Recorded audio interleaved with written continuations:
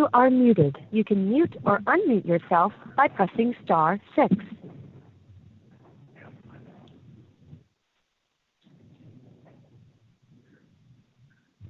All right, this is the clerk just testing the audio listen-in lines. We have not started with our proceedings this morning. We're about to start just testing the audio lines.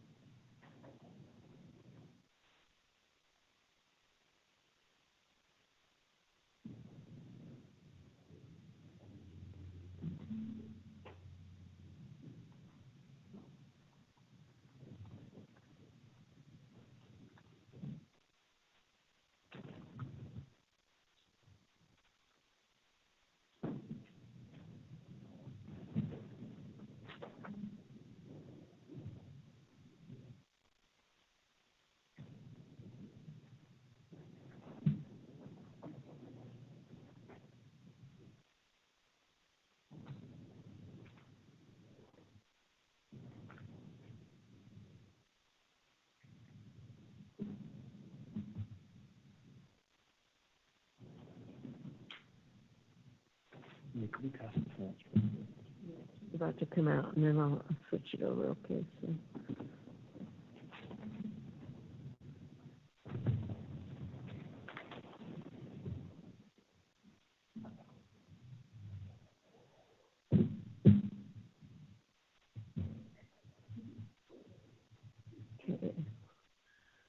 Okay, I'm just going to switch it really quick over there to test defendant.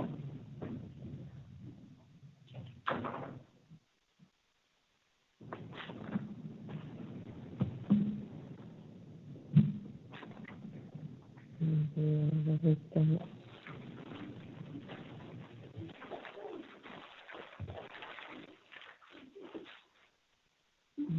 may have to have a reset if that doesn't.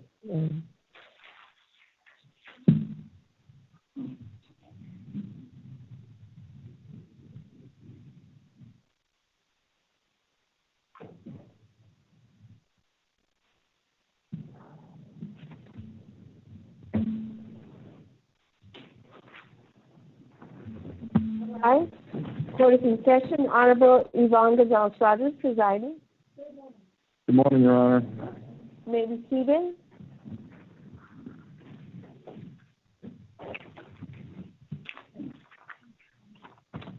Right. Calling civil action 20-5640 Epic Games Inc. versus Apple Inc. Counsel, please state your appearances, and the mics are on at the table. Good morning, Your Honor. Catherine Forrest for Epic. Good morning, Gary Bornstein for Epic. Good morning, Justin Clark for Epic. Good morning, Your Honor. Lauren Kloss for Epic. Good morning, Your Honor. Jessica Choi for Epic. Sorry, I'll turn your mic on, Your Honor. So there you are. Sorry. Ms. Choi, welcome to the courtroom. Mr. Sweeney, good morning. Mr. Rudd, good morning. Okay, on the Apple side. Good morning, Your Honor. Richard Dorn for Apple, and we're joined this morning by Heather Grenier, Head of Commercial Litigation, and Kate Caso-Howard from Apple in-house counsel. Who was the other one from Apple? Kate Caso-Howard. Okay, so this is the person. Yes. Good morning. Good morning, Your Honor. Jason Bowe. Hold on a minute. The middle name, I got Kate and I got Howard. K-A-S-O.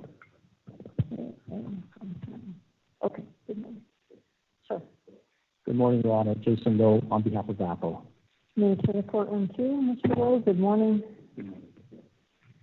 Good morning, Your Honor. Jennifer Rowe for Apple. Also me. Good morning. Morning. Okay, and then we have Mr. Eltz in the back. Yes. Good morning. I see Ms. Dunn. I see, who else is back there? Mr. Phillips, is it? Good morning. Is that Mr. Srinivasan back there? Good morning. Okay.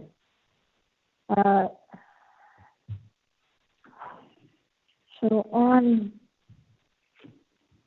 also in the gallery we have today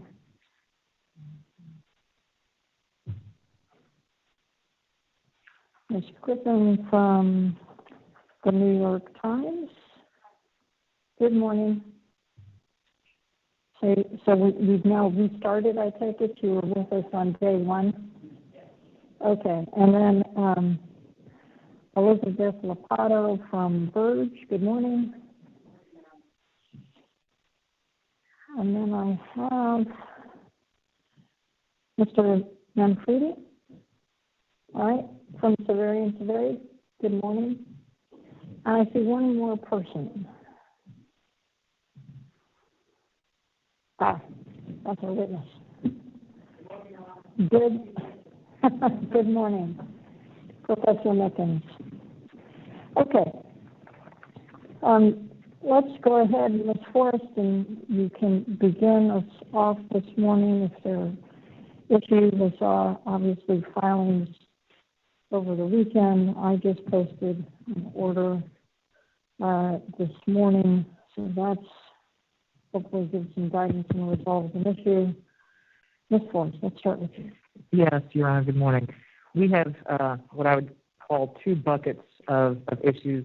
I'll handle the first, which has to do with some logistics. The second will be relating to the expert written directs, and that will be handled by Mr. Bornstein from our side. Okay. On the first bucket, it's logistics. When we are at the point where we are no longer have any witnesses in our affirmative case, which will be after Mr. Mickens, there'll be a couple of outstanding issues that will prevent a formal sort of re-rest, and I just wanted to alert the court to what they will be. Okay. One is for the deposition designation final binder. It's we've gotten a small number of counters from Apple. We're just running these together. We got them, it'll be today. We'll get it to you. So that will be sometime today. The second piece is there's an evidentiary stipulation relating to a small number of documents close to being finalized. The third is that there are some witnesses that are in Apple's case that we had called in our case, and there are some documents and evidence that we would be relying upon. That's Mr. Gray, Federighi, and Schmid. You said Schmidt? Schmidt. Mm-hmm. SCHMID, Your Honor. Okay. And if Mr. Gray is not called because he's now on the may call list, the parties have agreed that we could put in an additional, I think it's only 15 minutes of deposition designations. Okay. Also, we are going to reserve some time for the possibility of some rebuttal evidence if needed. Okay. That, I think, is sort of the logistics. There's one other piece, which is we wanted to inform Your Honor that for the closing agenda on the back and forth, the point counterpoint, we're super close, is the phrase that was used, to having an agreement between the parties on what that would be, and we'd be prepared to submit that later today. And then the last question for Your Honor is, do we need to reserve the time for that closing point counterpoint from our time, which we're happy to do, or will that be out of time? It just helps us plan the week, Your Honor. Well, are we, I haven't checked. The last time I checked, we weren't set to close in terms of sheer time until Monday. Agreed. And that's my concern. So I'd really like to finish off on Monday, and I don't mind doing a full day on Monday. That is, I don't mind adding a bit of time so that we can do this, because as I said, I really didn't think you'd take me up on my offer, but I would find it to be helpful. So I'm happy to do the day Monday. I am not inclined to give you any more time, excuse me, if that means we roll into Tuesday. Monday I'm good, Tuesday I'm not good. Understood, Your Honor. I think the parties are all assuming that we're done Monday. I agree with that, Your Honor. Okay. I will also say that when I do it in a patent context, I never go over 3 hours. It's basically, it ends up being about an hour and a half for each side. As you may know, Ms. Forrest, I don't know what your practice was. I only allowed 10 terms, and so I tell the parties, we start with the most important, and if you run out of time, you run out of time. But for me, 3 hours is about the max that I'm interested in. Very good. Very well. Okay. Thank you. With respect to the closing, typically that's important because we receive defense motions at the close. As I'm sure you know, it is most trial judges will not grant those motions. We'll let the defense case come in and then resolve everything at the end. So I don't know whether there was a consideration of making such a motion, Mr. Dorn, and how that impacts given these logistics.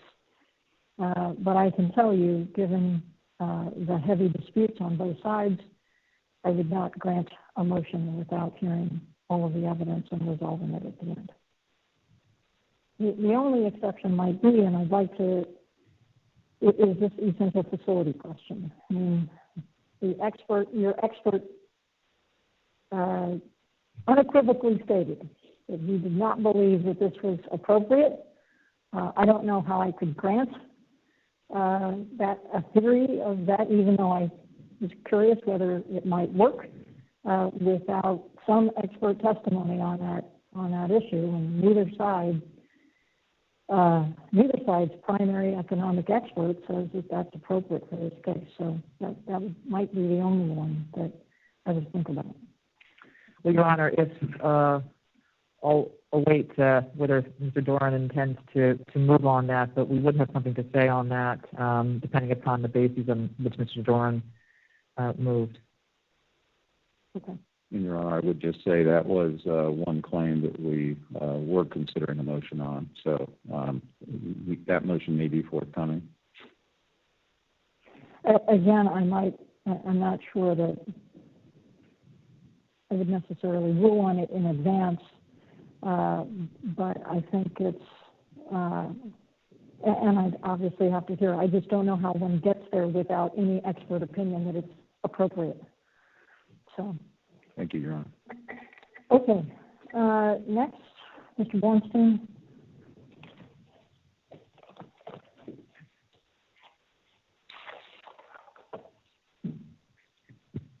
Thank you, Your Honor.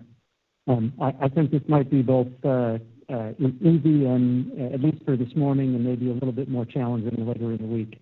Mr. Lowe and I have conferred, and the parties happily have reached agreement on all of the expert written testimony with the exception of 2. Okay.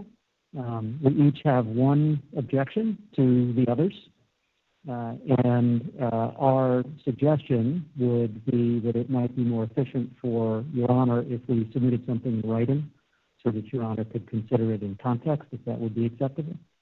And then it's just a question of how and when Your Honor would like to receive that. The parties can, of course, do it as expeditiously as would be useful, subject to whatever page limits would be helpful for Your Honor.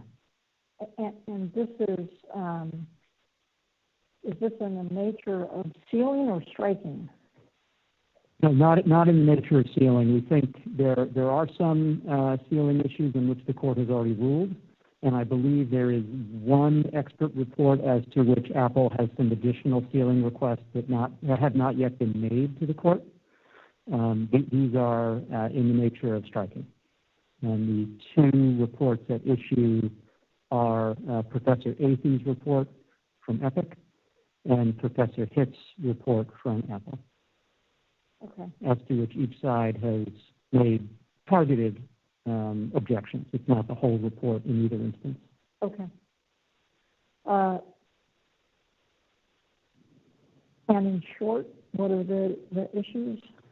Well, I'll take ours, and I'll let Mr. Lowe take his.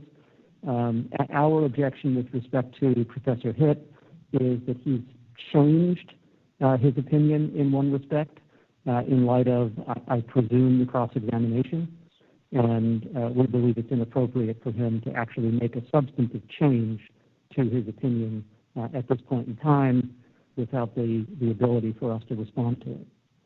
Did he change so his written direct was done in advance? Correct. And the cross-examination at trial, or the cross-examination during his deposition? I presume this was done in response to his cross-examination at trial. Our objection is what Apple would like to submit to the court is an edit to the written direct that was previously submitted and was the basis of the cross-examination. And we think it's inappropriate for them to change his opinion at this point in time. Okay. And a response on that? Yes, Your Honor. Jason Lowe on behalf of Apple. The change that was issue was something that came up in cross-examination, and as a result of that, Professor Hitt has struck out, I think, literally 3 words in order to make clear what his analysis was. And to be clear, it is consistent with other portions of his written direct, so it's not a situation where if we didn't make the change, the evidence is not there. We're proposing the change simply to make it potentially less confusing, but the analysis is there in another place of the written direct. Anyway, and we just wanted to avoid confusion. Was it addressed during his redirect? Yes, not directly on point, but yes, the subject was addressed during examination. So why isn't that sufficient? It may be, and we're happy to address that. But again, our view was it was only for purposes of clarification and to avoid confusion, and the analysis is otherwise in another portion of the written direct. Mr. Bernstein, give me a paragraph in his report and the words. It's paragraph from the testimony, Your Honor. It's paragraph 51. Okay, hold on.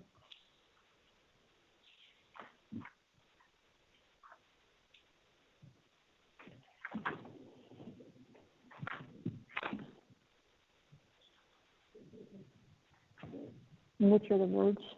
The words that were stricken, Your Honor, were in the last sentence, where it's been changed from, and I'm starting from the second to last line, it's been changed from a full 1/3 offer direct purchases of content through a web browser on the iOS device, and that's been changed to and almost 1/3 offer direct purchases of content through a web browser, and then he was stricken on the iOS device. We don't have an objection to the change of a full 1/3 to almost 1/3. That's fine. But striking on the iOS device, we believe changes the meaning here. His opinion was that these purchases are available on the web browser on an iPhone. And he's now, in light of the cross-examination that showed that not to be correct, he's changed it to purchases of content through a web browser more generally, which would capture other devices. And had that been his opinion at trial, we would have cross-examined more thoroughly on that broader opinion. The request to delete those words is denied. Next issue. With respect to Professor Athey, Your Honor, this is a question that was raised during examination. Professor Athey gave certain opinions about what consumers think or what consumers do. And at the time of the objection, the court said you would consider whether there are factual support for those types of statements essentially after the facts have come in. And now that EPIC is either close or will be closing their factual case, we're renewing that objection on the basis that there have been no testimony on those underlying factors. Okay. That probably requires more. So what I would need, I think, to resolve that is the factual basis for Epic's position. I don't know that I need a lot of argument. What I need to know is where the factual basis comes from. Yeah, understood, Your Honor. We would have in our written submission 2 other points to make that I'll just foreshadow. One being that the parties reached a stipulation under which Apple agreed not to make the argument that they are making right now.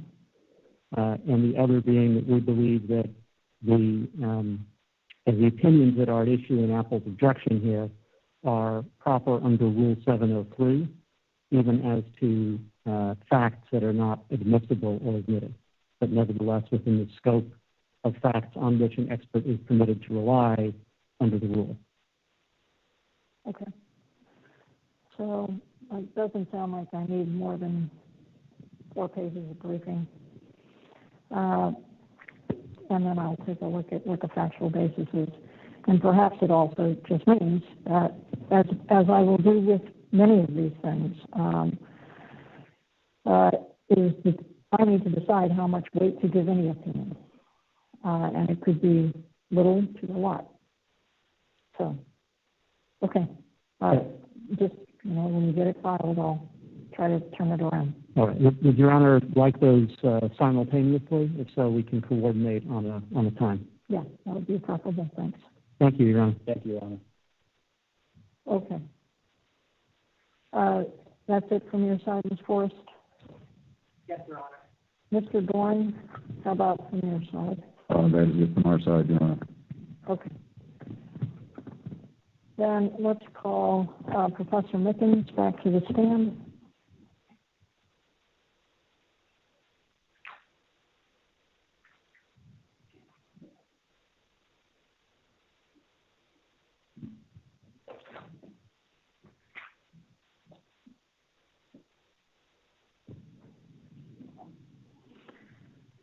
Good morning, Professor. Good morning.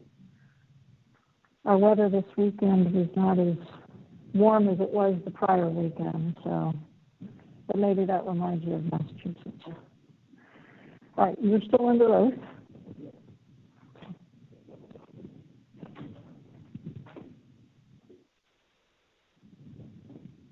I had that the binder for the witness. We may. So I take it that you passed the witness? Yes, Your Honor, we passed the witness. All right. Mr. Lowe, you may hand it up and you may proceed. Thank you, Your Honor. Good morning, Professor Mickens. Good morning. Can you hear me okay? Yes. Yes, I can. Thank you.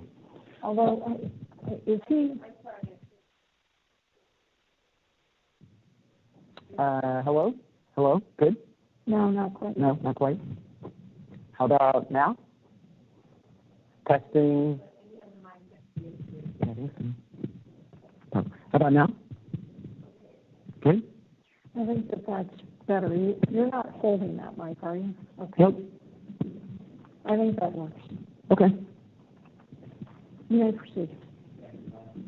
Professor Mickens, my name is Jason Lowe, and I represent Apple. Hello. On Friday, the judge asked you whether you have an opinion as to why the Android has more security issues than the iPhone. Do you recall that question from the judge? Yes. And you disagree with the premise that Android has more security issues than the iPhone. Is that correct? Yes. And in fact, you testified under oath that Android and iOS are in the same rough equivalence class when it comes to susceptibility to malware, viruses, or things like that. Do you recall that exchange, sir? I do. In fact, sir, you personally don't know whether or not iOS has historically had more or less or the same amount of the malware as distributed by the store on Android, do you, sir? I don't know that anybody knows that. Do you personally know, sir? I personally do not. Okay. And in fact, you claim not to be able to get your hands on numbers you would trust about the relative frequency of malware on each device, correct? Yes, I think that methodologically it's very difficult to get those numbers. Let's start by talking about the work that you did in this case.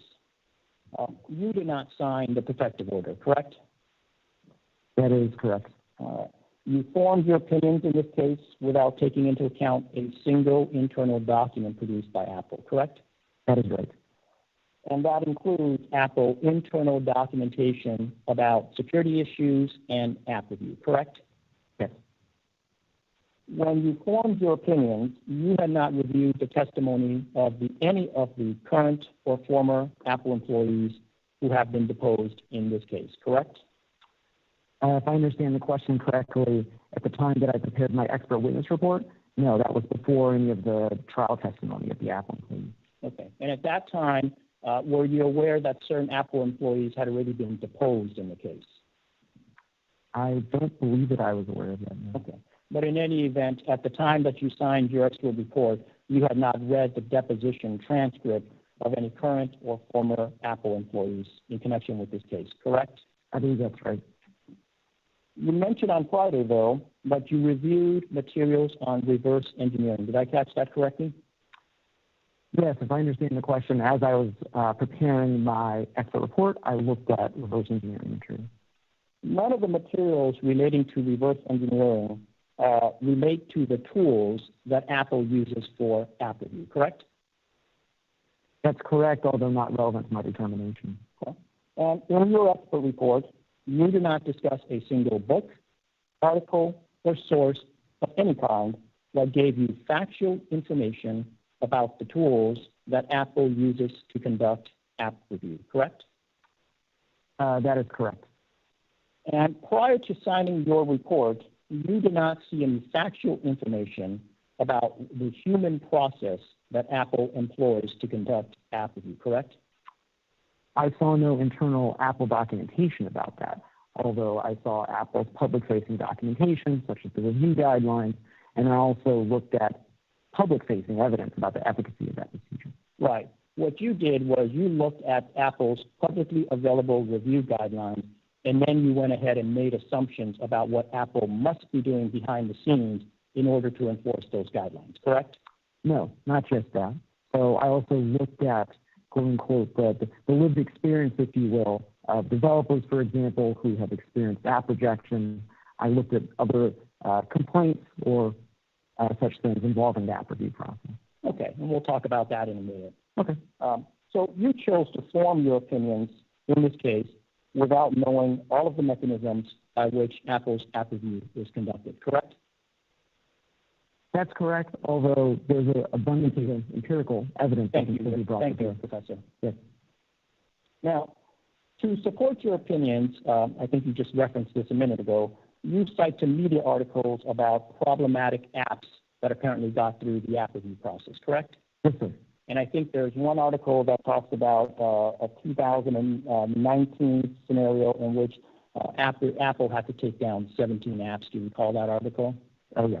And then there's another article that you cite talking about 2 fitness apps that Apple took down, I think, in the 2018 timeframe. Does that sound familiar? That sounds about right, yes. You did not personally examine the 17 apps that were taken down, did you? No. You did not personally examine the 2 fitness apps that were taken down and referenced in those articles, correct? Correct, although the sources cited are considered rightful in my field. Okay. And in fact, for all of the allegedly bad apps that you referenced in your expert report, is it accurate to say that you did not personally examine any of them? Yes, in the same way that Apple hasn't looked at some of the results from the Nokia report, I imagine. They rely on outside sources. Sir, so you did not personally examine any of the allegedly bad apps that you're referencing in the article, correct? That's correct. Oh. And while you're quick to criticize Apple regarding these apps, is it fair to say that you rendered that criticism in your report without taking into account the total number of apps that goes through the app review process every year? That's not data that you took into consideration, correct? That data wasn't relevant to my determination. So you did not take it into consideration, correct? Correct, because I didn't think that it was about that. And you also did not take into account the number of similar apps, similar to the bad apps that you point out, that Apple successfully kept from reaching iOS device users. You didn't take that data into account, correct? If by that data, I believe you're referring to like internal Apple statistics about that. I did not review any internal Apple statistics. What I mean is, when you point out that certain bad apps got through the app review process, you did not take into account whether there are other similar bad apps that Apple successfully prevented from getting through the app review system and kept away from the public. That's not information you considered in rendering your opinions, correct? No, because I don't believe that information is relevant to my overall determination. Okay. And let's take a look, and I'll ask Mr. Ortiz to put up the slides that you discussed on Friday. And let's take a look at PDF 81.12. Now, you recognize this as one of the demonstrators that you used on Friday? I do. Okay. And at the very bottom, there's a section on legal compliance. Do you see that? I do. And your conclusion on Friday was that it is difficult for app review to ascertain whether an app is in legal compliance, correct? Correct. When you formed your opinions, you have no factual information about what tools Apple uses to ensure that apps don't have a legal compliance issue, correct? Not entirely. My determination about this was based on general purpose computer science knowledge about what I believe to be my possible. question is about, do you know what tools the app review process uses to ensure that apps don't have legal compliance issues? Did you have any factual information about that at the time you signed your opinions? None other than the general purpose computer science knowledge that I mentioned. Okay. And when you formed your opinions, you had no factual information about how Apple's app reviewers are trained, or not trained perhaps, to look for legal compliance issues. That's also not something you took into account prior to signing the report, correct?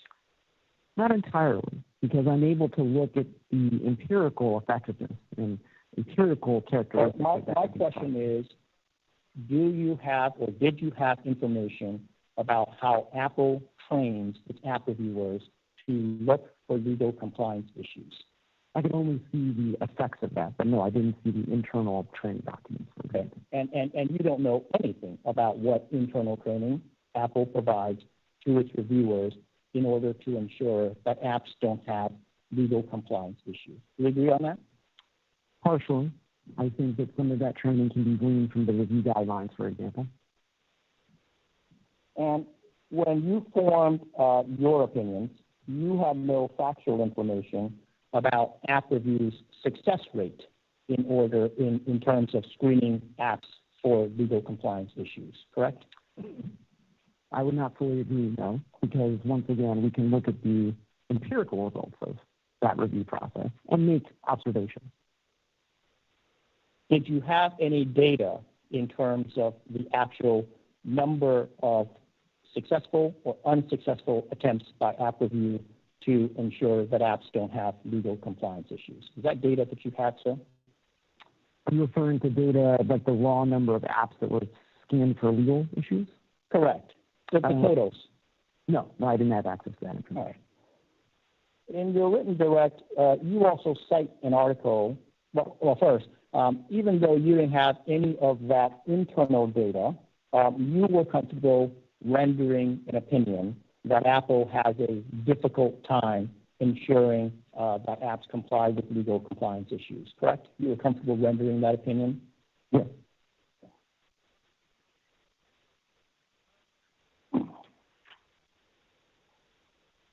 In your written direct, you also cite an article that claimed to have found that iPhone apps suffered from the same security problems found in many Android apps. Do you recall referencing an article to that effect? I do. Would you agree Now, that article only tells you about the types of issues that show up on iOS and Android, not the total number of instances. Would you agree to that? I would agree, yes, but it doesn't tell you the denominator. Right. Well, it doesn't tell you the numerator either, does it?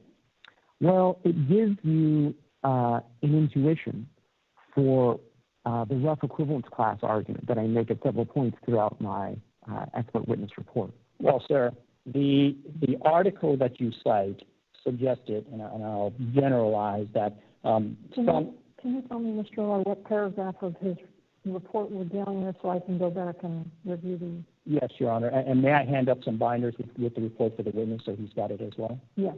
Thank you.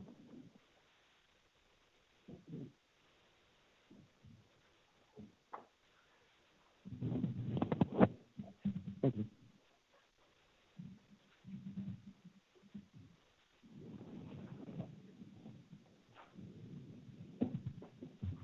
And Your Honor and Professor Mickens, the report, it's actually in the written direct, which is in tab 1, and it is, and I'll ask Mr. Ortiz to just pull it up as well, so we're all looking at it together. It's paragraph 78. Okay, thank you. Mm-hmm.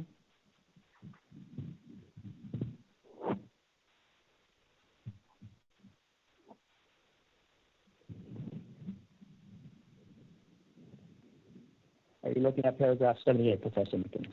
Yes, sir. All right. And that this is, you recall that this is the article that you and I have been discussing for about the last 2 minutes? That's correct. All right. And what the article talks about is that on some iPhones, the writer found that there were certain apps that stored things stored passwords without properly encrypting them, correct? Yes, there were also problems with network transmissions of clear text into the data. That's right. Okay. And the finding by the author was, I found certain apps on iOS that had these problems, and I also found certain apps on Android that had these problems, correct? Yes. And what the author does not say is that I looked at the total number of apps that were available on iOS and the total number of apps that are on Android, and I found more of them on one platform versus the other. Do you agree that the author did not conduct that analysis? For reasons of scalability, yes, that's why the author didn't do that. Okay. And would you agree that nothing in your written direct purports to have conducted an analysis in terms of the total number of incidences on one platform versus the other? That type of analysis wasn't necessary to make the broad equivalence class argument. But you do agree that that is not in your analysis, correct? Yes, I'm just establishing that isn't necessary to create my conclusion. Okay, thank you. You can take that down, Mr. Ortiz. Thank you. On Friday, you mentioned on direct examination that you reviewed certain books by Jonathan Levin. Yes, sir. And I'll ask Mr. Ortiz to put up your report, which is at tab 2. And if you go to page 63, that's got your materials relied upon, just to make sure we're on the same page here.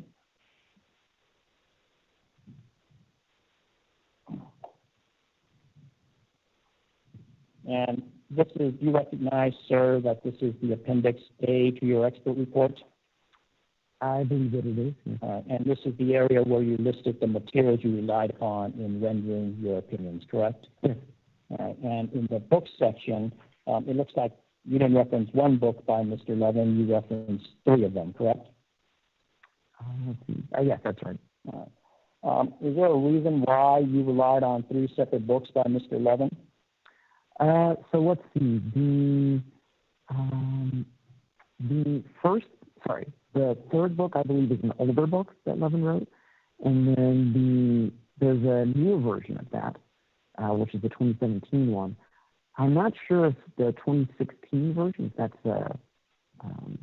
like an error. I don't know that there's a separate book. I only recall looking at 2 individual books written by that author. Do you recall which 2 you looked at?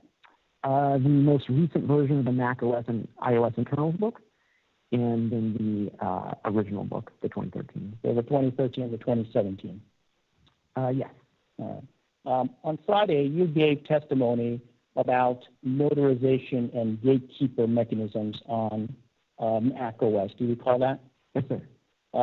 Is it your understanding that that technology came into place in around the 2019 timeframe? That is about right, yes. So that technology came in after the publication dates of all of Mr. Levin's books, correct? I believe that's correct, yes. Okay. Let's take a look, actually, at Mr. Levin's book, and you'll have a copy of it in tab 12 of your binder, and I'll ask Mr. Ortiz to put it up. By the way, is Mr. Levin a respected authority in your field? Yes. Okay. And you recognize this cover page here as Mr. Levin's book, and I believe this is the original one. Yeah, this is the 2013. Okay. Turn to what's the page 80 of this book, sir.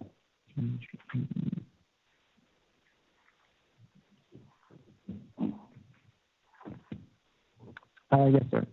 All right. And I'm going to read with you from the paragraph at the very top that says, in actuality. Mm-hmm.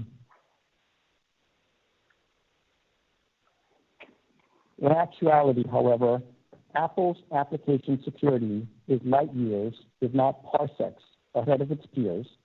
Windows User Account Control, UAC, has been long present in OS X. iOS's hardening makes Android seem widowed in comparison. Do you see that, sir? I do. And for those of us who are not Star Wars fans, the word parsecs, that's Mr. Levin's way of saying that Apple is far, far ahead of its competitors in terms of security? That's right. And I should note, though, that this is a 2013 quote, though, and that's actually quite relevant to my testimony and to my direct report. Thank you. Well, let's move forward a little bit in time then. In 2018, you are aware that Epic offered a Fortnite installer for Android users? I am aware of that, yes. And that was Epic's way of trying to make Fortnite available for Android users without having to go through the Google Play Store, correct? I believe that's correct, yes. And you are aware that immediately after that installer was released, it was discovered that the Fortnite installer had a security vulnerability? That's correct. And that was a serious security vulnerability, correct? Yes, one that was fixed very quickly. Okay. And would you agree that that was a fairly common vulnerability in Android? The security error in question was not an Android error so much as it was a programming bug in the Fortnite installer itself. Okay. And so would you agree that that vulnerability was caused more by carelessness on Epic's part rather than a vulnerability in the Android system? I would have to think about that. I mean, it was a programming error. I'm not quite sure how to apportion blame between the two parties. Okay. Now, when I asked you about that error, you were quick to point out that Epic fixed it quickly, yes? Yes. And you were quick to point that out because you wanted to put in the context of the security vulnerability in terms of how quickly Epic patched up the vulnerability. Is that why you offered that? You volunteered that information? Not quite. I offered up that information because I think that it's hard to deploy a complex piece of software. We see that with Apple. Apple has been subjected to jailbreaking attacks for the past, 10, 15 years, and it's hard. And all that means is that it's difficult to create complex software. Okay. In your analysis of Apple's shortcomings with respect to its security issues, would you agree that there is no place in your report where you took into account the speed with which Apple remedied any of the issues? That's not as part of your analysis, correct? Because it's not relevant to my determination of the equivalent class argument. Right. But when I asked you about Epic's security shortcomings, you volunteered information about the speed of the patch, correct?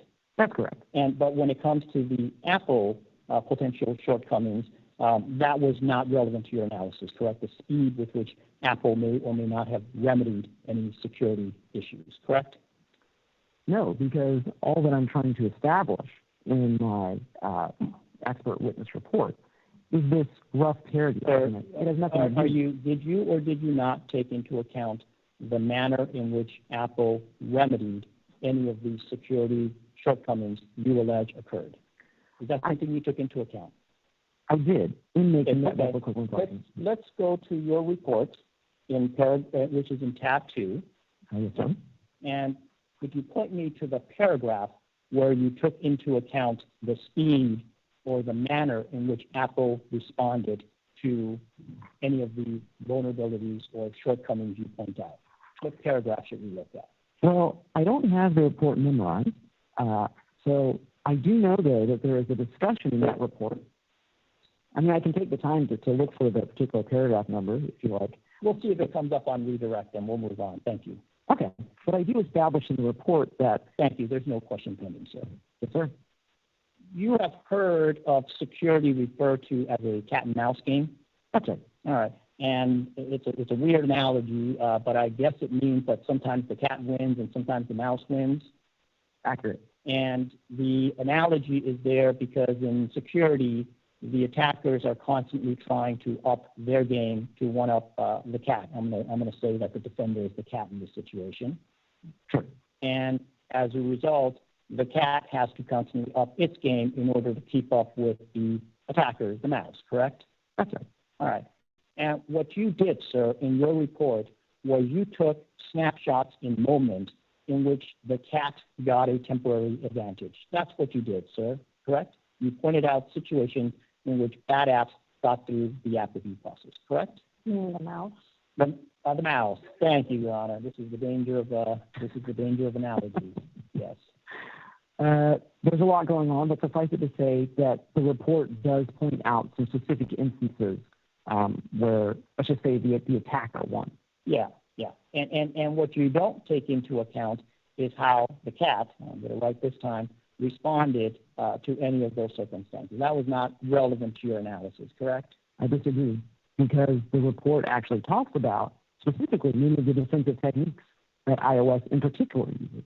Do you talk about any of the responses that Apple took in terms of its app review process in order to make it stronger relative to attackers? Is that something you discussed? Well, it gets back to the question from a few minutes ago. I do talk about in the report that major software companies, like Apple, have a strong security culture, and that speaks directly to the question. My question is focused on the app review process. Do you or do you not discuss how Apple's app review process may have responded to any of the incidences you raise in your report? Is that anywhere in there? I think the section about security culture speaks to that indirectly. Yes. You said indirectly? Indirectly, yes.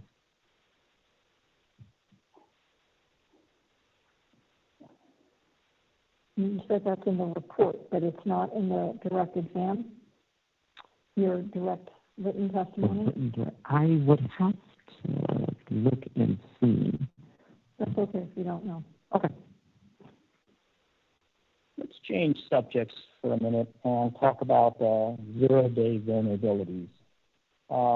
As I understand it from reading your written direct, a zero-day vulnerability is a security bug that is unknown to the developers of the buggy program, correct? That is correct. And so in the context of a mobile device, it could be a flaw in the operating system or in the browser or maybe even the hardware, correct? It could be in any of those places, correct? Yes. And it's called a zero-day vulnerability because it's something that the manufacturer, which in this case, let's say it's Apple, doesn't even know about, correct? Yes. And it's got value to an attacker because if you use a vulnerability that Apple doesn't even know about, then Apple is not defending against it at the moment, correct? Correct. And apparently, there's a market to buy these vulnerabilities, correct? Yes, sir. And that is because people or law enforcement or nation states will buy knowledge about these vulnerabilities in order to gain access to a device, correct? That's right. And in your written direct, you cite evidence that on at least one marketplace, it costs more money to buy a vulnerability for Android devices than it is to buy a vulnerability for iOS devices. Do you recall that, sir? I do. And I think the market analysis or logic is that the more secure a device is, the more one has to pay to find a vulnerability to break into it. Is that roughly correct? Yeah.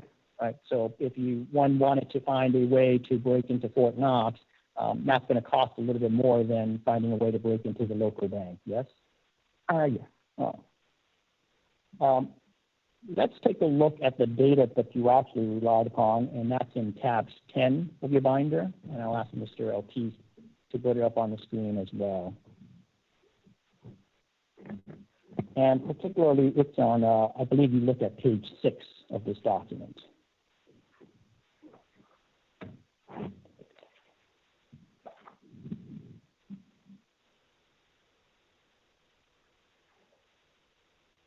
You recognize this as the payout table that you were looking at for the zero-day vulnerability payouts? I do. All right. And this is from the website of Zerodium, and you cite to this particular page in your both your report and your written direct, correct? Correct. So first, let's get oriented here and make sure we are all looking at the same information. If you go to the top right-hand corner, you'll see, is that brown? What would you call that color? It's brownish. That's close enough. All right, let's say it's brownish. And that's for an Android FCP zero-click. So that's a particular type of vulnerability that if you could come up with one, Zerodium would pay you for it, correct? Yeah. All right. And we can see in the middle of this page, there's a legend, which the brownish color is for Android, yes? Yes. And then to read this table, if we go all the way to the left, we'll see that the highest price for an Android vulnerability is $2.5 million, correct? That's correct. And now if we come back to the right-hand side, we see that the next highest box is a red box, and that's for an iOS vulnerability, correct? Correct. And if we just, again, skip over to the left-hand side of this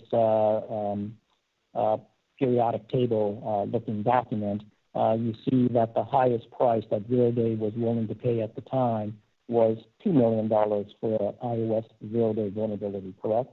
Correct.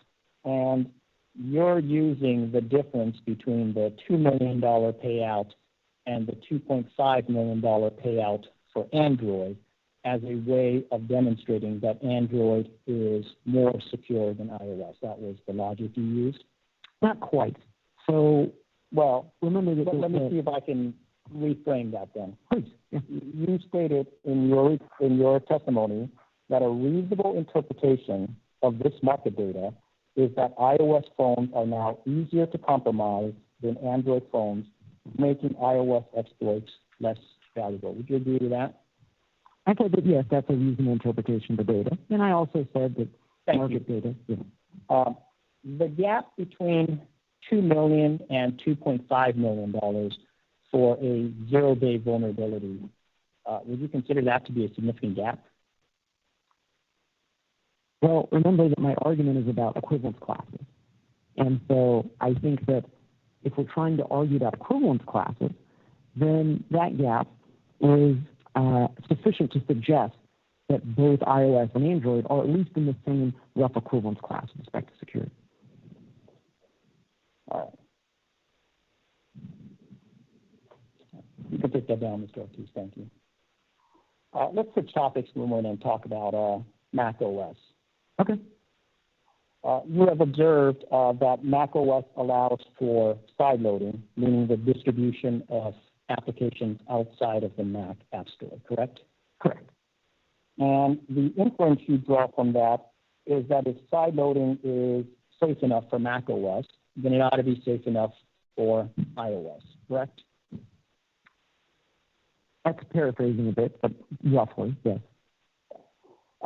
You did not analyze in your testimony whether different security considerations apply for computers as opposed to mobile devices, correct?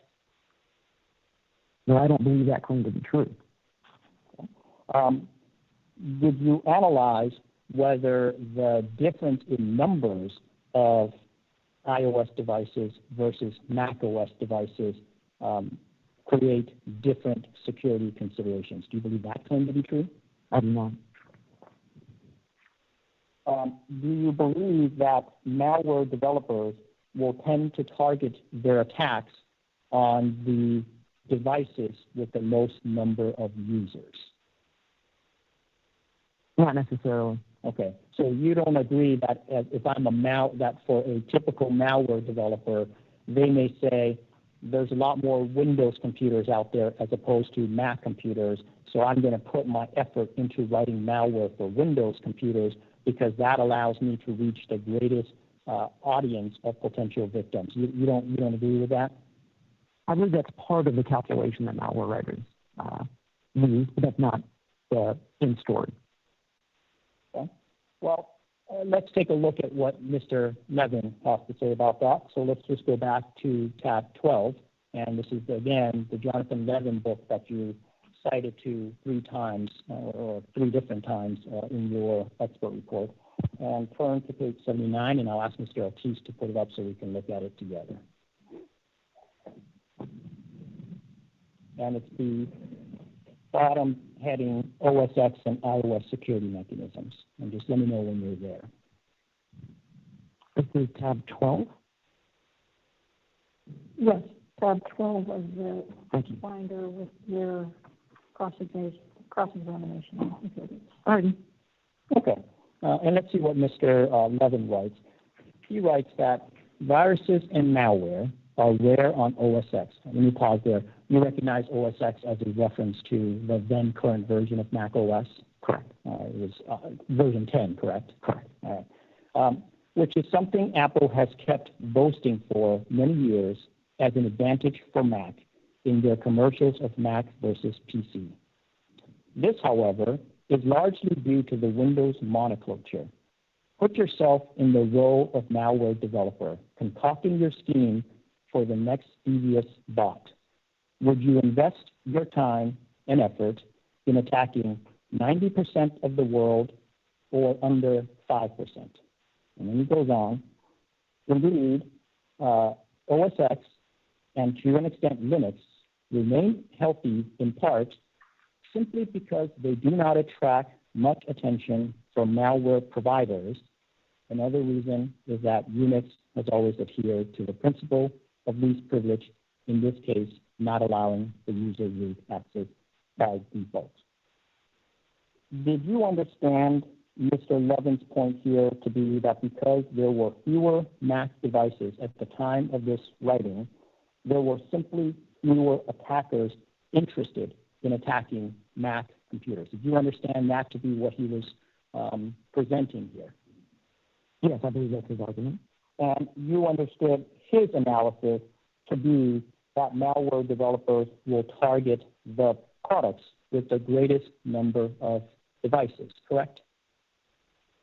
That's the argument that he's making here, although I don't fully agree with that analysis. So. Sure.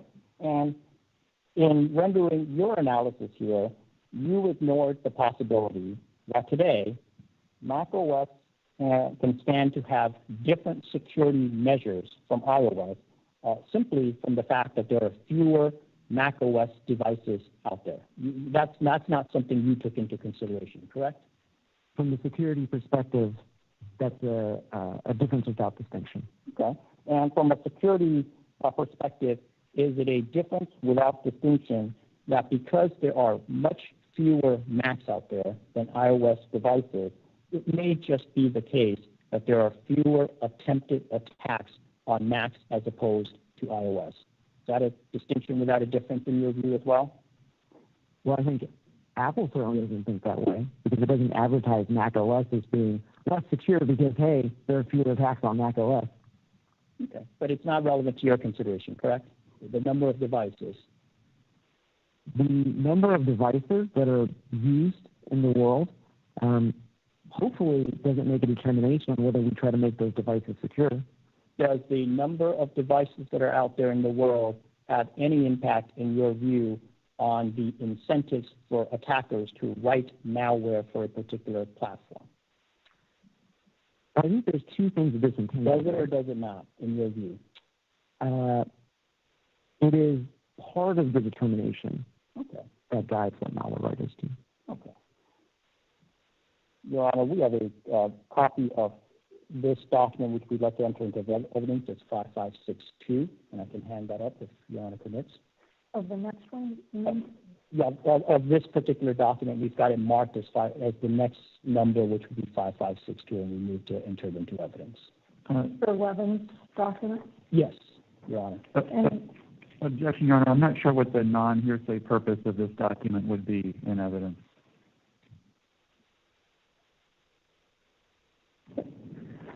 Okay, response? Well, first, if Mr. Clark is saying it's not admissible for the truth of the matter, it is a document that Mr. Mickens relies upon. And second, I think the words that are written by Mr. Levin in the community has independent value regardless of whether it is for the truth of the matter or not.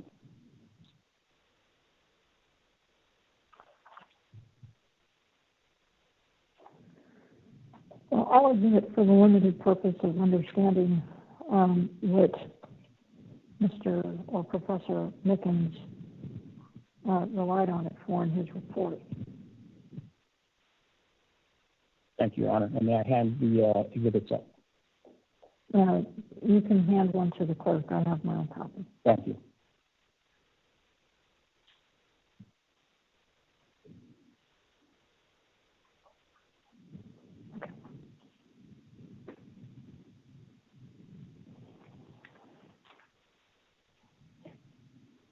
I take it that, and I'll just say this, I thought that each side, each of their witnesses, experts, was relying on significant amounts of hearsay.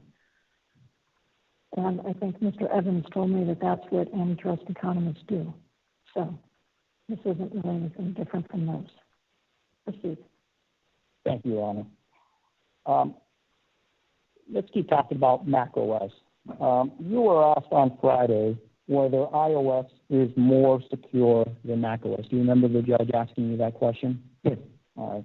And your answer was, and I think it's consistent with what you're saying this morning, is that I would not say it is meaningfully more secure. Do you recall that exchange? I do. Did you observe any data that sheds light on whether Mac OS, with its ability to sideload, is in fact equally secure as iOS? Did you see any data that would shed light on this particular issue? The data that I considered was the design of the two operating systems and the security mechanisms they use. Okay. Any other data that you had in mind? If I understand the intent of the question, no. The majority evidence I looked at was the engineering and security of the two systems. All right. Let's go back to tab 10, which is the Zerodium document, and let's just go back to page 6.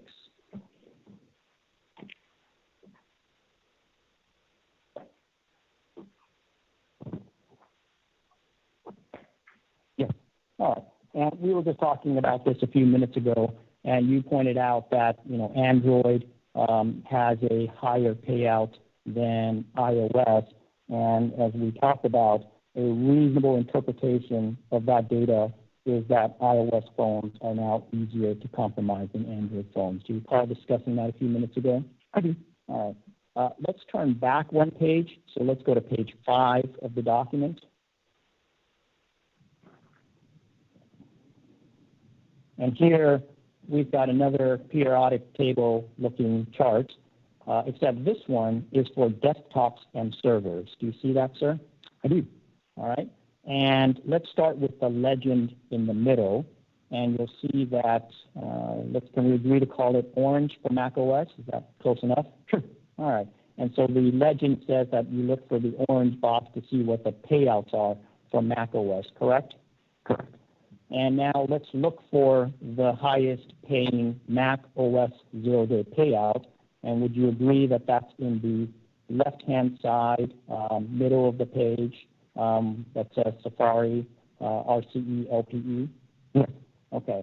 And according to the Zerodium zero-day chart, the highest payout on Mac OS at the same time, again, this is the same document we were looking at earlier, is up to $100,000, correct? That's correct. And if my math is correct, that would mean that the highest payout that Zerodium is giving for a Mac OS vulnerability is 5% of the highest payout for iOS, correct? Maybe I'll make it easier. Mr. Ortiz, is there a way to just put page 6 and page 5 side by side so that we don't have to flip back and forth? There we go. It's lower, certainly. We can agree on that. All right. And when we were talking about the distinction of $500,000 between Android and iOS, you said that put them in the same equivalence class, correct? But that meant that Android and iOS were in the same security equivalence class, correct? Roughly speaking. Okay. And would you say that a $100,000 payout for the Mac OS to a $2 million payout for iOS, would that still put them in the same security equivalence class in your view? Well, we're looking at apples and oranges here. Because the first chart that we looked at was mobile devices, and then the second one that we looked at was for desktop and server OSs. Sure. And I thought you told me a minute ago that you did not think that different security considerations applied for computers and mobile devices. Did I hear you correctly previously?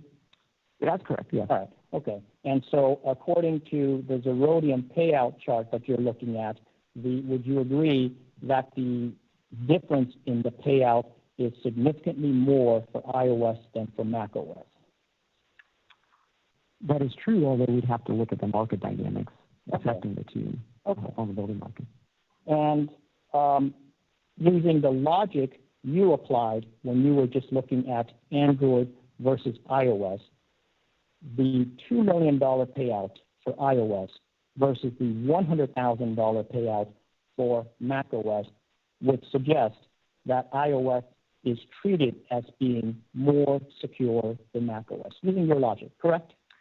Well, my logic was looking at the particular mobile category. That's what's covered in my written report. And so I think that's particularly relevant because both sides, Apple in particular, is worried about, well, iOS must be so much more secure. That's what Apple will claim in Android. That's why I focus purely on the mobile pricing data. And even though you do an analysis of Mac OS versus iOS, well, first, let me just ask the foundational question. In performing your analysis, did you know that the information on page 4 was there? Did you notice that when you were doing your analysis? I did. Okay. And so you saw that the data of the $100,000 payout for Mac OS was there on the page before the $2 million payout for iOS, but you made a decision not to include that in your analysis. Accurate? Well, I thought it wasn't relevant to my determination. Okay. Would you agree that the difference in the two prices, meaning the $2 million for iOS versus $100,000 for Mac OS, is that consistent or inconsistent with your testimony on Friday that Mac OS is just as secure as iOS? I think it's consistent. Okay. And would you agree, though, that the difference in relative popularity and security is what explains the difference, or two of the reasons that explain the difference between the high payout for an iOS vulnerability and the $100,000 payout for Mac OS? Not necessarily. Not necessarily. Even if that were true, Apple would still. Let's see what Zerodium says. So we've gone from page 6, we've gone to page 5. Let's go to page 4 of the document.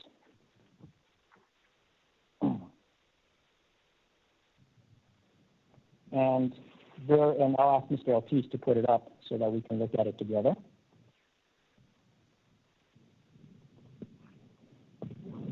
And there's a section there called Zerodium payouts. Do you see that, sir? I do. All right. And let's read the second sentence there, which says, the amounts paid by Zerodium to researchers to acquire their original zero-day exploits depend on the popularity and security level of the affected software system as well as the quality of the submitted exploit. And then there's a parenthetical. Do you see that, sir? I do. And so according to this document that you're relying upon, the differences, and by the way, the prior sentence talks about the fact that the exploits range from $2,500 to up to $2.5 million. You see that, sir? I do. All right. So what Zerodium is explaining to the public on the document that you relied upon is that they're giving different prices, in part based on how popular a particular platform is and what the security level of that platform is. That's what Zerodium is saying, correct? Yeah, it considers all those factors. That's right. Okay. All right. But in reading these charts and in noticing that there is a $1.9 million difference in the payouts between Mac OS and iOS, you did not form a conclusion that perhaps one explanation for the great difference in price is that one platform may be more popular or that one platform may be more secure than the other. You did not draw that conclusion from this data. Is that accurate? I did not, although just to make sure I understand the question, are you... You've answered the question. Thank you, okay. sir. And, Your Honor, we would move what is in tab 10 into evidence as Exhibit 5561, which is the next in number. Your Honor, I would just raise the same objection as the last exhibit. All right, admitted. Same on the person.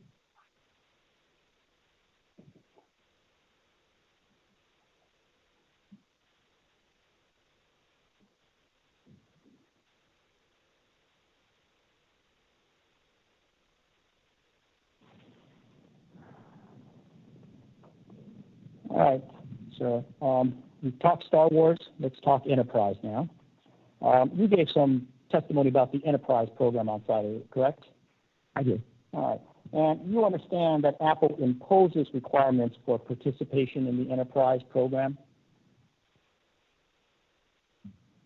If I understand that correctly, Apple is the one who gets to decide which businesses can participate in the program. That's right? Yeah, and you mentioned in your response, but primarily the Enterprise program is intended for businesses to distribute applications to their employees, correct? Correct. All right. And in fact, it's not for any business. It's for relatively large organizations with over 100 individuals, correct? Right. Okay. You understand that oftentimes in the business or the enterprise setting, the devices may sometimes be owned by the employer. The employer will provide the iPhone or the iPad to the employees, yes? That happens sometimes. That happens, okay. And would you agree that particularly in the instances where the business is providing the device to the employee, they're not likely to intentionally write a program that's going to destroy the device? Would you agree with that? I would hope that that's true. I would hope so too. And would you agree that in general, if the employer is distributing applications to its employees, they're not likely to write a program that's going to scam or physically or mentally harm their own employees? You agree with that? Well, I'd say that I wish that was always the case, but if you're an operating systems designer, you have to assume the worst. Yeah, I'm saying intentionally. So I get that sometimes bugs get through the program, but would you agree that it is less likely for an employer to intentionally write an app that tries to harm their employees? That's a plausible theory. All right. Have you researched whether there have been instances of abuse of the enterprise program? I am aware of some instances of abuse. You're aware of specific instances of abuse? Yes. How are you defining abuse? Well, how did you define abuse? A question has been met with a question. So I am aware that there are instances in which companies have used the enterprise program to distribute apps to people who are not enterprise employees. Okay. And are you aware of any kind of malware or scams or phishing type activity that occurred as a result of the enterprise program? Some of the incidents that I mentioned before, there were concerns that the apps that were distributed collected too much user information. Yes. Okay. And when you say the apps collected too much information, are you referring to the Facebook incident? That's one of the incidents. Okay. And what Facebook was doing with the enterprise program was it was distributing apps to the general public, paying individuals, I think, $20 a month or something to that effect, in exchange for tracking them in great detail, correct? Correct. And that was an abuse of the program, correct? Yes. Because it violated the rules about not distributing outside of your organization, correct? Yes. All right. In the instances of bad apps, meaning scams or privacy intrusions of the enterprise program that you're aware of, would it be accurate to say that all of them occurred in the context outside of the context of an employer-employee relationship? In other words, those were all of a company distributing apps using the enterprise program to strangers and third parties.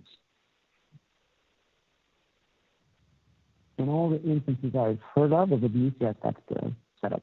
Right. You've not heard of any instances of abuse where it's actually the employer trying to scam or institute a privacy intrusion on its own employees, correct? You're not aware of any instances of that happening? Correct. Okay.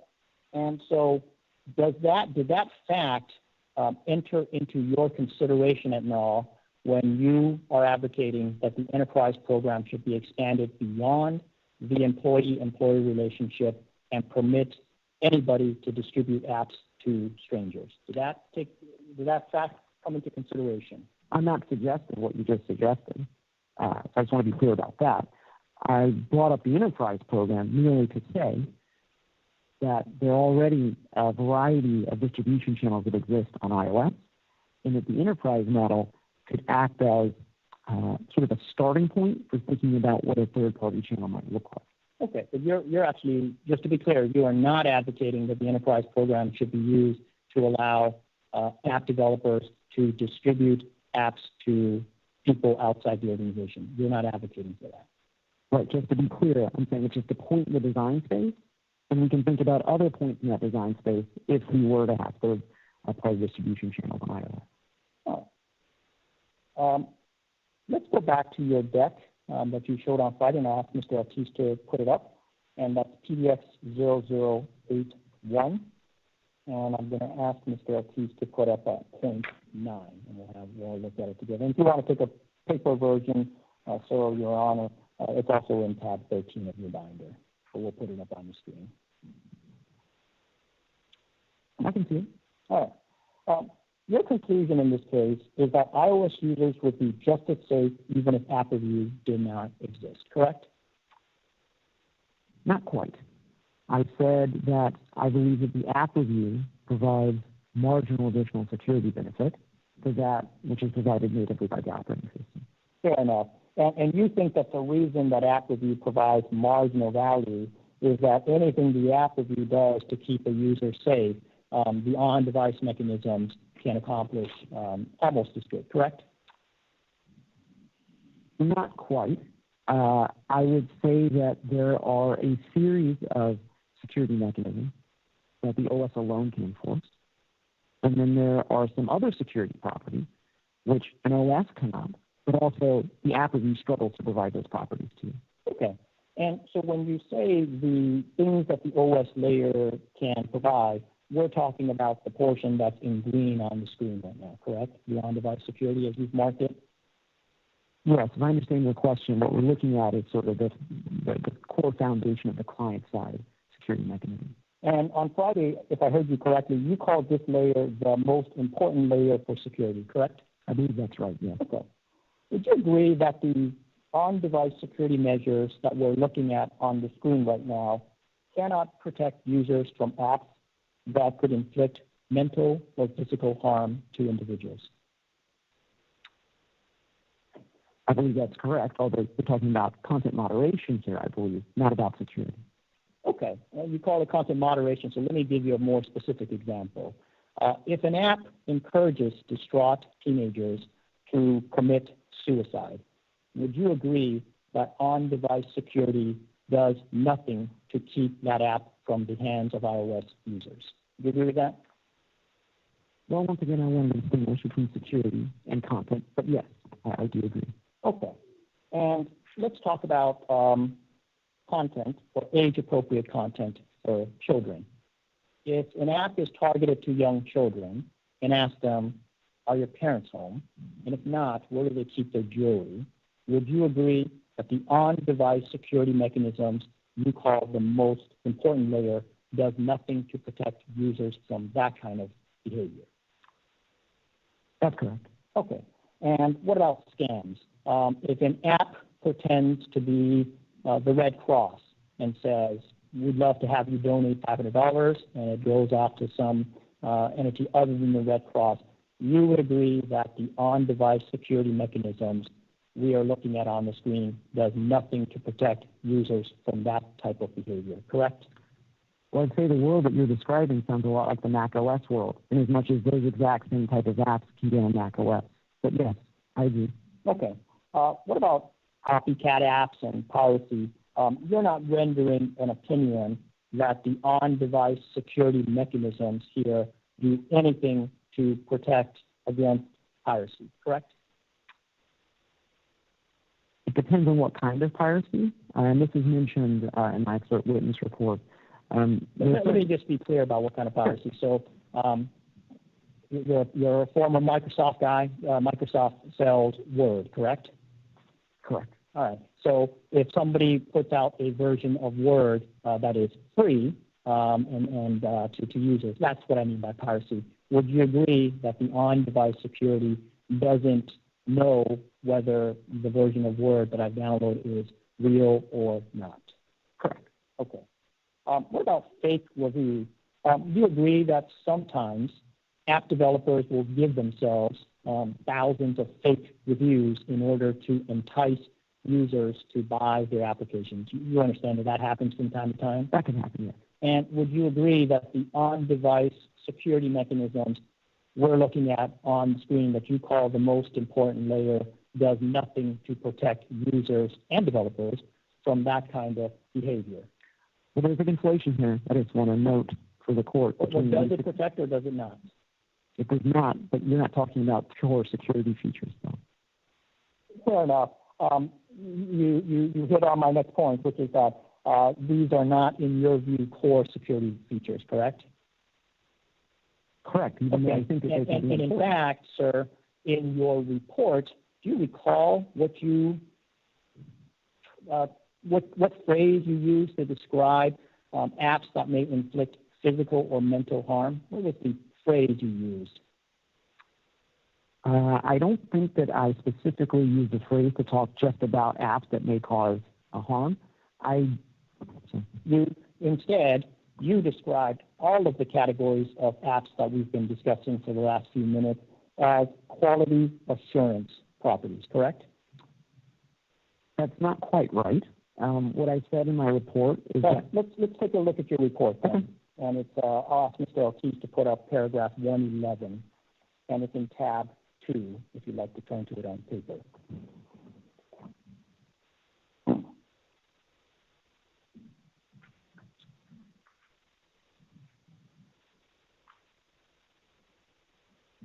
All right. In paragraph 111 of your report, you start to enumerate Apple's list of desirable app properties. Do you see that, sir? I do. And you helpfully tell us that security properties are underlined, correct? Yes.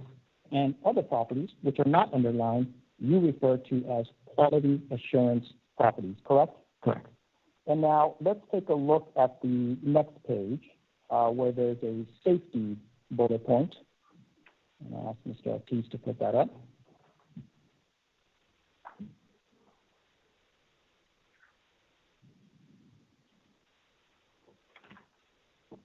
Are you with me at the safety bullet point? Yes, sir. Okay, and let's start at the bottom. You write that an app must handle private user data securely as required by the legal review step described below. Do you see that, sir? I do. And that's underlined, yes? Yes. So that's a security property. Yes. Okay, now let's go back to the first sentence.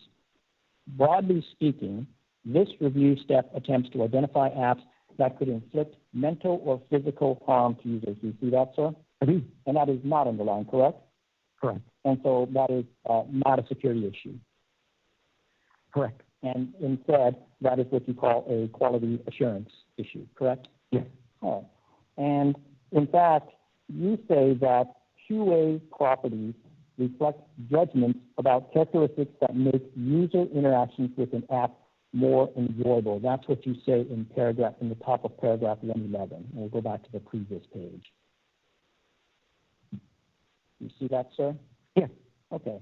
And so you refer to apps that may physically or mentally harm individuals as a quality assurance property, or Apple's attempt to search for those features as a quality assurance property, correct? As differentiated from the security properties I described. Sure. And because QA properties are about just making apps more enjoyable, what you go on to write in paragraph 111 of your report is that enjoyable is defined from the perspective of Apple, not from some universally accepted understanding of QA properties. Do you see that, sir? I do. Okay. And that's meant to suggest that some of Apple's things that Apple looks for are rather arbitrary and capricious in your view? Kind of. Okay. I want to emphasize. Would you say, sir, that Apple's attempt to prohibit apps that may inflict mental or physical harm to individuals is not a universally accepted goal? Would you say that? I think that you're taking some of these quotes out of context. Nothing in the report or in my testimony has said that trying to provide, some type of screening for objectionable content is a known bad. I haven't claimed that. Nothing in my report says that. Thank you, sir. If you look at what I'm talking about here, that's fine. Thank you. Let's take a look back at your slides now, PDS 81.3. And this is a variation of the slide we've been looking at for the past couple of minutes. And you have a note which you talked about on Friday on app review. Do you see that at the very top, sir? Yes, sir. And your conclusion, which I believe you said a little bit earlier in our session this morning, is that app review provides minimal, if any, security benefits relative to what iOS on-device security mechanisms provide. Do you see that, sir? I do. Okay.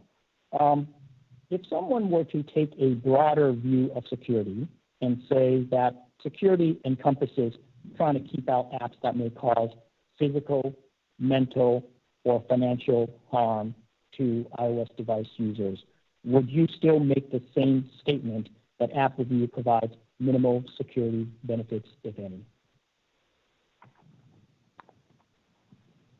I would not make that same statement. So you are aware that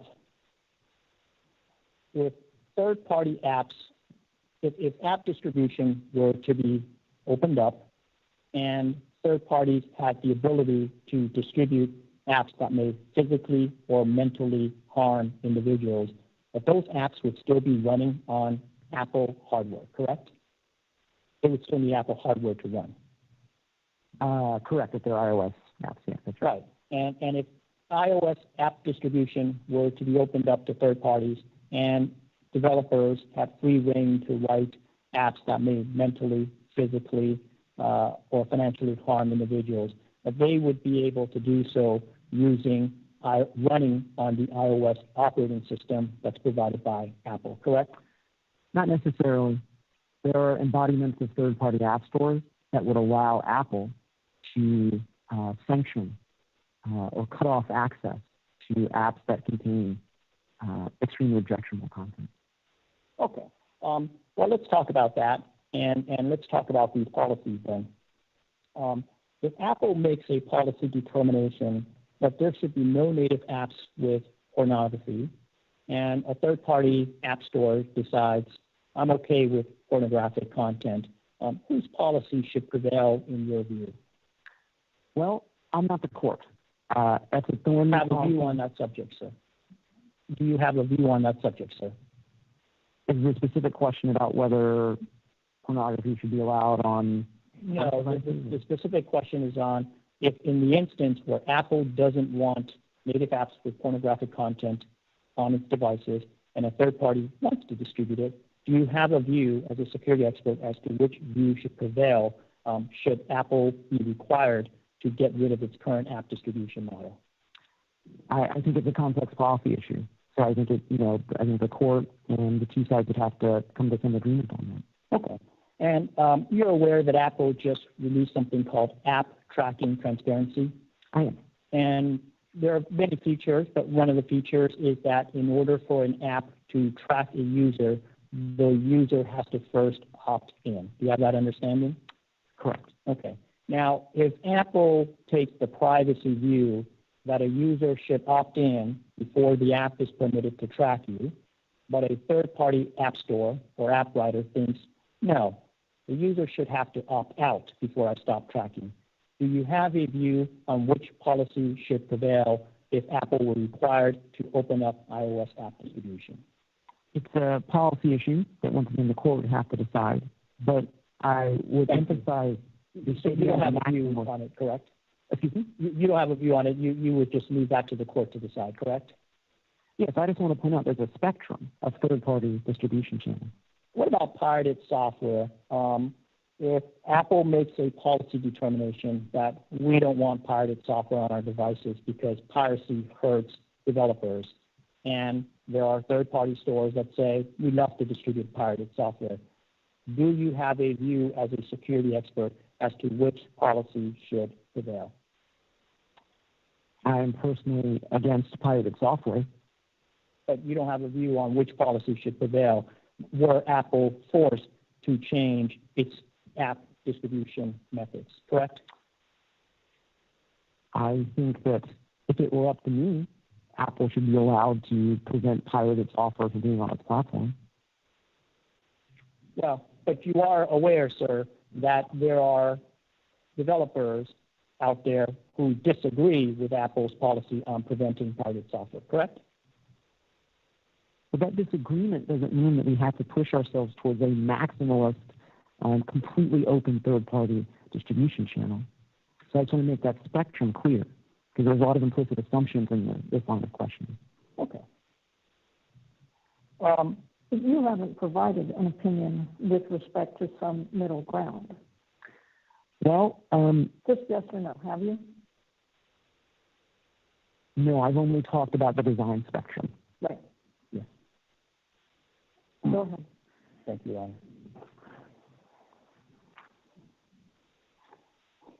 By the way, you do agree that some of Apple's app review policies are intended to protect developers in addition to users, correct?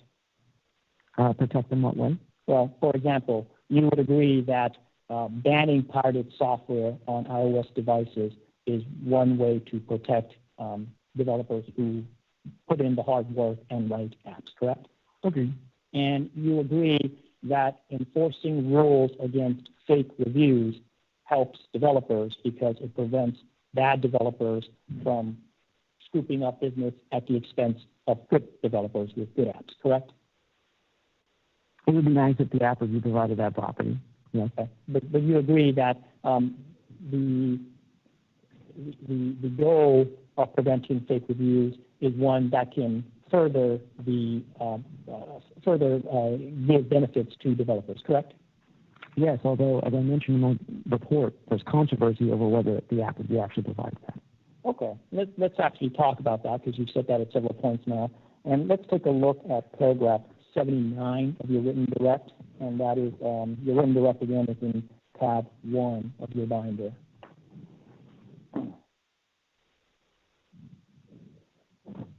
Mr. Ortiz, if you could just put that up and we'll look at it together.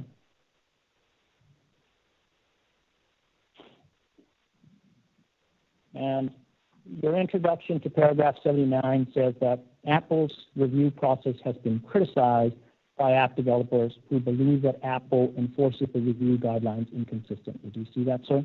Yes, sir. And in the next sentence, you refer to, or actually you put in bold, copycat apps, scam apps, and review fraud. Do you see that, sir? I do. And this paragraph is meant to suggest that the app review's efforts to deal with these type of security issues is at best, has at best mixed results. Is that accurate? Yes. Okay. Now, sir, just a couple of minutes ago, you confirmed for me that in your view, piracy, scam apps, and review fraud are not security issues under your definition, correct? Yes. Okay. And so for the purposes of determining whether the on-device mechanisms can do all of the security things that App Review does, you chose a definition of security that does not include copycat apps, scam apps, and review fraud, correct? That was your definition for the purposes of that analysis, yes? Yes. And here, you are citing to an article about App Review's ability to keep out copycat apps, scam apps, and review fraud as an example of App Review's inability to enforce security measures, correct? No. No. Let's take a look at paragraph 11 of your written direct. And Mr. Ortiz, you can pick that up.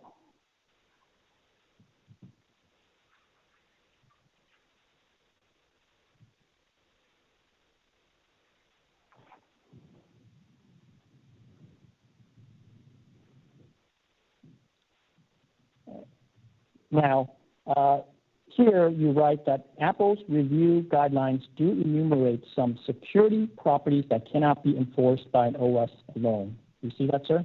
I do. And then the next sentence makes reference to some empirical evidence that Apple's review process does a weak, at best, job of enforcing those additional security guarantees. Do you see that, sir? Yes. And the citation here is to pages 21 to 27 of your written report. Do you see that? I do. All right. So now let's go back to the paragraph we were looking at, which is paragraph 79. And would you agree that your discussion about copycat apps, scam apps, and review fraud appears on page 25 of your written direct? It does. Okay. And so when you were introducing the information on page 25 and 26 in your written direct, you were saying that this is empirical evidence that Apple's App Review does a bad job of enforcing security measures. That's what you said in paragraph 11, correct? No, if you look at the page that we're talking about in question, right, so page 25. The page 25 line up to what you referenced in paragraph 11. Paragraph of page 25 line up to that. So you're quoting a paragraph that wasn't covered by that. Okay. If you look at other... Yeah. So in your view... I actually don't understand that, Professor. So, Paragraph 11 says it's supported by pages 21 through 27. The next opinion is supported by pages 27 through 29. So by your own estimate here, all of those pages, 21 through 27, support opinion number 11 and nothing else. So perhaps I misunderstood what the page numbers meant. The paragraph that we were just talking about. Do I not understand what your entire direct testimony is, how it is structured? I look, you have a number of opinions, which I asked each expert to do, and the cross-reference for the opinions gives me the page numbers.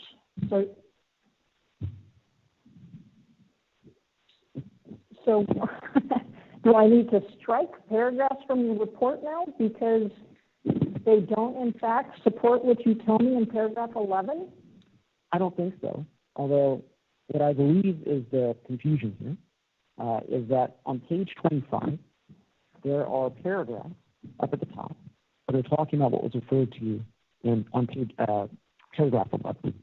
That's the paragraph that the gentleman just read out. All right, Mr. Will. Thank you, Your Honor. Let's move on from paragraph 79 and let's just go to paragraph 80, which we talked about earlier. Okay. And this is the paragraph that talked about the 17 apps and the 2 apps. Do you recall that, sir? The 2 apps that are referred to in paragraph 80 are also scam apps because they relate to financial fraud, correct?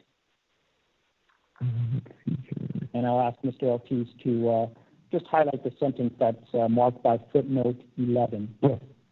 Okay, so here too, you're giving another example of Apple's inability to provide security features for app review, and you're doing so by pointing out that scam apps got through the app review process, correct? Well, these apps also involve, yes, one problematic aspect of them is that they involve financial fraud. Thank you.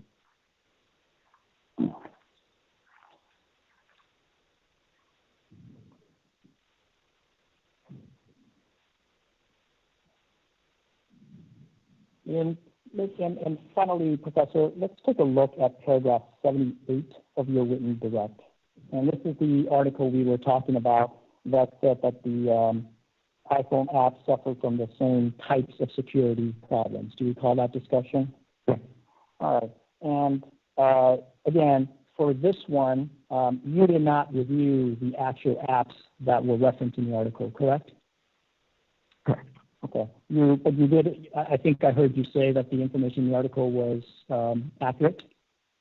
I believe it was accurate, yes. Okay, and you agreed with the author's conclusions, correct? Yes. Okay. Let's actually take a look at what the author's conclusions are. And the underlying article appears at tab 8 of your binder.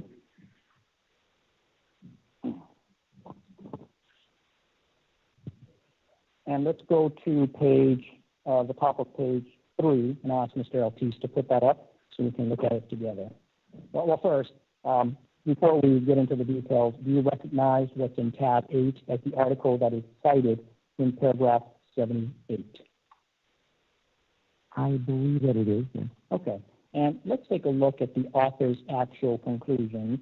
On top of page 3, it says, much of the blame falls on third-party app developers that are contracted to build apps for other companies, Bound said. And you recognize that Bound, B-O-W-N-E, is the name of the security researcher? Yes.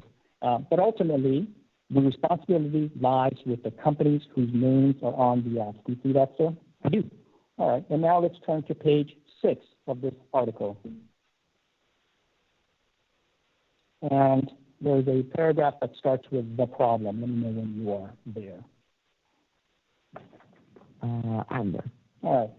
The problem with mobile app flaws is that, in Bound's experience, maybe 10% of companies that he notifies of flaws in their apps will ever fix them. That's better than a few years ago, Bound said, when 2% of companies would fix the flaws and others would threaten to sue him or call him a criminal. Do you see that, sir? I do. And you have no reason to doubt these conclusions in the article, do you? I do not.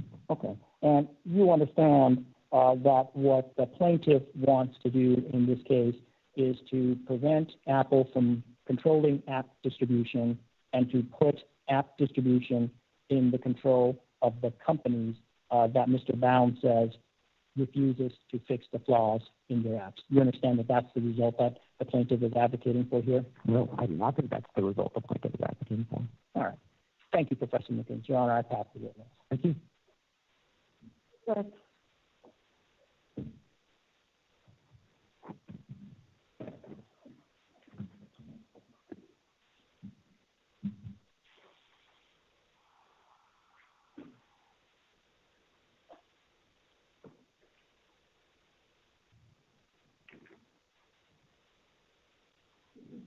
Good morning, Your Honor. Good morning, sir.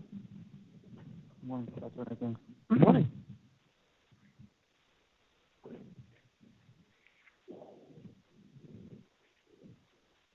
So, Professor Mickens, I want to start at the end there. You were asked some questions about your use of the term quality assurance in your expert report. Yes. What did you mean when you used the term quality assurance in your expert report? So by that, I just meant property that the app review checks for that are not covered by the security property that I was mentioning in my expert witness report.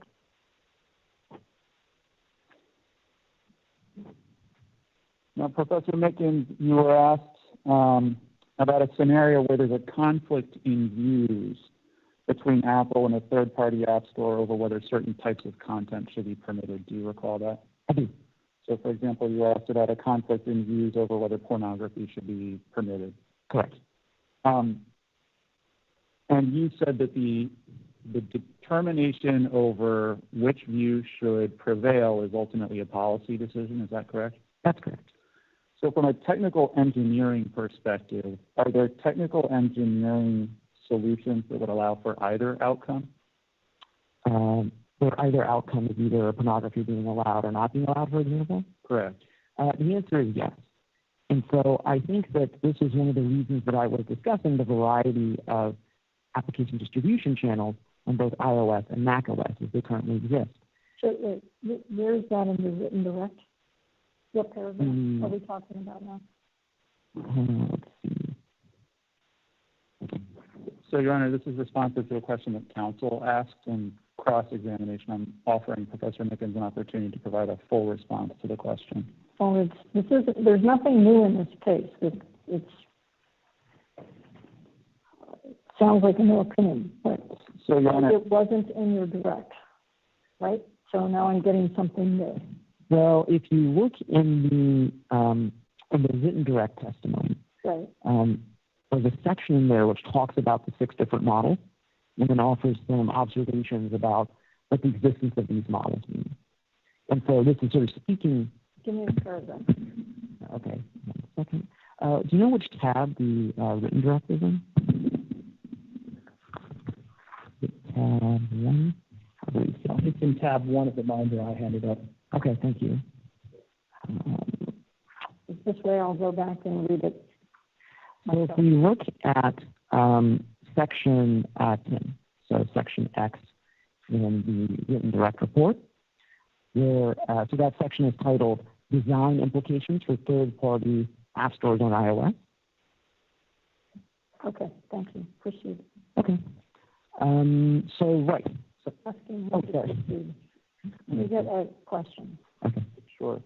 And Your Honor, I'd also just like to point out paragraphs 22 and 23 of the expert report. That's not the written direct, but the actual report. Okay, thank you. So the question was simply, in response to these policy questions that Apple's counsel was asking you, I just wanted to know from a technical engineering perspective whether there are engineering solutions that would allow for either outcome. There are, and a variety of outcomes in between. So at a high level, there are envisionments for a third-party app store that would still, for example, allow Apple to make certain decisions about whether content is good or bad, despite the fact that applications are distributed via third channels. There's also another embodiment, which is sort of, let's say, all the way to one end of a spectrum, where Apple gets to make no decisions about which content is good and which content is bad. And so just to be clear, I personally am not advocating a specific solution whereby there is no content moderation. I'm merely talking about these things from an engineering and security perspective to say that there are a variety of different embodiments of third-party distribution channels that have a variety of different approaches towards, for example, content like pornography. And I specifically mentioned pornography, but I believe counsel for Apple mentioned a few other categories, for example, digital piracy, those sorts of things. Is your answer the same for each of those categories? It is. And we can think of at a high level the motorization approach that we see on macOS as sort of an inspiration for a hybrid model, if you will. Because in the motorization approach, what happens is that Apple doesn't do a full content review, but it does scan for malware. And you can imagine that there are similar types of hybrid third-party distribution channel models in which Apple, for example, scans for some type of particularly objectionable content, but doesn't exercise any other editorial decision. So Professor Mickens, is content moderation something that third parties are capable of doing outside of the iOS App Store? I believe that it is, and you do see that on other third-party app stores in some cases. So, for example, if Sesame Street were to set up a childhood literacy app store on iOS, is there any technical constraint that would prevent them from screening the content on that app store to make sure that it is appropriate and not harmful for children? There is no technical reason they couldn't do that. And in fact, that's an important aspect of the case. Oftentimes, implicitly, people are wondering, well, what incentive would a third party have to do any type of content moderation in their third-party app store? And that's a great example of why that might happen. Or let's say, for example, Disney. I have no stock in Disney. I'm not advocating for them particularly. But if they were to have a third-party distribution channel, they would be highly incentivized for reputational reasons to make sure that no obviously objectionable content made its way to that third-party app store. From a technical perspective, Professor Mickens, if some sort of harmful or illegal content did make its way onto iOS devices, are there any technical solutions that Apple might have available to it to remove that content after the fact? The answer is yes.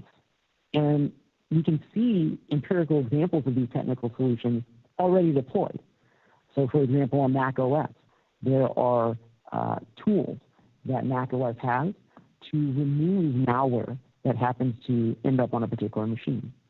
So even if iOS is opened up to third-party app stores, Apple still fundamentally controls the client-side operating system. And so what that means is that Apple, if it so desired, could fundamentally turn off the spigot, if you will, on a particular piece of obviously objectionable content. That's all compatible with a third-party app store.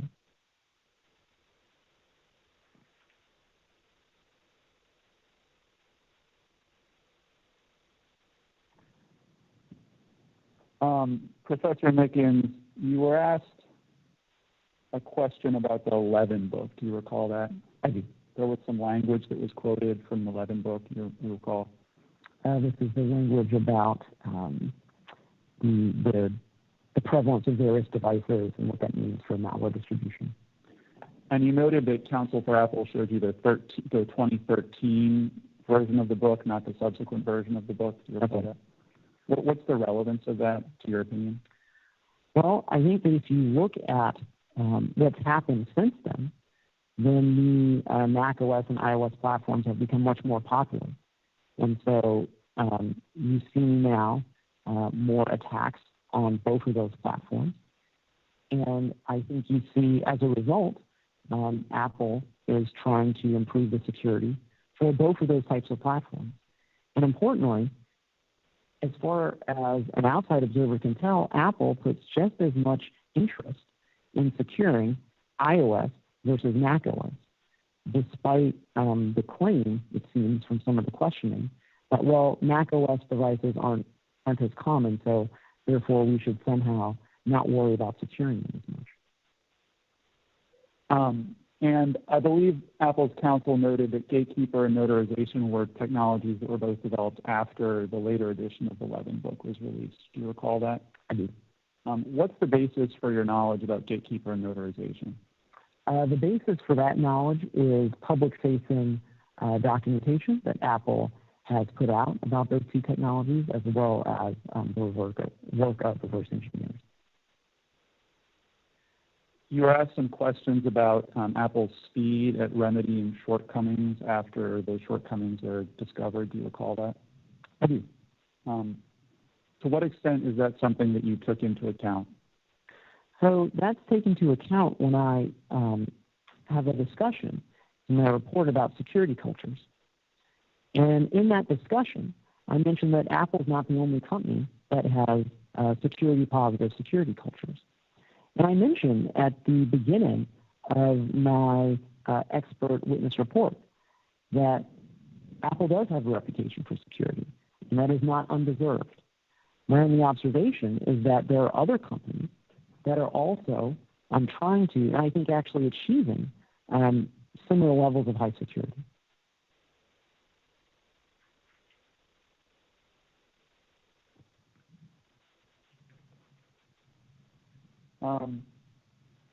If we could put PDX 81.2 up on the screen.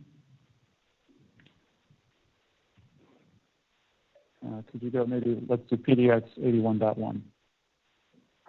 There you go. Professor Mickens, you were asked a series of questions about zerodium and the zerodium payment markets. Do you remember that? I do. Did the questioning concerning zerodium implicate any of the conclusions that appear on this screen here in any way? I did not.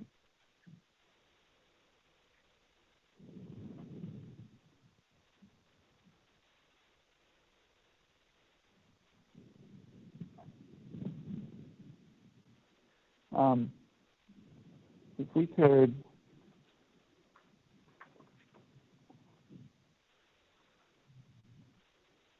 put up PDX 81.15.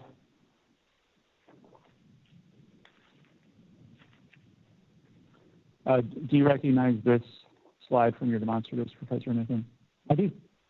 So counsel for Apple asked you a series of questions about the number of apps on a platform. Do you remember that? I do remember. And I believe the court at the end of the day on Friday asked a similar question about the number of apps on a platform, and you responded by discussing scalability. Do you recall that discussion? I do. Okay. So starting with the App Store distribution channel that appears all the way to the left here, if there were a large number of new apps being distributed through this distribution channel, what is your opinion on the scalability of the off-device security layers?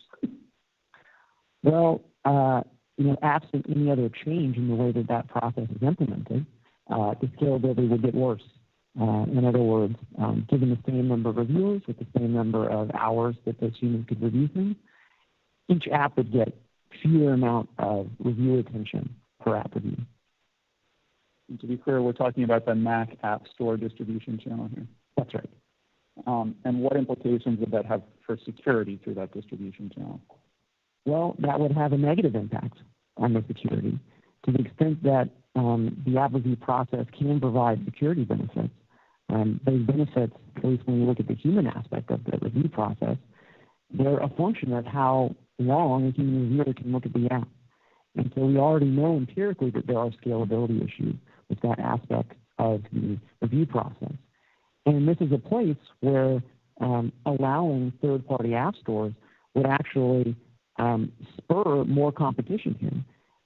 It might give more eyeballs, more people who can look at these apps and look for properties which even Apple says are good properties for apps to have. And it might also lead to more innovation in the way that app stores screen for security issues or performance issues or even content moderation problems. So, Professor Mickens, looking at the middle category that appears on this slide, the third-party distribution with notarization, do you see that? I do. Okay, so how scalable would this distribution channel be in response to an increase in a large number of new apps? Well, here, roughly speaking, when you look at notarization, we are, or Apple, I should say, is performing a malware scan of an app. That's the main thing that happens here. And so if the volume of apps that were submitted via this channel went up, there also might be some scalability issues here as well. Although the malware scan, that's an automated process. And so in some sense, it's easier to scale because you can always buy more computers to run more malware scans. And so between the two distribution channels, the first and the second distribution channel, do you have a view as to which is more scalable in response to a large number of new apps? So I think that the one in the middle, the notarization-based channel, is the one that is easier to scale. So I want to ask about the third distribution channel that appears on this page. This is distribution that does not involve any kind of app review or notarization. So in this distribution channel, are there any sort of technical security techniques that iOS could adopt that would protect people in the event that there were a large number of new third-party apps being distributed through this channel? I think the answer is yes. I think that iOS could adopt similar security mechanisms to what macOS already uses.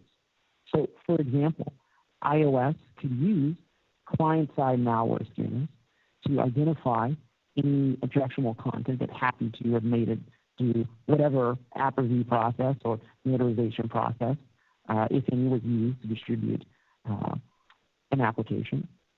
And I would also emphasize that iOS also still enforces those client-side security mechanisms that are present on macOS and which Apple seems to believe are helpful for protecting users on that platform. So it's really important to note that on macOS today, we have all three of these distribution models, and even in that third model, there are still protections that Apple provides its consumers. And we could port those protections over to iOS as well. And as a final note, I want to mention that what we're seeing here are 3 points in the design spectrum for app stores. These are not the only 3 envisionable points. And I just want to reemphasize that because that point is so important. There are a variety of different application models which once again allow for various degrees of Apple to have editorial control or the ability to implement malware scanning. Professor Mickens, are there default settings that iOS could adopt that would prevent people from inadvertently downloading harmful content through that third channel? Yes, so this is another aspect of the policy decision that would have to be made if iOS were to be opened up to third-party distribution channels. You can imagine that iOS could ship with any number of different defaults with respect to what types of channels a user is allowed to download content from.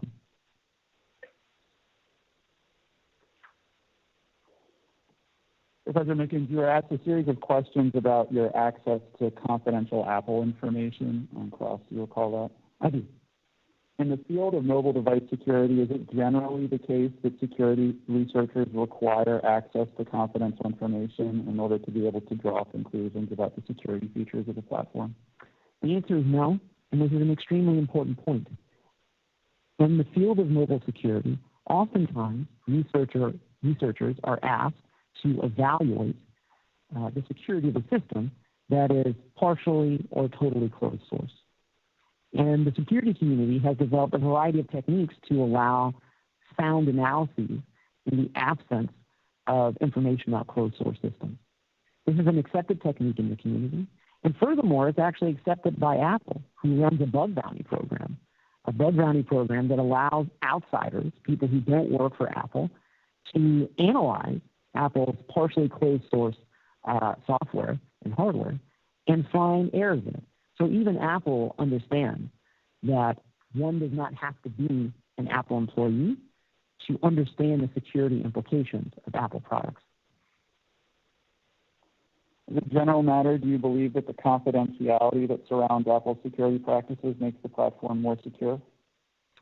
In general, no. I do not think that confidentiality makes products more secure. And that's true not just for Apple, but for other products as well. Do you believe that the materials you reviewed in preparing your report for this case were adequate to support the conclusions you arrived at? I do.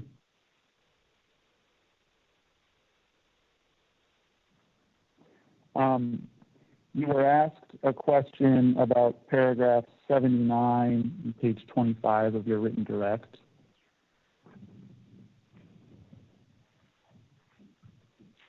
Yes. What point were you trying to establish in this paragraph? So the point that I was trying to establish in this paragraph, and this is a reminder, thank you. So this is a paragraph about the review process. And so the point that I was trying to establish here is that when we look at the full spectrum of the app review, it involves checking for a variety of different characteristics for applications. And so what we see here is that I enumerate 2 different types of applications and say that, well, it seems empirically that there are problems with this.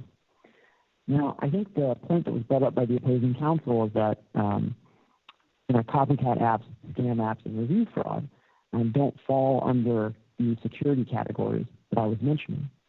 But I think that it's important when you're considering the overall operation of the app review that it seems like it has challenges along multiple parts of its implementation and practice. So that's what I think the main point of this paragraph is that when you look at the app review holistically, then the properties it purports to provide, whether they be security or otherwise, oftentimes are not provided. And which company does it better?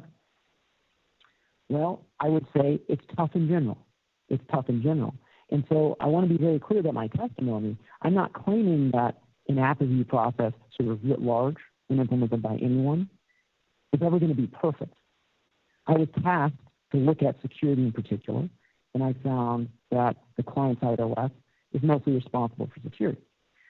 But as we were talking about with the opposing counsel, there's this issue of content moderation or copycat apps or things like that.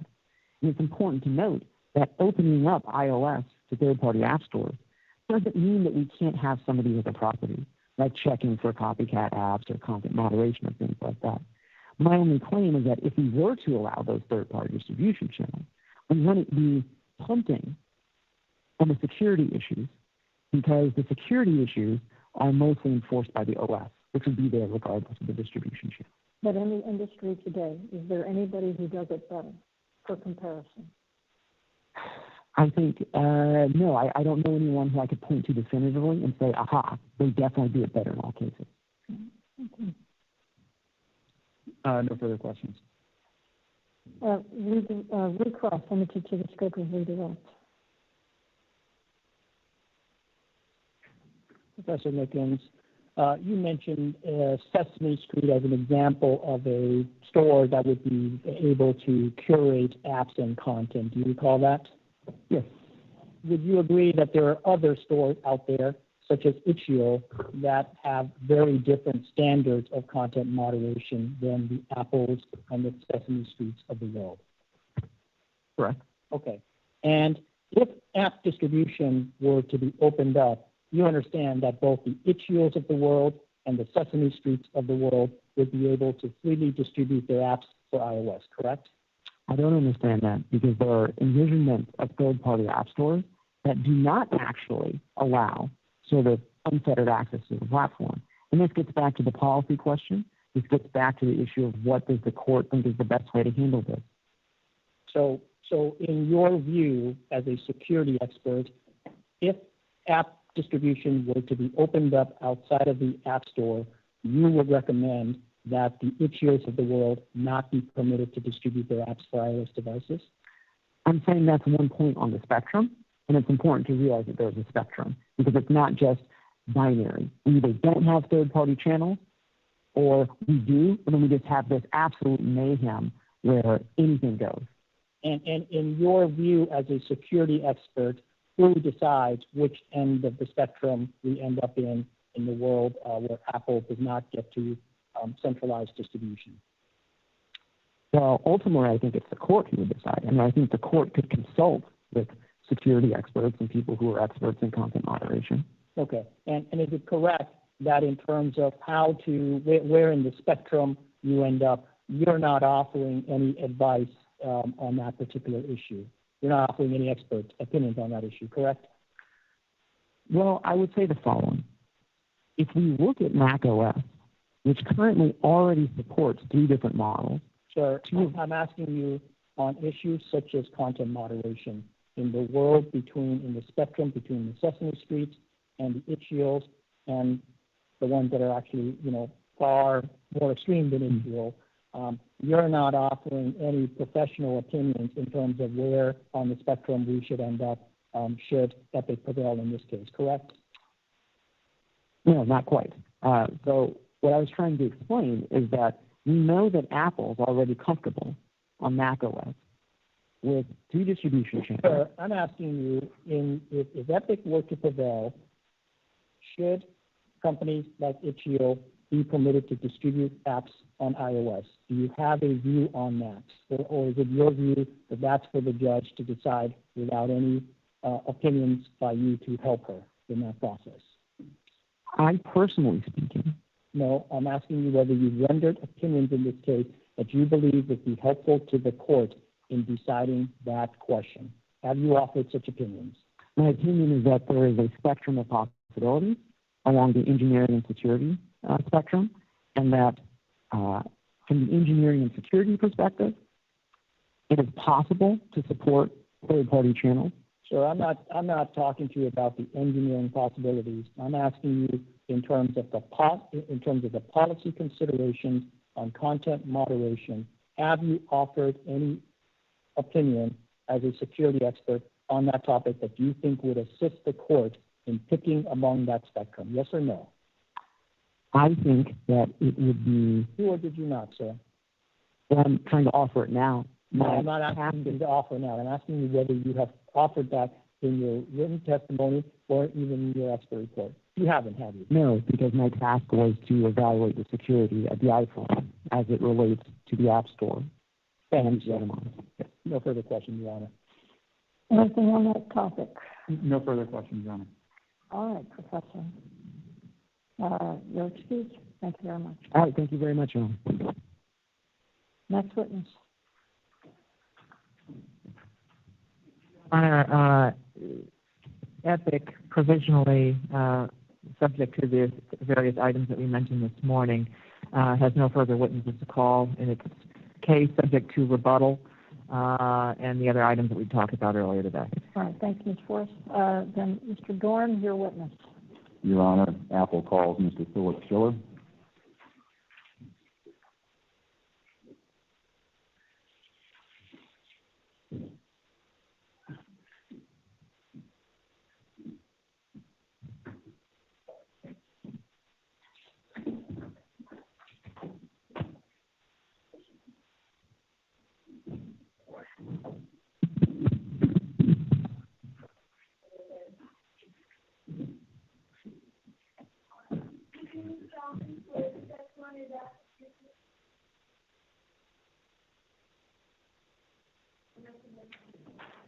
I do.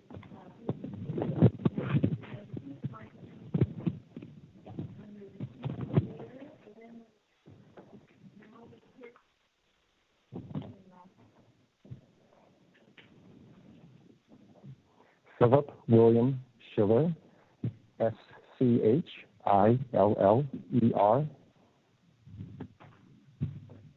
Good morning, Mr. Schiller, again. Good morning. You look a little bit different, closer.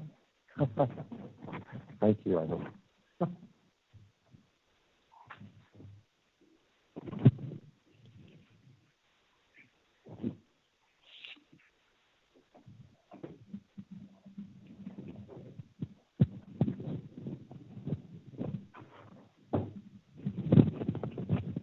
Mr. Dorn, I'll let you get started. It is 10:09, so we will take a break in 6 minutes. Thank you, Your Honor.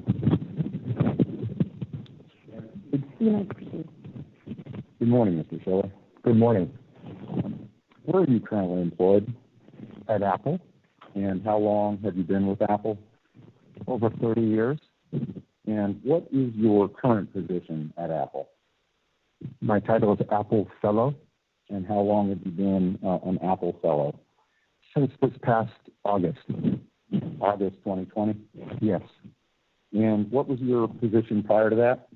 Senior Vice President of Worldwide Marketing. And how long did you hold that position, sir? Approximately 20 years.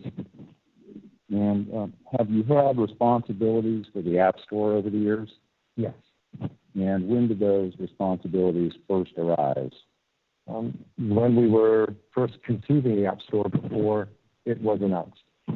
And do you continue to have responsibilities for the App Store? Yes, I do. And could you describe briefly for the court the nature of your responsibilities related to the App Store over the years?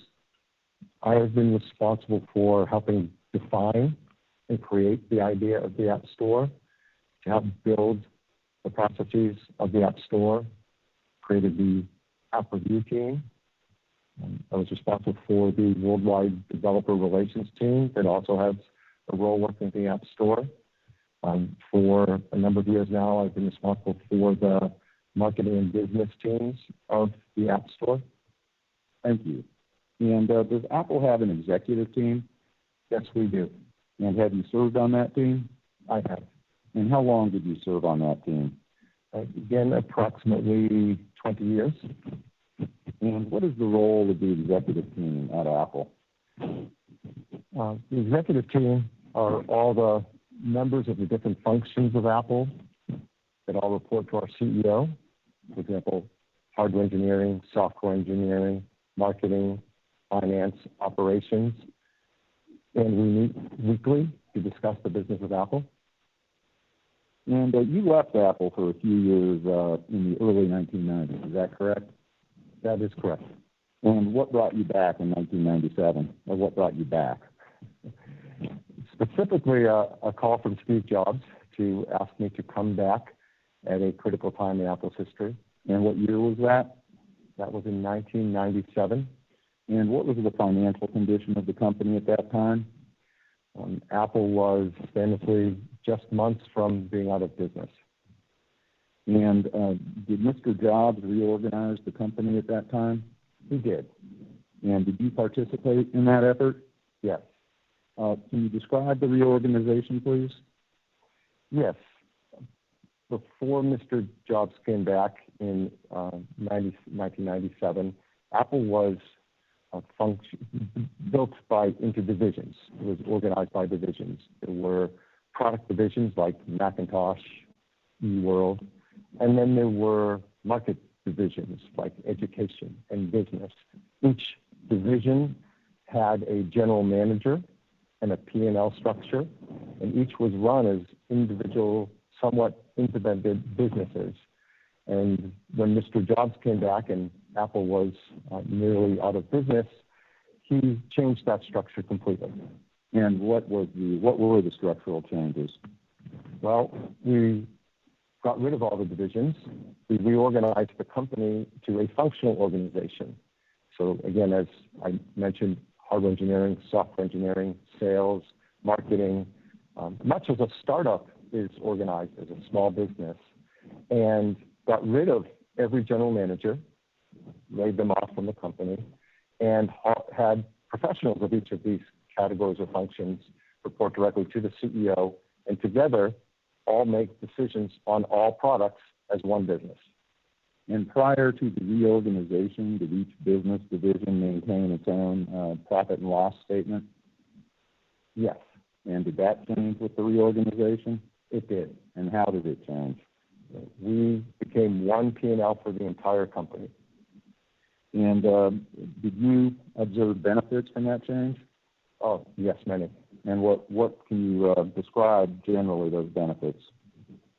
A few of those are that now we work together as one team where we all worked on all of the products, and we made decisions on these products collectively because they were all together under one P&L. We would not compete with each other for just our, quote, slice of the pie, as one might say.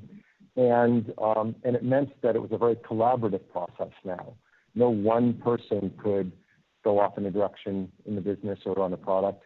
It took all of these functions working together under the CEO to decide and implement every product we created. Well, you heard Mr. Sweeney's testimony about the benefits of a functional organization that does not have specific business units, didn't you? Yes, I did. And did you hear Mr. Sweeney's testimony about the benefits of a single company-wide profit and loss statement? Yes, I did. And did you agree with that testimony? Absolutely. Your Honor, this would be a good point. Okay, and we'll stand in recess then for 20 minutes. Thank you. Thank you, Your Honor.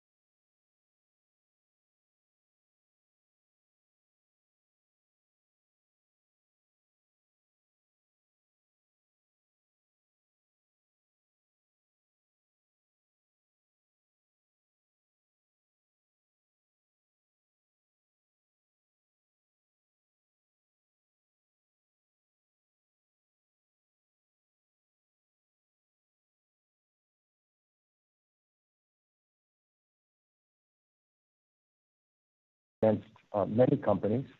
It's a very big competitive market.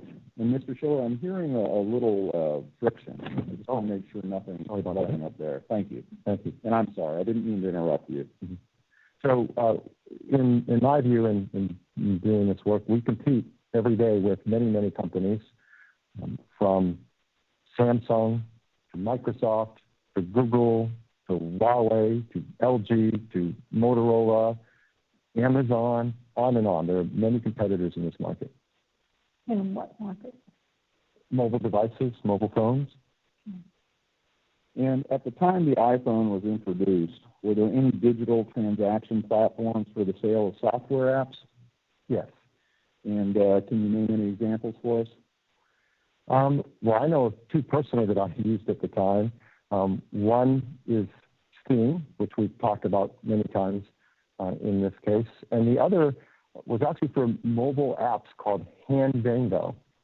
And Handango is was an online store for apps for BlackBerry, Palm Pilot, and other platforms. And what did Steam and Handango charge developers as commissions at the time that the iPhone was released? 30%. And aside from these early digital platforms, how did developers distribute their games and other software?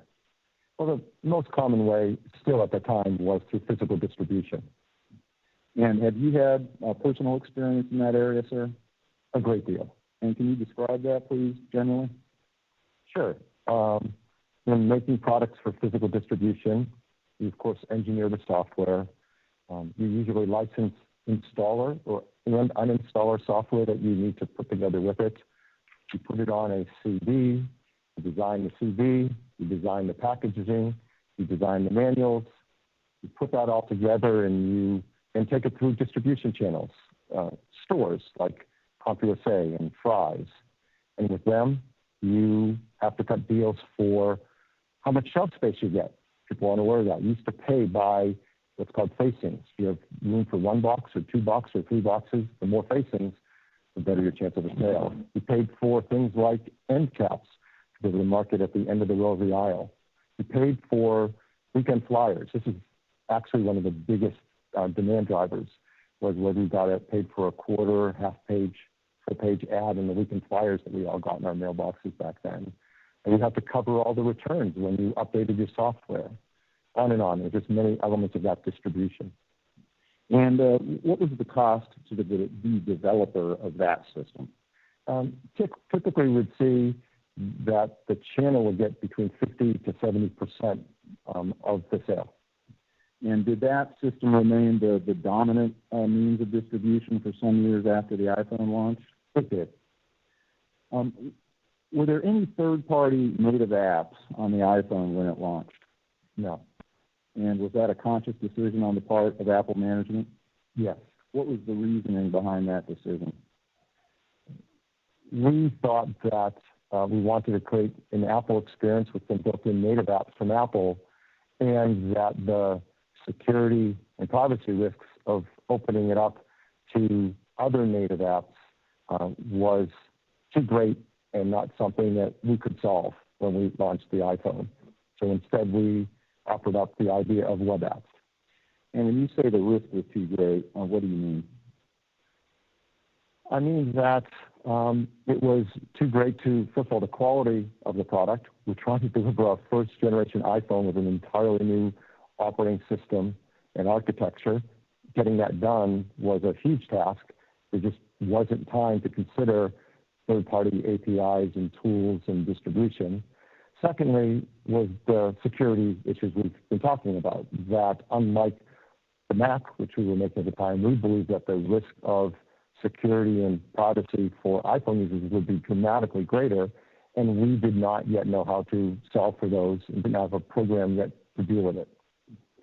And did the first iPhone include any native apps at all? Just from Apple. And can you describe what those apps were? Sure. There are many apps we're familiar with today. The phone app was an app experience. The Safari for browsing the web, calendar, email, messages. And at some point, did Apple decide to permit third-party native apps on the App Store? Yes, we did. Presumably that's what we're all here to discuss this month. And were you involved in that decision, sir? Yes. And when was that decision made? Shortly after bringing to market the first iPhone, getting it out into the world, into customers' hands, we then saw what was happening in the world and heard feedback that led us to decide to make native app distribution a plan for the iPhone. And you mentioned what was going on in the world and receiving feedback. Can you describe for us what the basis for the decision was to take steps to facilitate third-party native apps? Yes, there are two things I recall from that time. Number one, we did start to hear more feedback from developers that they wanted the opportunity to create native apps, not just web apps. And secondly, we saw users and developers starting to try anyway. They were creating what's called jailbreaking, a way to sideload software onto iPhone, and they were writing apps without any documented APIs to build with that were creating great quality risks. And so we saw this beginning of demand and quality and security risks on the iPhone. Is there anything wrong with jailbreaking in terms of your perspective on the iPhone? Well, from the perspective of a person responsible for what an iPhone is, the marketing of it, what it stands for, yeah, there's a lot that I see wrong with it. Can you describe that, please? Well, one, the software being created with undocumented APIs becomes incredibly unstable and unreliable. These are things that Apple doesn't know, and never promised that should work the way they're being used, won't work the next time the software update gets updated. Maybe the APIs are being used for unintended purposes, and they give access into the system in places that were not intended and risk the privacy and security of the users. And so I think there are great risks to the iPhone when that started to happen. And did it also put the functioning of the iPhone itself at risk? Of course, yes. And so when did Apple announce that it would be proceeding with the creation of an app store? In late 2007. If you could please take a look at Exhibit 4566 in your binder.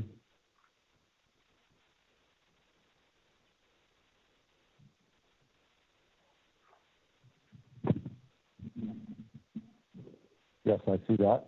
And do you recognize this exhibit? Yes, I do. And what is it? This is Apple's news site. This is where we publish all of our announcements to the press. It's called Hot News. And looking at the second item in this exhibit, what does it address? This is a letter from Steve Jobs to the world, to our user community and to developers about our intention in this area.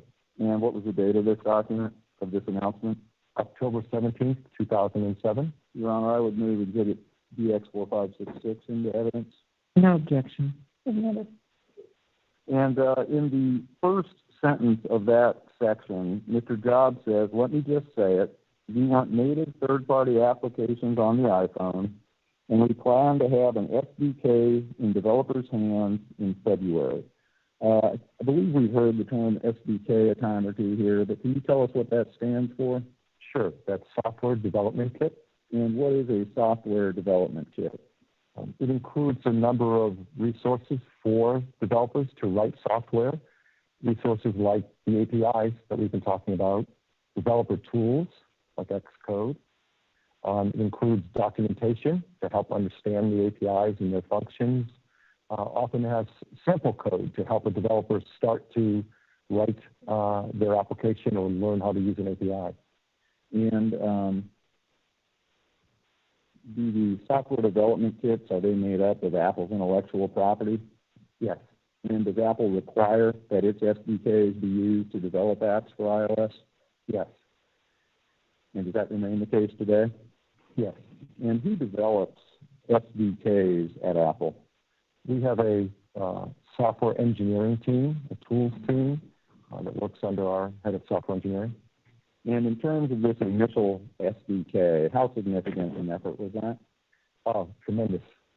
And can you describe that a bit, please? Well, for the better part of a year, the entire software organization is working to create and document the APIs, as well as make the tools work with these new APIs on this new platform for developers.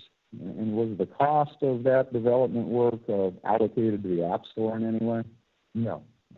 Has the cost of developing APIs ever been allocated to the App Store specifically? No.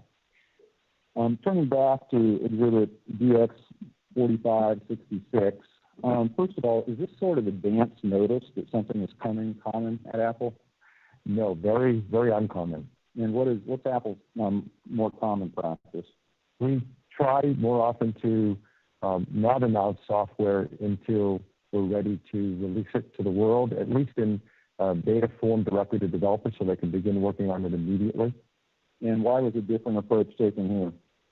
Well, as I mentioned, we were beginning to see these jailbreaking and sort of rogue app development without documented APIs happening, and we were very concerned that this would create unreliable, unstable devices, and this is our way to quickly say, hold on, just wait, we're going to address this, and we want to give you something safe and reliable to use. And Mr. Jobs goes on in that same paragraph to state, we are excited about creating a vibrant third-party developer community around the iPhone and enabling hundreds of new applications for our users. Does that accurately capture your hopes for the App Store as of October 2007? Yes, it did. We were very careful in discussing and deciding to use the word hundreds to set a reasonable expectation of what we thought we could do. And Mr. Jobs then goes on to say in the second paragraph, it will take until February to release an SDK because we're trying to do two diametrically opposed things at once. Provide an advanced and open platform to developers while at the same time protect iPhone users from viruses, malware, privacy attacks, etc. This is no easy task. Do you see that statement? Yes, I do. And do you share that view? Absolutely. Can you describe what the tension is between those two diametrically opposed things? Yes. I think this is the core thing at the base of all that we're talking about. We want to create a more powerful, capable platform that enables developers to create wonderful applications for all of us. But we need to find ways to do it that helps to protect users from this malware, from the threats they're going to receive, the attacks, and to try to keep your device functioning properly. Again, this is not a general PC. This is your phone in your pocket that needs to work reliably. And at the end of that same paragraph, Mr. Jobs says, as our phones become more powerful, these malicious programs will become more dangerous, and since the iPhone is the most advanced phone ever, it will be a highly visible target. Did you agree with that statement back in 2007? Absolutely. And is that still the case today, in your opinion? I think it has only increased in this description since then to today. And when did Apple launch the SDK for the iPhone? In 2008. And did you participate in a launch event for the SDK? Yes. Could you please turn to Exhibit PX0880, which Your Honor, I believe, is already admitted in evidence? Yes, please. I remember this one. Thank you, Your Honor. Mr. Keller, do you have that exhibit in front of you? I do. And do you recognize what it is? Yes. This is a transcript of our launch event for the iPhone SDK. And did Apple maintain these sorts of transcripts for events like this? Yes, we do. And can you help us? So it's dated March 6, 2008. Was that the date of the event? Yes. And then there's kind of a code or a key, rather, with initials and names. Can you describe what function that serves, please? Yes. With the transcript, you'll see a letter initial, and then that corresponds to the names of the presenters here in this table. Okay. So S being Mr. Jobs, correct? Yes. And frankly, S being for Steve. Correct. And P being for Phil Schiller, and on down the line, correct? Yes. If you could look back, please, at page 20, that being 0880.20. And about 3/4 of the way down the page, there are statements by Steve Jobs. Do you see that? Yes. And Mr. Jobs says, so you are a developer, and you just spent 2 weeks or maybe a little longer writing this amazing app, and what is your dream? Your dream is to get it in front of every iPhone user, and hopefully they love it and buy it, right? That's not possible today. Most developers don't have those kinds of resources. Even the big developers would have a hard time getting their app in front of every iPhone user. Do you remember Mr. Jobs saying that? Yes. And was that statement accurate at the time? Yes. And then he goes on to say, well, we are going to solve that problem for every developer, big to small, and the way we are going to do it is what we call the App Store. And so was it important to Apple to treat big and small developers the same? Yes, it was. And why was that? Well, previous developer programs by Apple and others in our industry, we found were increasingly being focused on just the biggest developers. Developers could spend more money, get access to more support, more resources, more programs, and we thought there was an opportunity with the iPhone to change our developer program to make it available to a very wide range of developers, from the very smallest individual students to the largest corporations. And that was a goal that we set up when we created this App Store. And has that philosophy ever changed? No, it hasn't. And if I could direct your attention to page 21, which is the opposite page in your binder, about halfway down there's a single sentence paragraph where Mr. Jobs says, so we think this is pretty cool, and the App Store is going to be the exclusive way to distribute iPhone applications directly to every iPhone user. Did I read that correctly? Yes, you did. And is that an accurate statement as of March 6, 2008? Yes. And so from the outset, is it accurate that the App Store was to be the only means to distribute apps on the iPhone? Yes, it was. And what were the business reasons that Apple decided that it would only distribute third-party native apps on its App Store? Well, we've covered a number of the important reasons to us: maintaining the quality of iPhone, maintaining the security and privacy of our users. We're all critical to the idea of opening it up for native apps. And have those priorities for privacy, security, and reliability ever changed? No. And has the need to safeguard those things changed over time? Yes. And can you describe how? I think that over the years, the ways and methods developers and bad actors try to get at users and their data has only increased dramatically. And we see this from all the important data we have. The many attacks and attempts to steal it and get access to it have increased. And in the next paragraph, Mr. Jobs says, now people are going to ask, well, this is great, but what's the deal? What's the business deal? And he states, we think we've got a great business deal for our developers. First of all, the developers pick the price. And was that an accurate statement back in 2008? Yes. And why did Apple decide to let the developers pick the price? We had an existing store for music, the iTunes Music Store. I think many of us all remember it. And how it was innovative was it created one price for music, 99 cents for a song, $9.99 for an album, and that helped grow the digital music market. When we started working on the App Store, we thought, well, that model doesn't work here. There are so many different kinds of software applications that are going to be created that we needed to make it easy for the developer to then pick their price and not have just one price for all apps. And Mr. Jobs then goes on to say, pick whatever price you want to sell your app at, and when we sell the app through the App Store, the developer gets 70% of the revenues right off the top, and we keep 30%, correct? That's right. And is that what we've heard in this trial referred to as kind of the 70-30 revenue share? Yes. And was that the revenue share as of the launch of the App Store? Yes.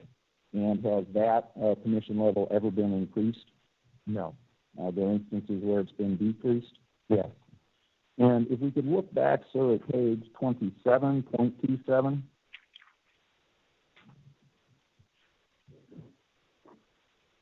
Yes. And you see at the bottom of the page the statement attributed to you?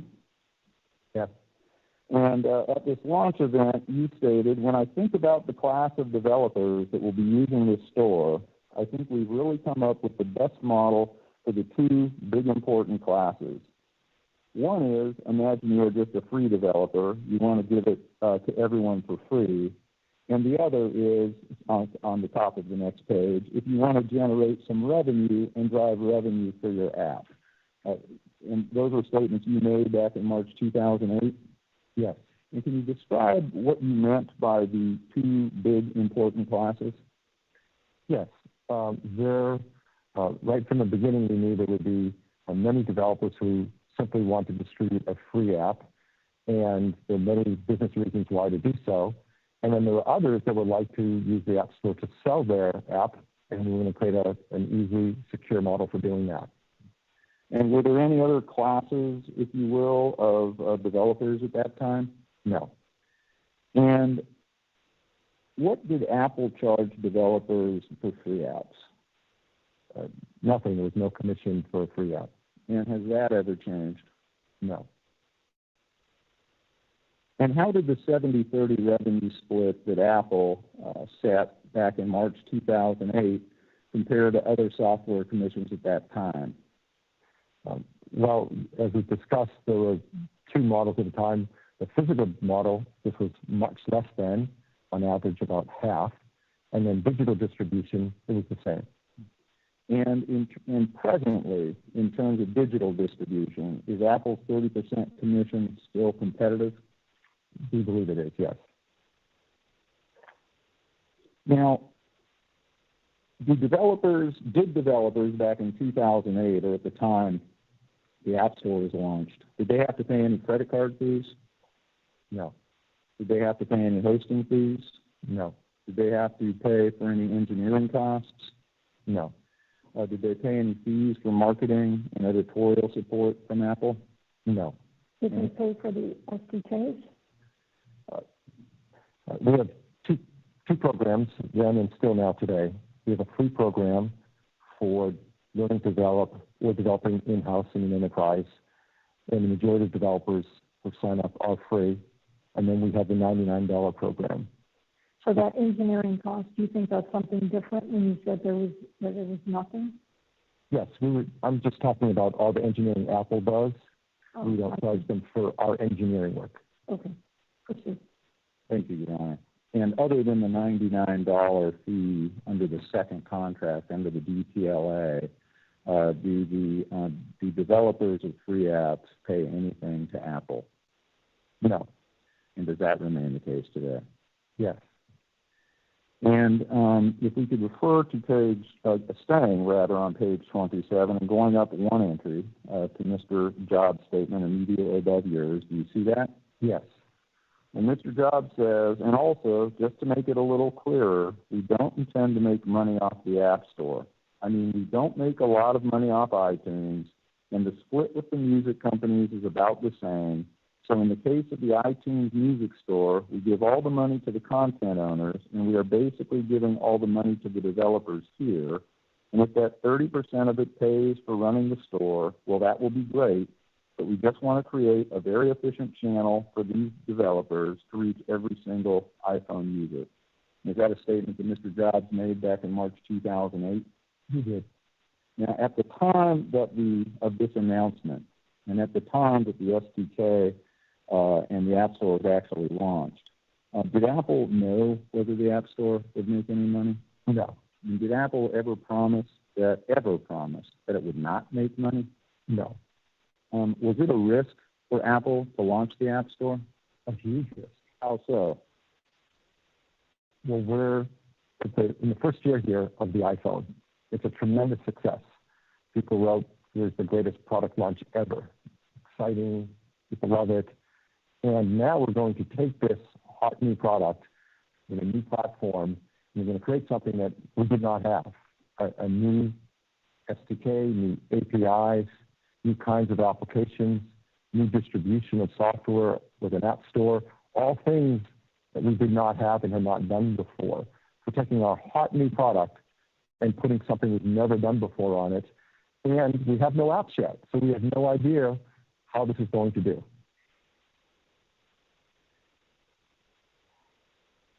And did Apple create or perform any forecasts for the App Store at the time of its launch?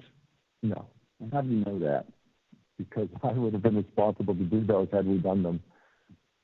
And if you could look, please, at page 0.30.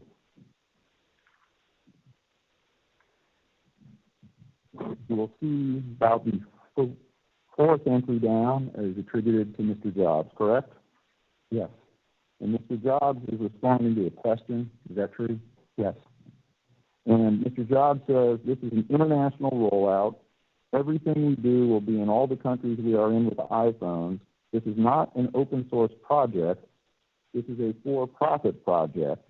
Even though we are providing this as a free software update to all the iPhone customers, hopefully people will think iPhones are even more valuable and buy more of them. Was that a statement that Mr. Jobs made? He did. And in March 2008, did Apple hope that the App Store would make money? Of course we did.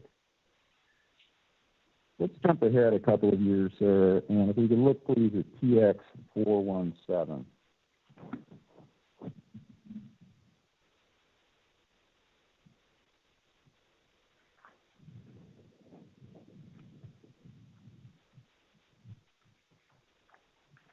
And do you have that exhibit in front of you?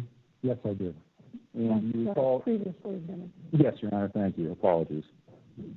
And Mr. Schiller, do you recall seeing at least excerpts from this slide during Epic's opening statement? Yes, I do.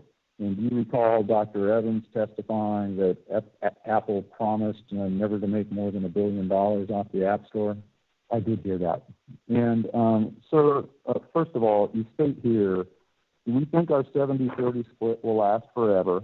While I am a staunch supporter of the 70-30 split and keeping it simple and consistent across our stores, I don't think that 70-30 will last that unchanged forever.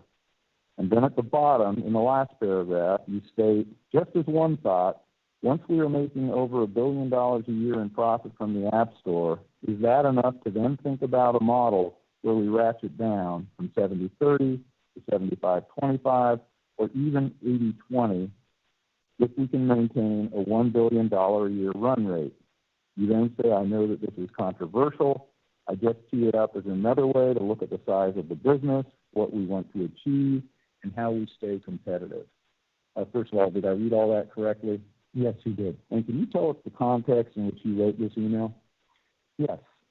I am forwarding a Wall Street Journal article about competition to app stores from things like web app creation and distribution with HTML5, and that's spurring my thought of there will be future competitors in the App Store, and we should always be looking for them and thinking longer term about what we may want to do, and I'm spurring conversation about that. In fact, sir, if you could look, please, at page 0417.2. In the second paragraph of the article you attached, the article states that led to HTML5 being discussed as a technology that could kill Apple's highly profitable App Store, correct? Yes. And has Apple, in fact, taken steps to, as you put it at the end, stay competitive in the digital storefront environment? Yes, we have. And what sorts of things has Apple done in that regard? In many ways, competition for us is about first having more features for developers for better distribution, bringing in more users to create a bigger place to sell your software. It includes supporting developers with things they request to make it a better program to enable the kinds of businesses they want to run. And in some cases, it included changing the commission model. And sir, in terms of competition and competing, I'll call them app stores or app marketplaces, Have app stores or app marketplaces continued to open since the launch of the App Store? Yes. And can you give a few examples, please? There are many of them. Certainly, we've talked about Google Play, Samsung's Galaxy Store, Huawei has a store, Amazon is a very popular store, Microsoft has a couple of stores, and of course, there are the game consoles. I consider them competitors as well. Xbox, PlayStation, Nintendo Switch. There are many, many competitors for app distribution. So for purposes of digital game transactions on the App Store, does Apple consider devices other than mobile devices to be competition? Yes, we do. Why is that? Because as a user, you're considering buying games to play, and you can choose to get them on a variety of devices, and you're going to make decisions based on where the fun games are and the experiences you want, and so we think that the user is going to consider these different places when they're thinking about where they want to play and get their games. Now, we've heard a lot about App Review. We've heard about App Review even this morning. Was App Review part of the App Store business model from the outset? Yes. And what apps were required to go through App Review? All apps. And if we could go back, please, sir, to Exhibit PX0880, and specifically to page 21.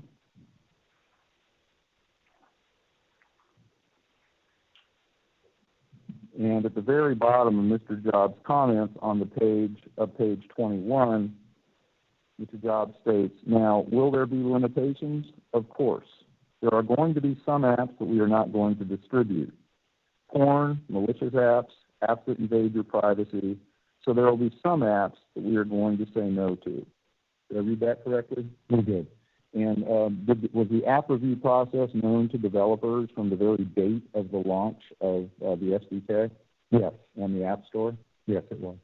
And if we could please take a look at a screenshot from Exhibit DX4287. And, Your Honor, this is in your binder, and we will provide it to the court for the record rather than the entirety of DX4287. This is just a single screenshot. And so I would offer, well, first of all, Mr. Strehler, what are we looking at? We're looking at a screenshot from the video of the presentation where Steve gave to announce the App Store. And we see references to porn and malicious, as we talked about before. And what other categories did Mr. Jobs identify back in 2008? As you see on the slide, illegal, privacy, bandwidth. We're very worried about network performance. And importantly, unforeseen, that this is going to be a rapidly evolving system, and we are going to learn more and more about the things that are not okay on iPhone. And is it fair to say that the app review process was described in both qualitative and quantitative terms back in 2008? Yes, it was. And, Your Honor, I would move to admit this screenshot from DX4287. No objection. Admitted. Mr. Schiller, I'd like to show you a slide from Epic's opening. And do you recognize this slide? Yes, I do. And it's entitled, Apple Develops a Plan. The subject is Yahoo Widgets. It is from yourself to Scott Forstall on January 21st, 2008, correct? Yes. And the pullout in the opening was the statement, the whole plan we have in place. Do you see that? I do. And the voiceover for this slide was that, as all stories do, this story has a beginning. And it begins when Apple developed what, in its own words, it called the plan. Do you recall that? I do. Do you recall the reference to throwing away the key? Yes. Let's take a look, please, sir, at PX0882, which, Your Honor, I believe is also already admitted.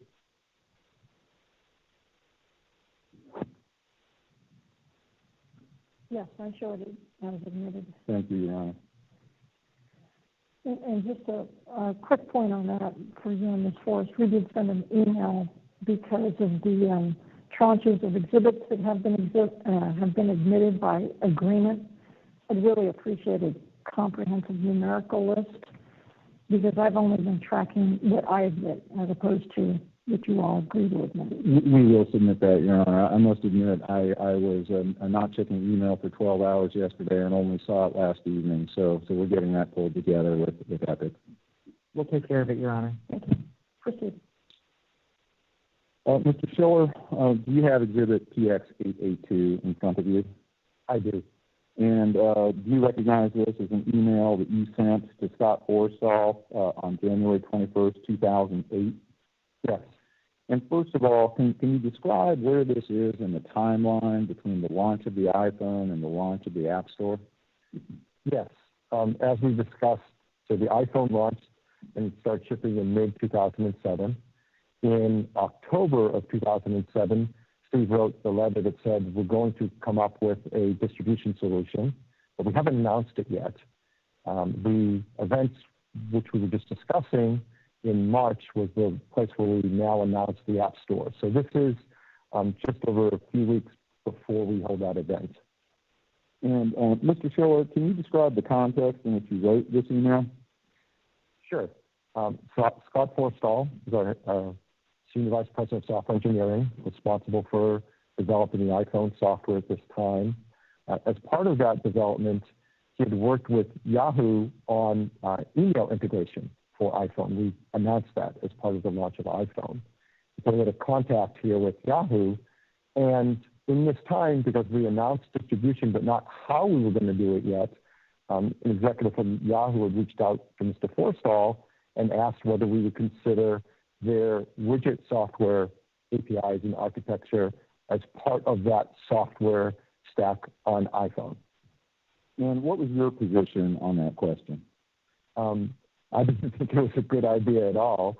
We were worried about the security and reliability of iPhone, and we were weeks away from announcing what we did announce as our whole strategy, announcing an SDK, announcing a store, and making it all work. And this is not part of that idea at all and not what we were going to launch. And you state in the second paragraph, with one API, paren hours, close paren, we can manage what is on our products and what is not. If we open it up, then we don't sign all apps, we don't distribute all apps, etc., which is the same as throwing out the whole plan we have in place. And what plan were you referring to, sir? To have an SDK and an app store and to review all apps and make sure it was all safe and secure. This wasn't a monopolistic plot in January 2008? No, sir. And when did Apple launch the App Store? In 2008. And how many iPhones had been sold by that date? I believe just over 2 million. And how many apps were on the App Store when it launched? 500. And how did you feel about that at the time? We were extremely excited. That exceeded our goal for launching the App Store. And how many of those 500 apps were games? I believe it's 131.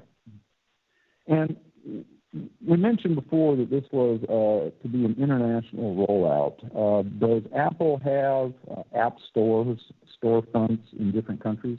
We do. How many different countries? 175. Now, can a U.S. citizen, somebody who's living in the United States, do business in, for example, the Italian app store? Not unless they have a residence and payment model like credit card in that country. And why is that? It's part of the accounting and business that's been set up with all of the stores that we have by law in each of these countries, that the users of those stores need to be residents of those countries. So as the head of marketing, that you understand, there are legal requirements in those countries? Exactly. These are not for business purposes. There's no business policy that we want it this way. It's how we've been told we need to structure the stores. So I, as someone who isn't fortunate enough to own a villa in Italy or own a credit card from an Italian bank, could not do business on that storefront? Correct.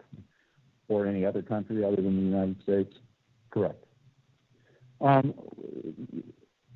the court asked you a couple of questions that went to the developer program and the contracts between developers and Apple. So let's turn to that. Was a developer program put together or constructed by Apple for iOS developers?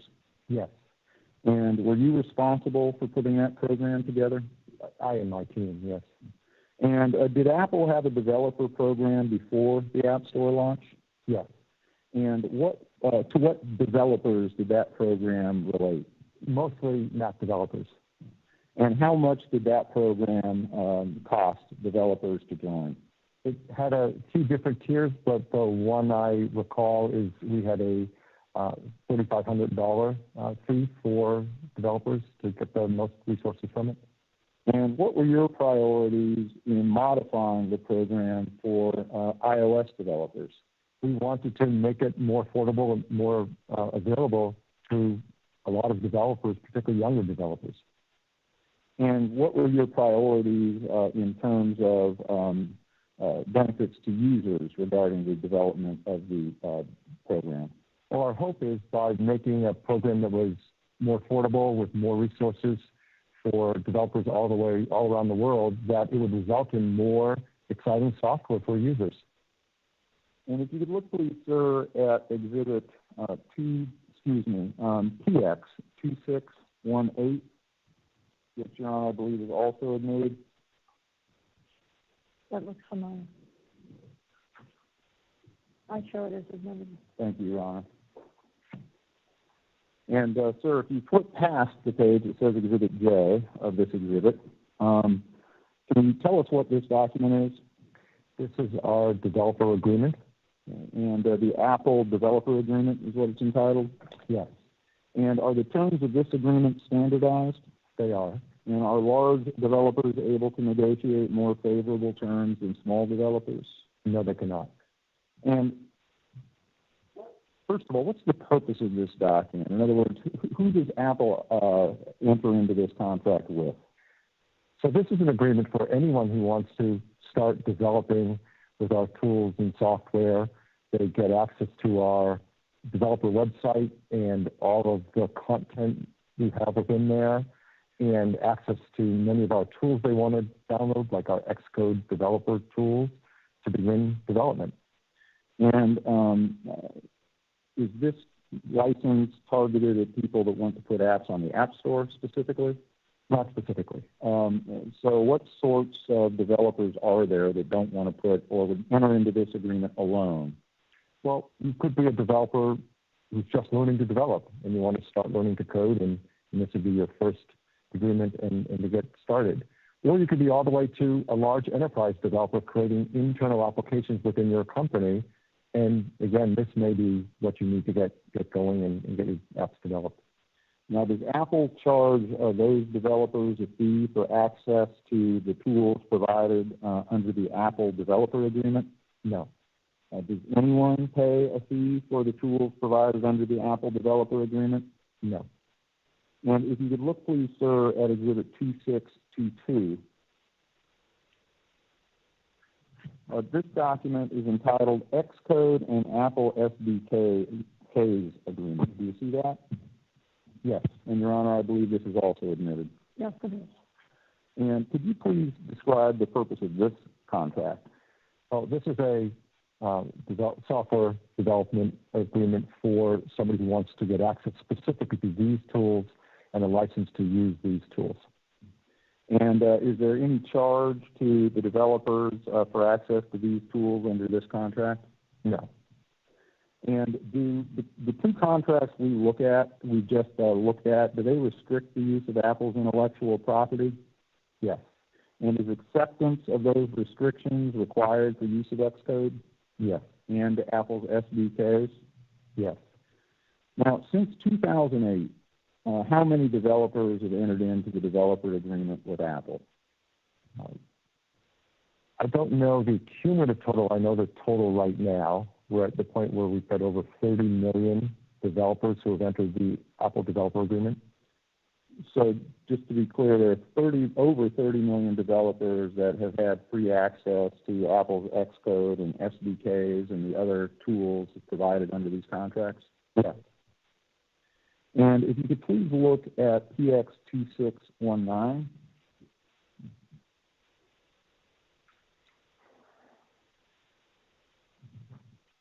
And this document isn't, and Your Honor, I believe 2619 is also admitted. It is. Thank you, Your Honor. And Mr. Schiller, this document is entitled the Apple Developer Program License Agreement, correct? Yes. And what is the purpose of this contract?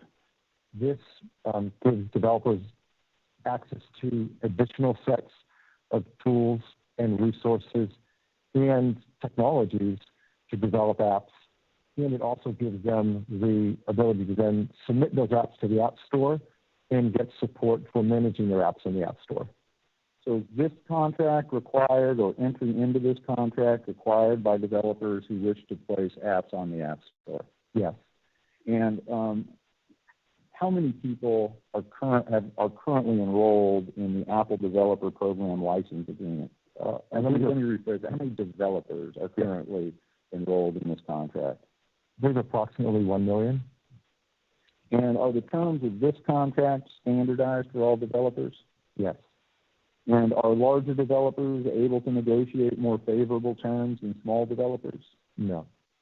And you described it generally, but when comparing the first contract we looked at, the Apple Developer Agreement, compared to the Apple Developer Program License Agreement, what additional tools or APIs in general are received under this contract? You get access to more beta or pre-release software through this program. You get access to some additional APIs that have service components to them, like push notifications or HealthKit, that have extra security concerns as well, or Apple Wallet and Apple Pay. So there's some extra things that take additional work to support. You also get access to TestFlight for distributing and testing software, and tools for the App Store, for example, for managing your apps on the store, running marketing campaigns in the store, getting data analytics about how your apps are running on the store. Those are all the kinds of things that are additionally covered with this program agreement. And do the terms of this license agreement restrict the developer's use of those tools? Yes. And are those restrictions a condition of entry into this contract? Yes.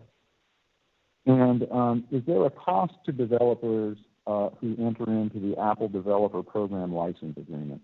Yes. And what is that cost? $99. How often is that a $99 fee charged? Once a year. And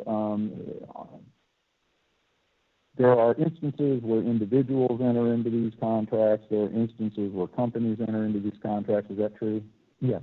And can you tell us how many people pay, or how often that $99 is charged in those scenarios? Yeah, it's set up as a once a year program, and it doesn't really matter how big the team is.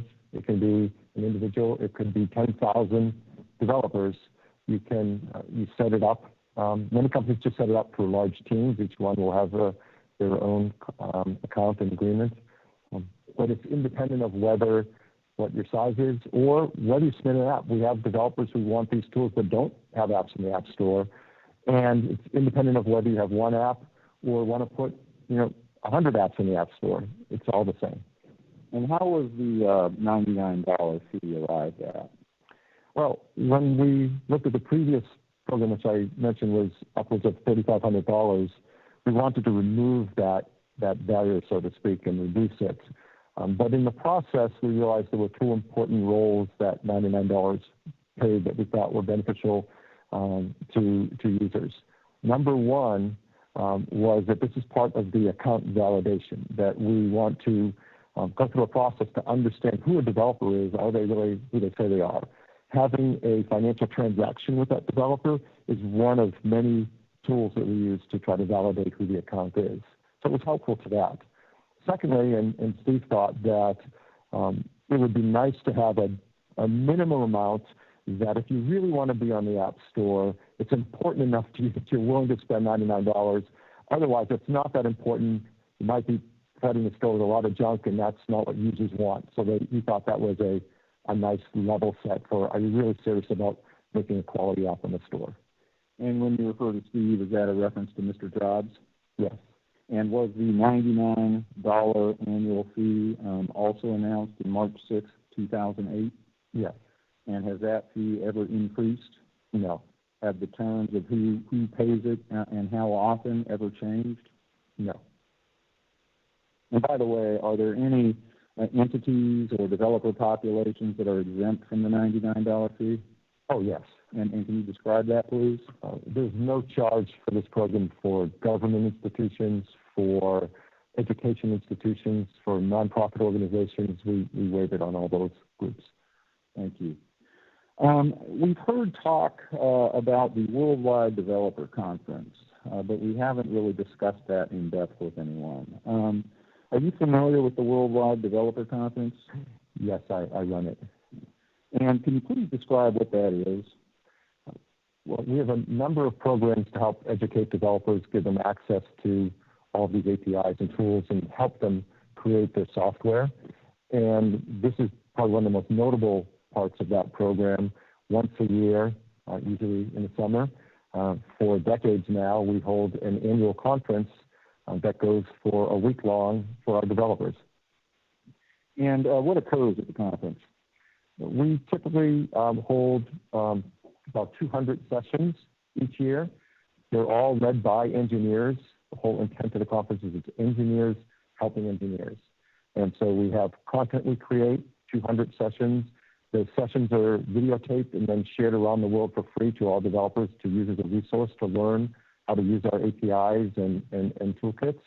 And we also have hands-on sessions where a developer can literally bring their code on a drive and sit down with an engineer and be consulted on how to solve problems or design some new interface or just get past the problem they're having. And so we have labs where they can explore some of these new technologies and get help. So I think it's a great way for everyone to become a better developer and make better apps. And how many people, how many developers attend that in person? In person, 6,000. And is it streamed? It is. And what is the live audience through streaming? So the keynote streams, and we get millions and millions of views, over 25 million to sometimes close to 50 million now. It's become very large. And does Apple pay all charges or all costs related to the WWDC? We do, particularly now that it's been online only for developers. It's been offered for free. And how much does it cost Apple to put that annual event on? Just that one event is over $50 million. Each year? Yes. And is that event charged against the App Store in any way? No. I've heard of something called the Developer Center. Are you familiar with that? Yes. What is the Developer Center? We're just completing a new building facility at Apple Park in Cupertino that's designed entirely for supporting developers as they come and get assistance developing their applications and working on their next generation projects. And is that part of the App Store budget? It is not. Who's in charge of creating that facility? We have a facilities team at Apple that is responsible to build and maintain it. And does Apple run any school programs regarding development? Yes, we have a number of education programs. And are those charged to the App Store in any way? No. Are you familiar with a program called Developer Accelerator? Yes. And what is that? We've created some facilities around the world where more advanced developers can come in and take part in programs led by Apple to help them make their apps better and take advantage of newer technologies. And are those programs charged against the App Store in any way? No, they're not. And we talked earlier about free apps, and roughly what percentage of apps were free in the early years of the App Store? In the beginning, it was closer to 50% of the apps were free. And today, what percentage of apps in the App Store are free? 84%. And what percentage of game apps are free today? Approximately 75%. Now, we've heard talk about freemium and premium and paid downloads. So when you say free games, what specifically are you referring to? simply completely free, that there is no charge to the user or in-app charges. And do developers pay any sort of commission to Apple to distribute their free apps? No, they do not. Can developers of free apps monetize their apps in any way? Yes, they do. And how can they do that? Number one way is advertising. A lot of developers, particularly game developers, will use display advertising. They'll work with an ad network, like with Google, and place ads and earn revenue from those apps. And when a developer monetizes their app through the use of advertising, does Apple earn any money off of those transactions? No, we do not. Has it ever? No. And can a developer also make money off of their app through the sale of physical goods and services? Absolutely. And in transactions involving the sale of physical goods and services, does Apple make any revenue from the developer? We do not. And why doesn't Apple charge for a percentage or a commission on the sale of physical goods and services? We thought from the start that a kind of an app that requires some physical good, use a simple example, an app to buy a pair of sneakers. You order the sneakers in the app, but then they show up at your home. We don't know if they've been delivered. We don't know if they're the color you want, the size you want. That's really between you and that vendor, that supplier. And we just thought from the beginning that Apple's not completely involved in that experience and that we would not have any commission on those sales. And do you have any understanding of the amount of revenue developers earn through physical good transactions on an annual basis? Yes. And what is that understanding? In 2019, the last study year I saw, it was over $400 billion. $billion? Billion. Billion with a B. Yes. And does Apple receive any commission on any of those more than $400 billion? No. And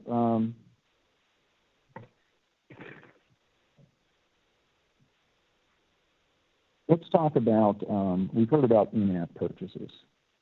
And were in-app purchases possible on the App Store when it launched in 2008? No. Why not? Our model when we started was the idea that a developer would want to sell their application. And so we created the ability to pay before the user downloads for getting that application, if that's what the developer wanted. And that was the only business model involving any transaction we created for the store for the start of it. And did that change at some point? Yes. Again, why we're here. And why did that change? In other words, what prompted the change? Input from developers. And if you could please take a look at PX0888, which again, I believe is admitted, Your Honor. I believe so, yes. And by the way, your team did send us the spreadsheet, so thank you for that. I've heard people were ahead of me on that.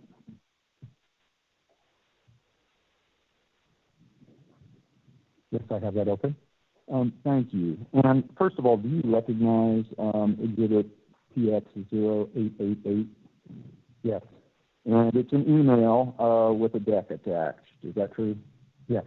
And the email is from Mr. Ron Okamoto to Scott Forstall, yourself, and Greg Goswiak. Could you please identify, other than yourself, of course, each of these individuals? Sure. Ron Okamoto worked for me running our worldwide developer relations team. Scott Forstall, who we've spoken about, Senior Vice President of Software Engineering. And Greg Goswiak, my Vice President of Product Marketing at the time, running iPhone product marketing. And this email was sent on December 11, 2008. Is that correct? That's right. And again, can you just remind us where this fits in the chronology of events around the App Store? Yes. So the App Store is now up and running in its first year, and we're just months into that new App Store. And the email states that attached is a Keynote Presso. First of all, what does that mean? Keynote is the application we use at Apple for creating presentations. And Presso would be presentation? It's short for that, yes. Attached is a keynote presso outlining the various app commerce models used by Microsoft Xbox, Nintendo, Sony PlayStation, etc. We've included summaries of other models and developers so we can see the current scope of what's offered. Let me know if you have any questions. Did I read that correctly? Yes, you did. And this is a communication from Mr. Okamoto to you and your colleagues? Yes. And were you interested in receiving this information? Very much so. And why in December 2008 did you care what the commerce models were on MS Xbox, Nintendo, and Sony PlayStation? Because in our mind, these are competitive stores for games, and it's directly relevant to the features we're going to offer, hopefully, in our App Store. Let's take a look, please, at PX 0888.3. In other words, page 3 of this exhibit. Okay. And it's a page entitled Current App Commerce Models. Do you have that in front of you? Yes. And can you describe what's on this page, please? Yes. So this is a summary of the different app commerce models available in the world on all these different platforms, broken up into 4 big categories. And one of those is subscription, correct? Yes. And then the second is download and install? Correct. And then in-app? Yes. And hybrid, correct? Yes. And under download and install, there's a reference to that being the most common commerce model, correct? Yes, it was. Of these 4, what were available on the App Store as of December 10th, 2008? Just download and install. And by the way, I use that date because that's the date of the deck, correct? Yes. And if you could look, please, at page 4, this again is entitled Current Game Commerce Models. Do you see that? Yes. And under download and install, it states easy to leverage existing e-commerce infrastructure. Do you see that? Yes. And what is that a reference to? That means that the method of paying to download upfront and then install can use the infrastructure of these stores because that's what they've been built to deliver. And then 2 further down, it also states minimally invasive to the design of the game architecture. What's that a reference to? It simply means that the developer of the game doesn't have much work to do because that's the easiest to implement with an upfront payment. And then that states most common model for games, as we saw on the last page, correct? Yes. And then least optimal user experience. And what did that mean? That paying up front is limited in what you can do to create user experiences. That there will be other things that we're going to talk about in these other models that are also good user experiences that developers could take advantage of if they existed. And then under in-game commerce, Mr. Okamoto states that, first of all, commerce solutions are custom built. And what did you understand that to mean when you received this deck? Meaning that the games that were starting to do this in-game commerce or in-app commerce had to do it themselves, that there wasn't a model from any of these stores to support it. And then it goes on to say requires the game be architected to accommodate. And what does that mean? Then if you want to do an in-app purchase to pay for an item or a level, that's something you have to design to your game. And so it's work. And then it states not very common yet. And is that true? Yes. And then provides superior user experience. And what did you understand that to mean? That with this in-game commerce, the opportunity is to give users other options for playing and paying for just things they wanted when and if they wanted them. Now, as of December 2008, did the App Store have the ability to facilitate in-app purchases? No. As of December 2008, did the App Store permit app developers to perform their own in-app purchases without the involvement of the App Store? No. And if you could please take a look, we'll flip well ahead, please, to page 225.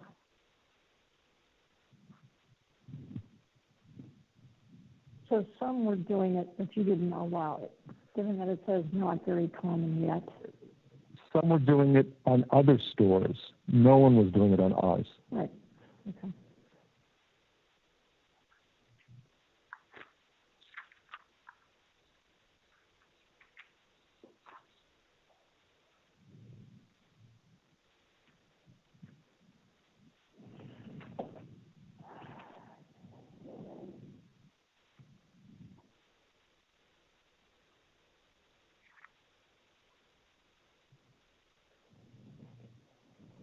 So if you look at slide 17, or page 17 rather, of exhibit TX0888, Yes. under Mega Man 9, this is in relation to the Nintendo Wii device and store, correct? Yes. And there it references developer implemented in-game store, correct? Yes. And then if you look at slide 18 regarding in-game commerce on Xbox 360 and PS3, Yes. there's a reference to Rock Band 2, and Mr. Okamoto references in-game commerce as leverages billing infrastructure of Xbox Live and Sony PS3, correct? Yes. But this was not something that Apple permitted as of this date. That's right. We did not. And then if you could look, please, at slide 25. And this slide is entitled What Developers Are Asking, correct? Yes. And it identifies subscription. Is that right? Yes. And as of this date, did Apple provide subscription services? We did not. And then it also identifies what developers are asking, once again, in-app commerce. Is that right? Yes. And then if you look, please, at slide 27, which is a summary. Can you please summarize Mr. Okamoto's summary of what he was communicating to you all in December of 2008? Yes. The summary of this presentation was, first, that the model that the App Store currently supported, download and install, is still the same model widely supported also on consoles. Second, that the idea of an in-app purchase or in-game commerce is just starting to come to fruition, and there really wasn't anyone doing it systematically across their stores in a way to measure or benchmark against. And third, and most importantly, that the developers that we had spoken to, many here represented in the slide deck, believe that if Apple were to create a in-app purchase model, it would put us into a leadership position for an app store, and specifically for iPhone and iPod Touch. And around in this December 2008 period, was Mr. Okamoto an advocate for an in-app purchase capability? Yes, he was. And why was that? Well, he's responsible for our developer programs. His job is designed to work with all developers, support them, and advocate for features and capability in our engineering and our app store to support what they would like to do. And if you could look, please, at slide 29, or 088.29. Yes. And you see the heading, What Developers Want? Yes, I do. And then beneath that, there's a reference to APIs. Do you see that? Yes. Can you please describe what Mr. Okamoto was communicating to you here? Yes, he's proposing in this slide deck, not long after the store opens, that we create a set of APIs for developers to do in-app purchase as part of our iOS operating system and store program to support developers to do in-app purchases. Is he testifying? Mr. Okamoto? No, Your Honor. He may be in through deposition designations. I don't recall with certainty. Okay. He's retired. And under the APIs, Mr. Schiller, the first is scalable. Do you see that? Yes. And what's that a reference to? Well, we want to make sure that this isn't a small solution just for a few developers, but something that can be used by all developers. And the second is micro per cents to macro per dollars price points. And what do you understand what that means? Yes, there were different needs by developers, and some needed not only to have an in-app purchase at a full dollar amount, but to have microtransactions. I think that's a common term in this industry. And for that, we also, it's not here in the slide, but we started talking about the idea of intermediary currencies. That an in-app purchase can be either for immediate purchase or to put in an amount that can then be used for micro purchases. And does that morph into things like V-Bucks in the future? Exactly. And then there's a discussion of billing. What did you understand developers to want in that regard? The API that we create for in-app purchase to manage the billing of that and payment of that transaction. We've heard Epic suggest that they would like to handle that. Obviously, Epic is a very large company. To your understanding, was having this function handled by the App Store important to smaller developers? I think it's important to many developers, but particularly small developers. And then there's a reference to subscription services, which will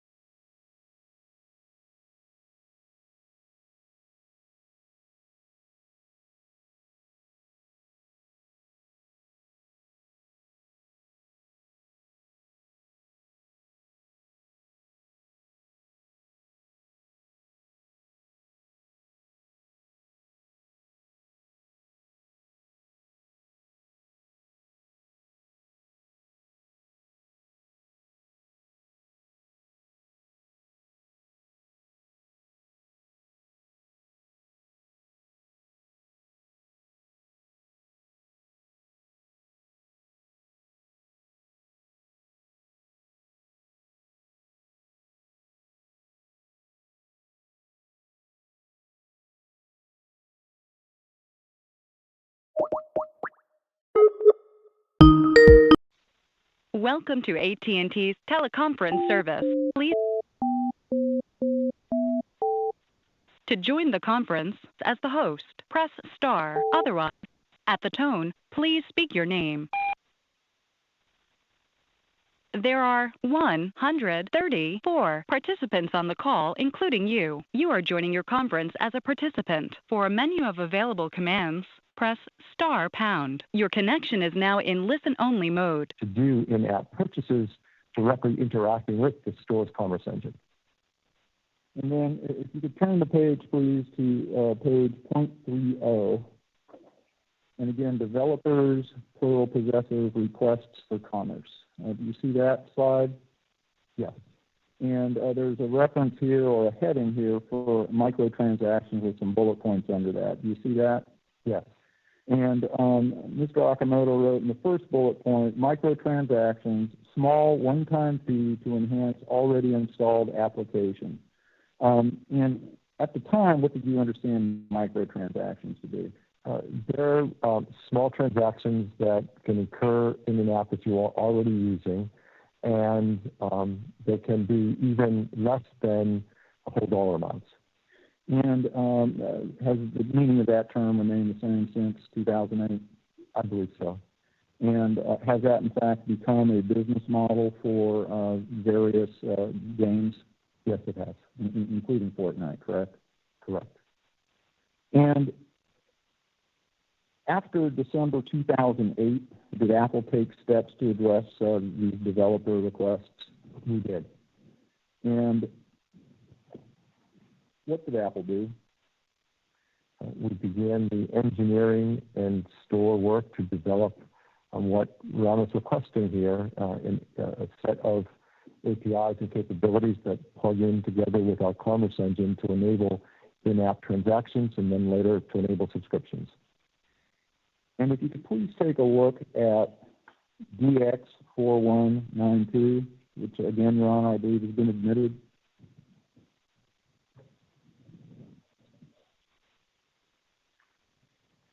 Oh, 4192, let's see, not on my list. 4192. I don't see it on either list. Okay, I'll move it in then, Your Honor, once we have it established. Oh, I'm sorry. Apparently, Your Honor, the same document is. Oh, I'm sorry. It was entered by the expert stipulation on May 12th, docket 635.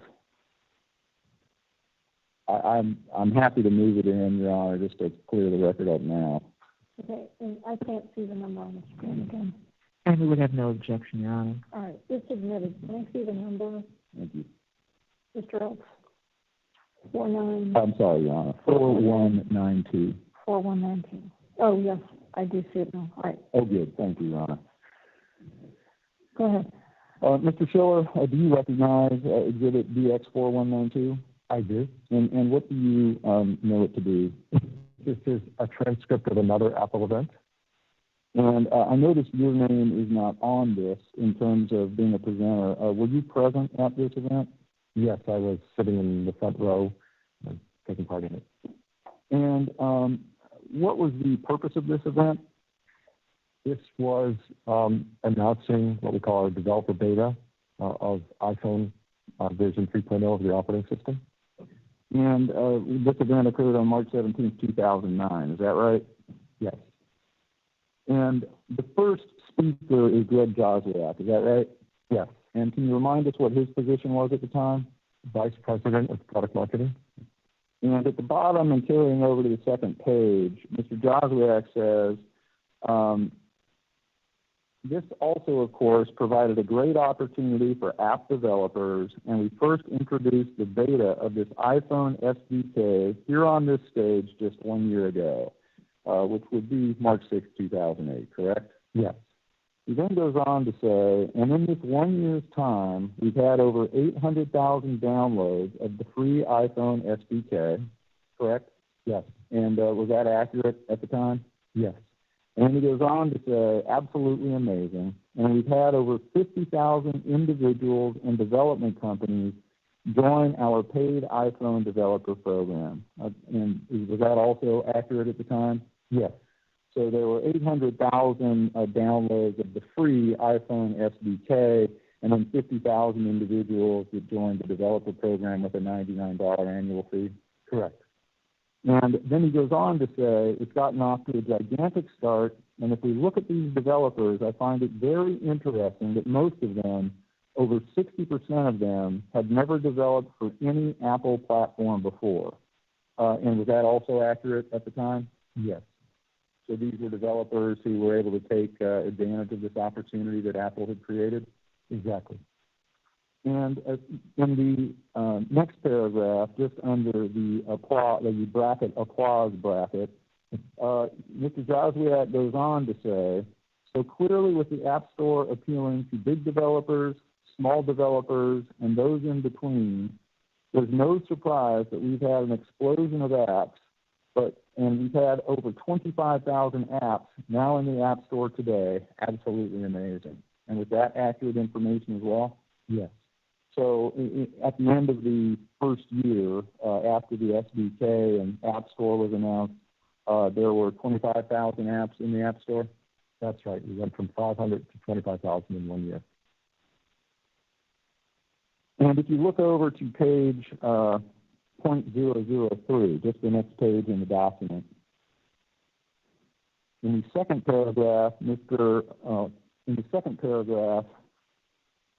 Scott Forstall states that over 800 million applications have been downloaded, and we've gotten so used to calling those apps. Those are apps, right? Yes. So over 800 million apps have been downloaded, and this is amazing. And it's the best way ever for developers to get their applications out to our collective tens of millions of users. And was that an accurate number, the 800 million downloads after 1 year? Yes. In fact, in reference to the tens of millions of users, if you go back to the first page of the same exhibit, in the third paragraph, you see that Mr. Joswiak says, and before we ever shipped our first iPhone, we set a very aggressive and public goal that we would sell 10 million iPhones in our first calendar year, calendar 2008, and we blew that number away. We sold 13.7 million last year in calendar 2008. And is that an accurate figure? Yes. And in the next paragraph, he states, and if you look at our iPhone sales from the time that we started shipping in June of 2007 through the end of this last calendar year, you see that we have sold 17 million iPhones. And is that also an accurate figure? That's correct. And that would be through the end of 2008? Yes. And then in the, again, back to page 3.003, in the third full paragraph, which begins with, but we've been listening, do you see that? Yes. And Mr. Forstall says, but we've been listening, and some developers have come to us saying that there are other business models they'd love to support for their applications. You see that? Yes. And he says, for instance, subscriptions, correct? Yes. And then further down in the paragraph, Mr. Forstall says, there are game developers who would love to add additional levels and be able to sell game levels right from within the game. And there's a lot of other new content that developers like to sell inside an application. Was that a statement that Mr. Forstall made back in March 2009? He did. And then further down in that same paragraph, he announces, I'm happy to say that we are supporting all of these additional purchase models in iPhone 3.0, and we are doing it with what we call in-app purchase. And was that also an announcement that he made back in March 2009? Yes, he did. And was this... Your Honor, can I just say just one objection? This is hearsay, and it's no problem if the witness adopts the statement, but to the extent he's adopting a statement of another, it would be hearsay, Your Honor. Well, first of all, Mr. Schiller, was this document created by Apple in the ordinary course of its business? Yes, it was. And is it the practice of Apple to maintain accurate transcripts of its various product launches? Yes, we do. And does this accurately reflect what was stated by Apple personnel in the public launch of these new offerings? Yes, it is. And do you know, sir, the statements in this document to be accurate? Not only do I know that they were accurate, I took part in the writing of the event of what these presenters presented. I took part in the rehearsals and reviewing everything they said. I was an active participant in putting on the events where these statements were made. Yeah, I would suggest, first of all, this is a business record, and secondly, the witness is testifying independent of the document. Your Honor, since he's now testified independent of the document, the objection is withdrawn. It was only when he was adopting Mr. Forstall's statements. All right, accepted as a business record. Thank you, Your Honor.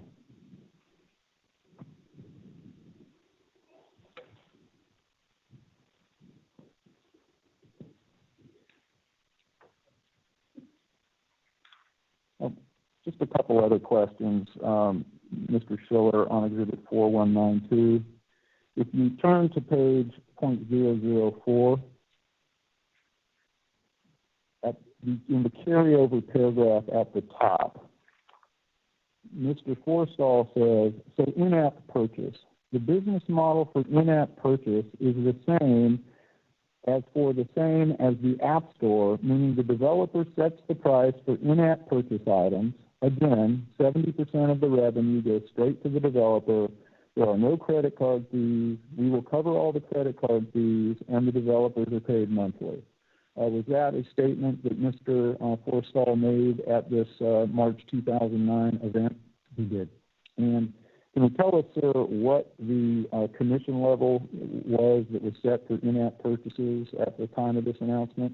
It was 70-30. As for previously set for paid downloads? Exactly. And that was made public and announced at the time that IA purchases, that the company stated that in-app purchases would be facilitated. Is that correct? Yes. And then in the next paragraph, Mr. Forstall says, now, to keep the model simple for the consumer, this is for paid apps only. Do you see that? Yes. And is that how the in-app purchase feature was initially offered by Apple? Yes, that's how it began. And did that last very long? Not too long in the grand scheme of it. And was that within a few months changed to apply to apps that were free download but then had in-app content? Exactly.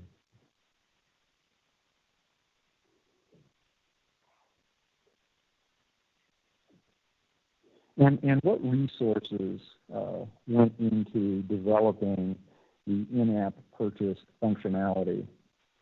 It took work from our software engineering team to create the APIs and support it with our toolkits. And it took work from the App Store team to build a store component of it with the Commerce Engine. And did any of the software engineering, was any of that charged to the App Store? No. And did the development of IAP facilitate a new business model called freemium? It did. And can you describe what freemium is? It's a user downloads an app that's free to start to play or use, and then has the opportunity to make purchases within that app, within an app purchase, that's technically what's called a freemium app. And while we're defining our vocabulary here, are you familiar with a business model called premium? Yes. And what is that? What Mr. Forstall was describing here is that's an app where you pay up front and still have options to buy other items or services within it, and that's called premium. And what is the business model of Fortnite and Epic? I believe it's freemium. And what percentage of game apps on the App Store today use the freemium model? I believe it's 17%. And are the majority of the balance of games free? Yes, as you said, approximately 75% of the games are free. So that means something less than 10% are either paid downloads or a premium model. Is that fair? Yeah, I believe approximately 6% are paid, and then the balance are premium or subscription. So you said 75% of the games. So are we talking about, with these percentages, just games, or are we talking about all apps? I'm sorry, just games, Joanne. And why, sir, based on your experience, would a developer use a freemium model rather than a premium model? One of the very important things we discovered in building IAP and then the rollout by developers using it for freemium is that on average, we saw that a developer would increase their customer base tenfold by going from paid to freemium. And so the net effect of the freemium model is to attract a significant amount of new players? Yes. And we've heard about IAP described now as this in-app purchase business model. We've also heard of it referred to as a functionality that Apple provides. Do you have those two kind of different uses of the term in mind? Yes. And you mentioned earlier what you call the commerce engine at Apple. Can you tell us what you were referring to? Yes, the App Store is built with a commerce engine that handles many of the responsibilities of functioning and securing the App Store. And as I look at it, IAP is one of the features that works with that commerce engine. And what else is the commerce engine used for? And for example, the paid downloads go through the commerce engine? They do. And the free downloads go through the commerce engine? They do. If they're free, why do they go through the commerce engine? Well, you still want to make sure you have a valid developer, safe developer account. You want to make sure you have a valid user. We still protect our developers from fraudulent users, even if they have a different business model like advertising. We worry about the transaction and the download of that application and to make sure that when you later look at the App Store, the list of all the apps you've acquired, even the free ones are listed there. The Commerce Engine provides the information to support that. So there are many functions that the Commerce Engine supports, even for free apps as well as paid apps. And how do the IAP APIs relate to this overall Commerce Engine?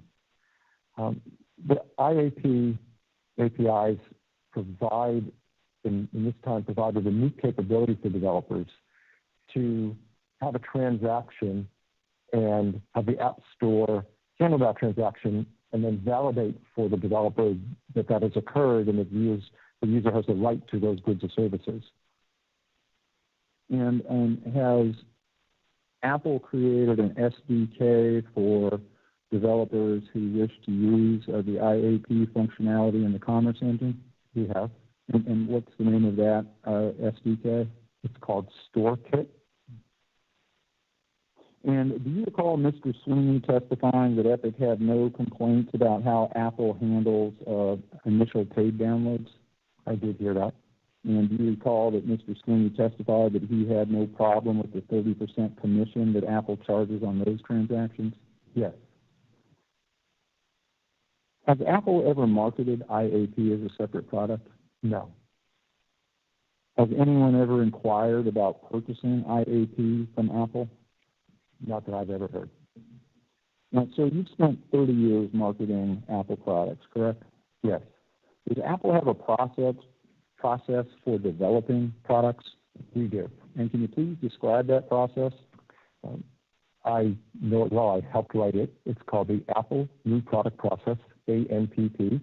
It's an ISO, industry standard process, which is important when we do business with governments and other institutions. And Apple New Product Process defines every product we do with a rigid process for the people who need to be involved in creating a product and the phases every product goes through from concept to final production and delivery. And so we have a formal process that every product must go through. And have the IAP APIs ever been put through a process, anything like that? No. So is IAP a product? It is not. What is it? It is a feature on our commerce engine for the App Store. And do the IAP APIs interact with other elements of the commerce engine? Yes, it does. And can you give us some examples of that, please? Some of them are, as I described, it needs to know that you have a valid developer. It needs to know that you have a valid user, worries about the protection of those accounts. It needs to handle those transactions, and all of that is supported by the commerce engine. It needs to understand if there's been a refund to a user and whether it's still available to use those services, and many other functions as well. And we've heard talk at various times here about things called parental controls and things referenced as ask to buy. Are you familiar with those? I am. And do the IAP APIs interact with those functions in the commerce engine? Exactly. The commerce engine provides the ability to handle things like ask to buy that you want to set up, that you have to be asked each time you make a purchase to protect your purchases. And that commerce engine provides that capability to all the payment choices, data download, in-app purchase, subscription. Exactly. And do the IAP APIs interact with any fraud checks within the commerce engine? It does. And can you describe that, please? Well, we have a team that manages looking out for fraudulent transactions, fraudulent credit cards, fraudulent trends from users or developers, and tries to protect those transactions from occurring before they happen if they can. And how do they do that? In other words, what are they looking for? They're looking at a lot of sources of data. They use machine learning models to project trends in major transactions as they're occurring and understand a number of variables that detect whether a transaction is fraudulent. I'm not an expert in machine learning for fraudulent transactions, but we have a team of people that's what they provide to the commerce process of the App Store. And is having a large data set helpful in that process? Absolutely. There are things you can't detect or see unless you see a large number of transactions coming from a user population or geography or across multiple applications. And if IAP or the administration of in-app purchases now, moving away from APIs and back to this concept of in-app purchases, if they were administered by different developers on different platforms in different places, what would the net effect be on the size of the data set available to Apple to evaluate fraud patterns? Objection. Which objection? Your Honor calls for speculation. Like foundation systems. It's also leading. Does IAP work like that? Could Apple collect a commission without IAP? Not that I can think of. Does IAP actually perform the actual payment processing function? No. And who does that? We do business contract with payment providers like Visa or Alipay, or even carriers do payment processing. And does Apple pay the charges related to that service? We do. Has Apple ever charged developers separately for IAP? No. Let's talk about refunds for a moment. We've heard some testimony about how Apple requires that it handles refunds related to in-app purchases. Do you call that topic generally? Yes. And is that accurate? Yes. And why does Apple have that requirement? Well, we have a lot of customers of the iPhone and the App Store, and many of them want to call Apple. They've gotten the app from the App Store. They've taken the purchase through IAP, and they want to reach out to us when they have a problem with the developer and want a refund. And how many people within Apple are there to help facilitate refunds? 5,000. And what area of Apple do they work in? They work in our Apple Care support team. And has Apple taken any steps to increase the visibility to developers in the refund process? Yes, we have. Can you describe that, please? We get feedback from developers about ways they would like the refund process to improve. And last year, we rolled out a new feature to help developers with one of the big requests, which is to help minimize fraudulent transactions with refunds. So you might understand that as a developer, you provide a service to a user and they pay for it within that purchase. But then if they go to Apple and ask for a refund, they've no longer really paid for that service, but the developer has to continue providing it. And so developers asked us how do we know if somebody has been refunded? We don't want to keep providing that service. So we've created a mechanism in our APIs to support that communication. When is that? When in 2020? At a developer conference last summer. And let's start that. And let's turn to subscriptions. Could users purchase subscriptions through the App Store when it first launched? No. And we've seen a reference to developer requests for subscription services, correct? Yes. And what was it that developers wanted in regard to subscriptions? Well, many developers have products and services that have an ongoing need for revenue stream with them. It could be as simple as a content service, like music streaming, or it could be you're a developer who is providing an app and you're going to continue to engineer updates for the customer and you think those updates are worth getting paid for on an ongoing basis. And did Apple respond to that request? We did. How? Well, there were two steps to it. We had in-app purchase. And in that purchase, developers were using them for what's called non-recurring subscriptions. An example would be the Major League Baseball app. I could use an in-app purchase to pay for this season, but at the end of this season, it expires, I have to pay again. So it's a subscription, but it doesn't recur. That was step one. Step two, we rolled out subscriptions, and with subscriptions, we added a feature where that in-app purchase now can automatically renew. And so developers needed a range of tools for that, like the ability to say, what's the price for a weekly, a monthly, or an annual subscription, and a number of other features as well. And when were subscription services first offered by Apple through the App Store? I believe that was 2009. Did it refresh your recollection if I were to say 2011? There goes my number. Yes, 2011 is probably more accurate. And are you familiar with something called the reader rule? Yes. And can you describe what the reader rule is?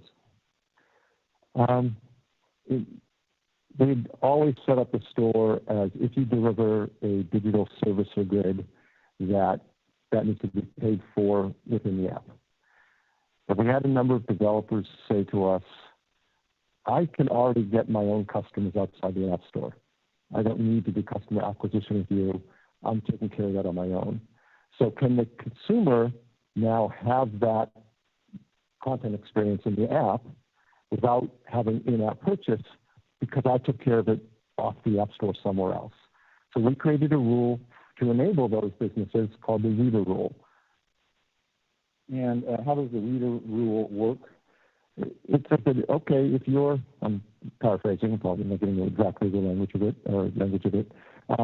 If you're acquiring a customer on your own and don't need to do that in the store, you can do that, and the user can just, for example, log in with their account and get access to all the content and digital services that they paid for. And you're agreeing that you don't need to do that for the store, so there is no IAP, and that's the legal rule. And does Apple receive any commission or other compensation for those subscriptions? We do not. And when was the reader rule put in place? It was, oh my goodness, it's been a long time now. It was about 2009, perhaps. And we heard testimony about how an iOS device user might manage a New York Times subscription. Do you recall that topic generally? Yes, that was mentioned. All right, so let's walk through a couple of scenarios. If someone subscribes to the New York Times through the New York Times website, how would they manage that subscription? Well, if you paid for a New York Times subscription to receive digitally on their website, when you download the app and log in through your account, you can now get that content from the New York Times. And if someone were to open a New York Times subscription through the App Store, how would they manage that subscription? Well, now you're purchasing it in the app, and you're doing it through the App Store with in-app purchase and subscriptions, and you can manage that within the App Store. And if someone were to want to change from an iOS device to some other device, say a Samsung Galaxy smartphone, what would they do regarding their New York Times subscription? So what happens next? Objection to the form, Your Honor. Foundation. Overruled. What happens next is up to the developer. The New York Times can have a log on and know that you have paid for access to the content, and even if you switch device, give you access to that content again. And worst case scenario, that is not available. What would the subscriber do? Well, in that case, you would cancel your subscription on the iPhone on our App Store, and you would start up a new subscription on your account on your other device.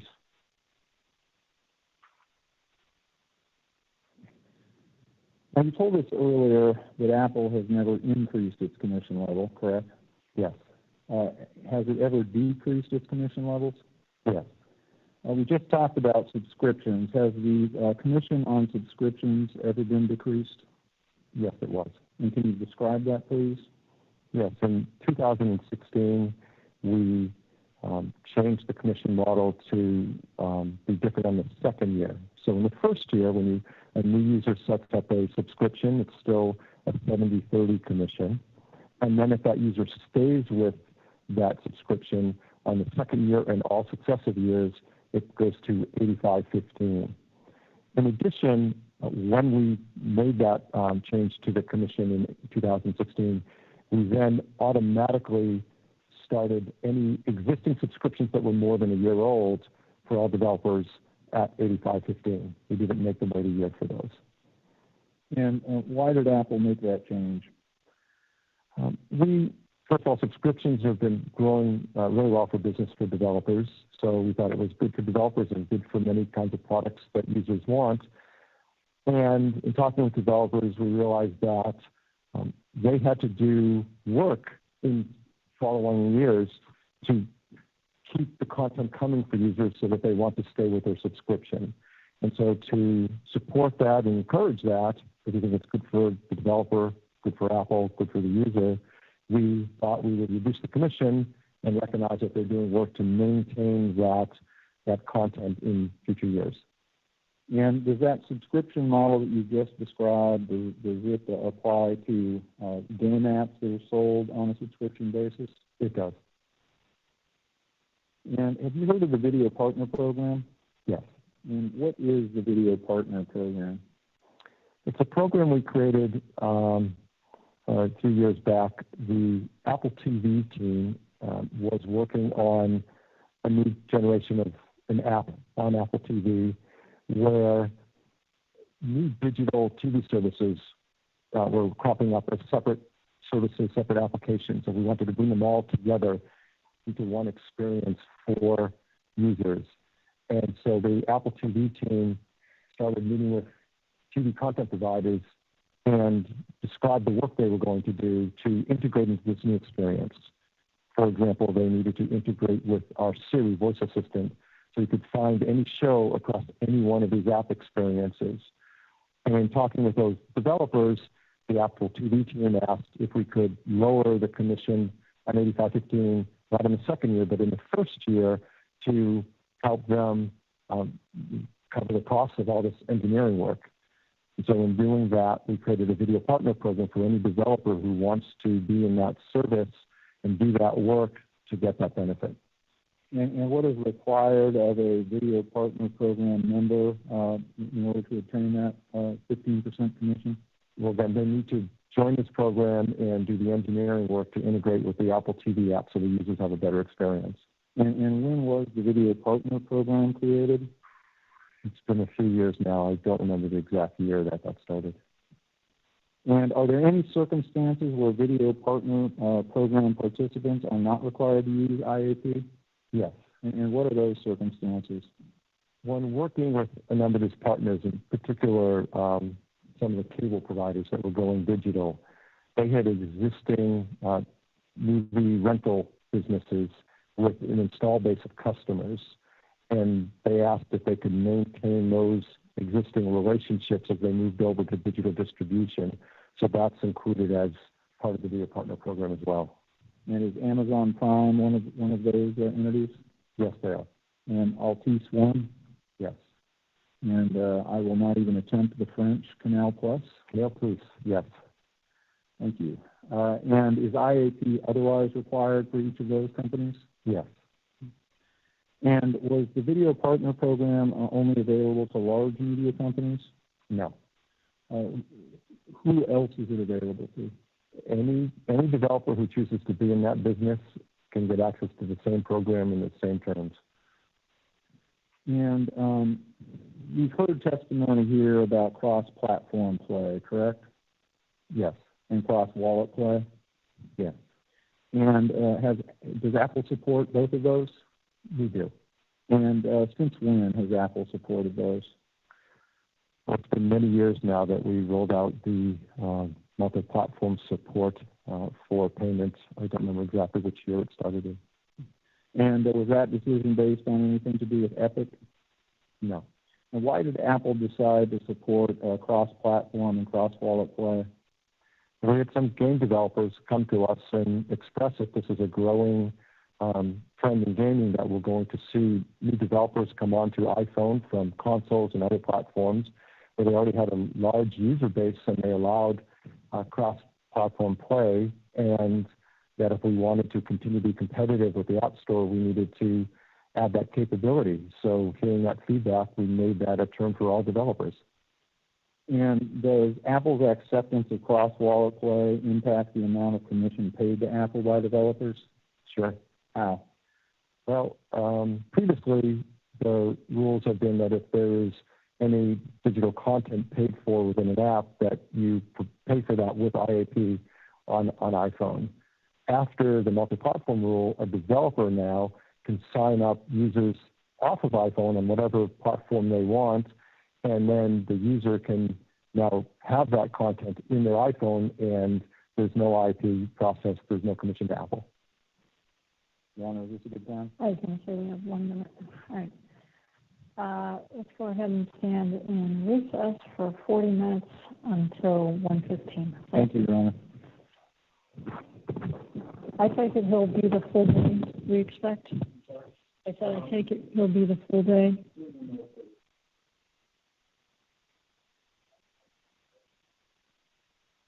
Okay, thank you.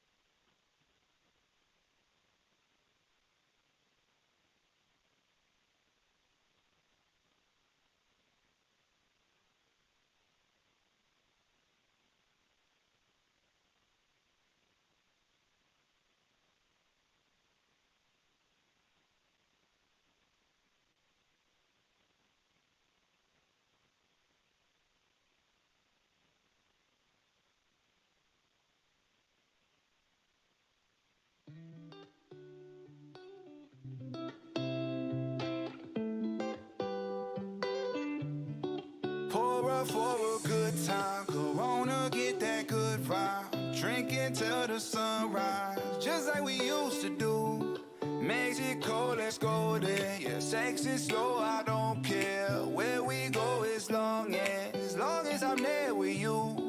Just like we used to do. Still tired like your friends, what we used to do. Yeah. I say the feeling's mutual. Distance between us dissolves when I fly over. Pull up, shotgun, sitting wide open. Hop in, tell me how your life been. Used to talk every day till the night's end. Been a year now, I'ma need the whole school. You thriving, update me on them goals too. Yeah, I could listen to you forever. Filling up a few of them strong, never let them take us anywhere they plan to. Don't jump the gun, but when we sippin' something, you already know what's up. Lean back, I'll take you where we used to go. We both familiar on what the future holds. Bottoms up for the time that we wasted. Later we got reacquainted. Pour up for a good time. Corona, get that good vibe. Drinking till the sunrise, just like we used to do. Mexico, let's go there. Yeah, sex is slow, I don't care. Where we go as long as I'm there with you. Just like we used to do. You work hard, you need a vacation. I take your lifestyle, rearrange it. Put you on a plane with a destination, a white sand. All this funded off a mic stand. My right hand, I'm catering to your life. From the room, see the waves to the shoreline. Skin tan, you blended with the locals. Burn bread on you, something we could toast to. I'll promote you, show you to the universe. Got a couple on reserve, but you was first. Yeah, always have, always will be.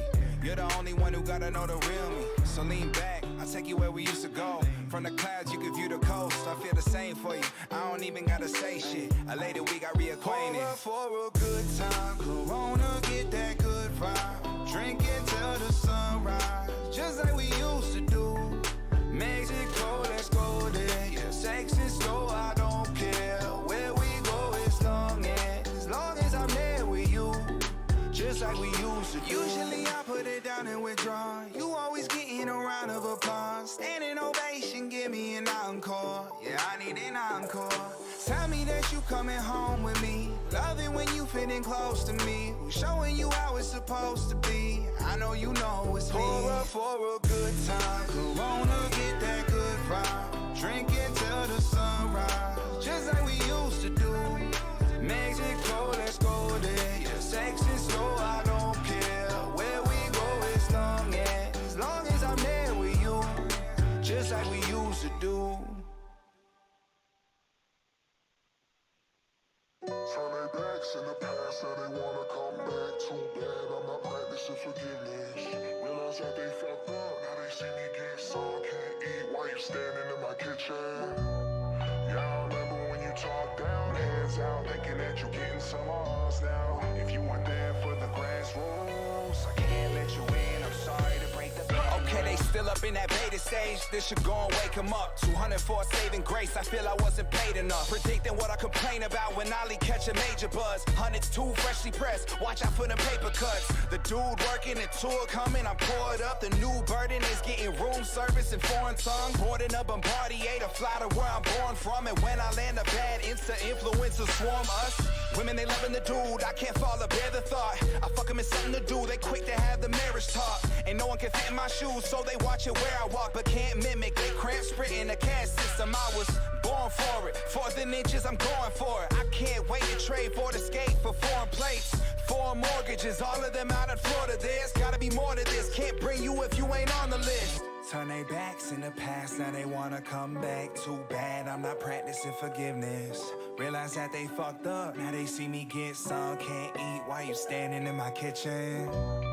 Yeah, I remember when you talked down, hands out, thinking that you getting some odds now. If you weren't there for the grass rules, I can't let you in, I'm sorry to break the bad. When I get a mansion up in the canyons, I'ma go pass the shit to my dad. I'm putting my mama on the yacht, putting Sebastian up in the fastest with the jag back to Jacksonville. Get Stephanie Cabal, cause when I'm on and I don't give a fuck, I'll definitely need it all. Not just talking, I got a knack for making it come to fruition. Came in thinking you get famous, boy, I've come to do business. Seen a ton of all of it happen, they only fuck if you win.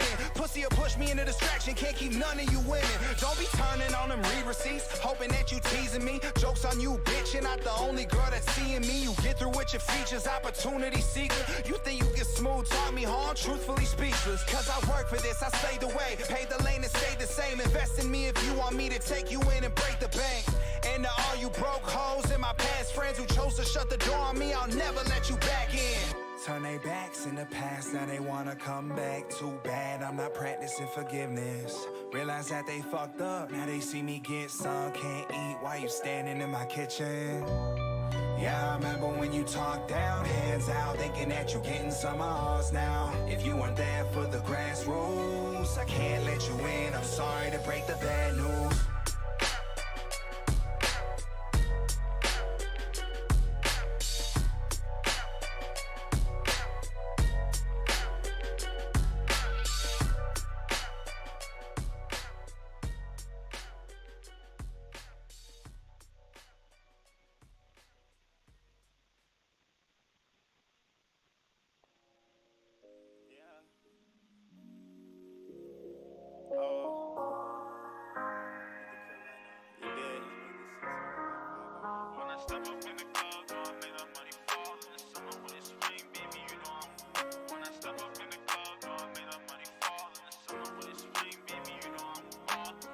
Fall in love cause I end up getting fucked. And the scars too deep, so I ran all out of trust. And you say you ride or die, yeah. So what happened to us? I just kept on getting hurt, so I stopped giving a fuck.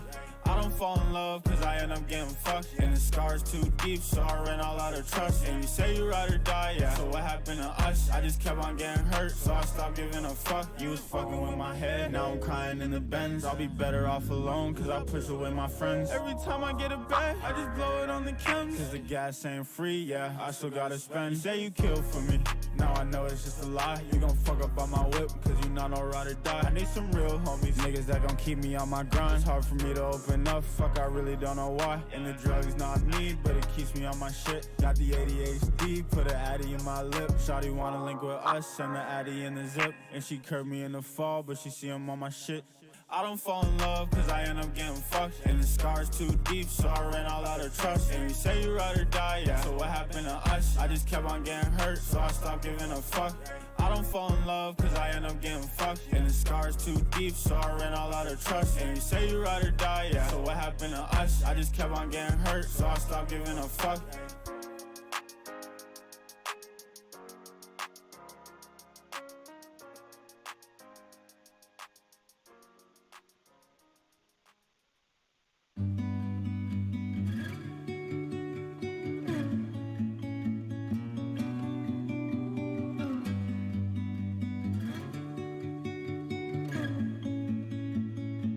I lost myself that night, I threw it all away. Those are the things I've created. Then I went and caved and I'm a mess right now. My heart is in two places, half is back at home. The other's off and racing. I've been running and running and running and running away. I know they'll catch me running and running and running two opposite ways.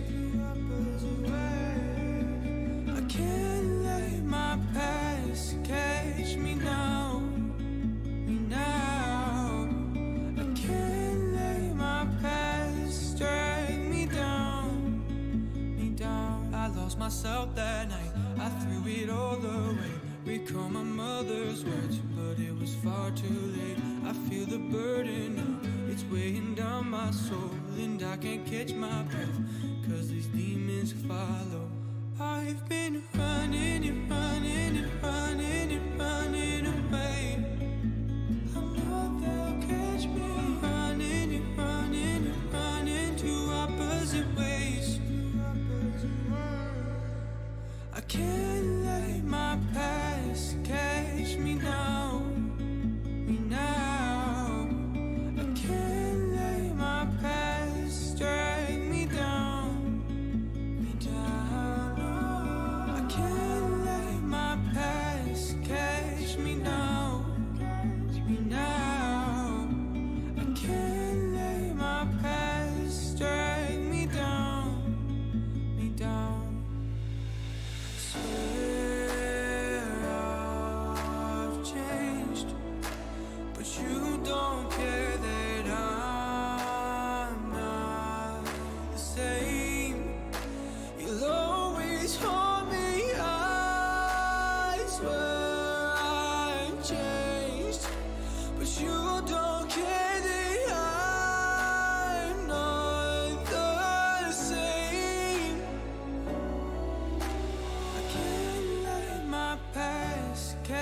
catch me now, me now.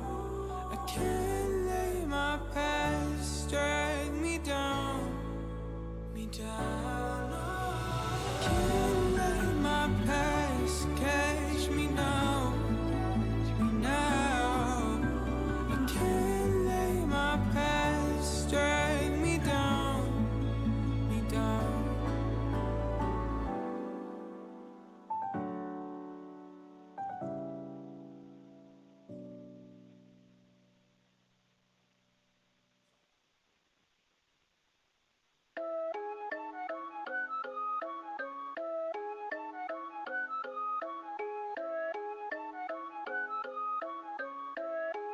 Aye, what? Counterfeit. Guess it from the thought of it. People fake. Think they need to start a kid. Tryna be real. This right here to start a kid. Pick the grind. Look like I just started it. Counterfeit. Guess it from the thought of it. People fake. Think they need to start a kid. Tryna be real. This right here to start a kid. Pick the grind. Look like I just started it. Roll one, if your dog hold you down, do not take it for granted. Get a credit out if it's both of you that planned it. If you got some bread, they should not be empty-handed. If your homie winning, then you winning, understand it. Roll two, don't compare yourself to anybody else. These days, people wanna be anyone but themselves. All that picture posting and fake boasting really doesn't help. Push it to the side and make sure you focus on yourself. But sometimes it get hard. I just keep on working till we make it out of Dodge. People posting pictures, really, that's just a mirage. Real ones with me, I know we gon' beat the odds. Counterfeit, guess it from the thought of it. People fake, think they need to start a kid. Tryna be real, this right here to start a kid. Pick the grind, look like I just started it. Counterfeit, guess it from the thought of it. People fake, think they need to start a kid. Tryna be real. This right here to start a kid. Pick the grind. Look like I just started it. If somebody left me, I'ma let them leave. I just upgraded to a better me. Ain't no hard feelings, I'ma wish them well. You did me a favor, did it to yourself. Fake love come and go, especially when money grow. That's why I be staying low, keep it on the need to know. Fool me once, shame on me. Fool me twice, that don't happen. Say it did, must be capping. I don't let them catch me lagging. Cut you up, don't say I won't. Not afraid to say I'm wrong. Say you real, say you kill. Well, okay, I play it on. I don't care what they say. All I care about is action. Go and do what you do. Don't worry about their reaction. But sometimes it get hard. Facts. I just keep on working till we make it out of Dodge. Okay. People posting pictures, really, that's just a mirage. Real ones with me, I know we gon' beat the odds. Counterfeit, guess it from the thought of it. People fake, think they need to start a kid. Tryna be real, this right here to start a kid. Pick the grind, look like I just started it. Counterfeit, guess it from the thought of it. People fake, think they need to start a kid. Tryna be real, this right here to start a kid. Pick the grind, look like I just started it.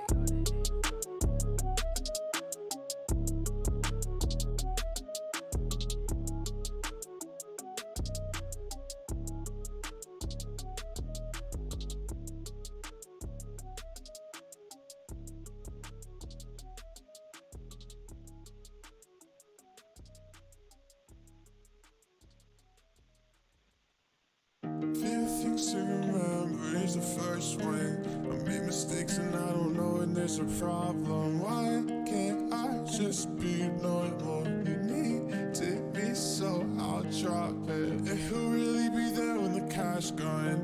I had a sister that wanted, I got none.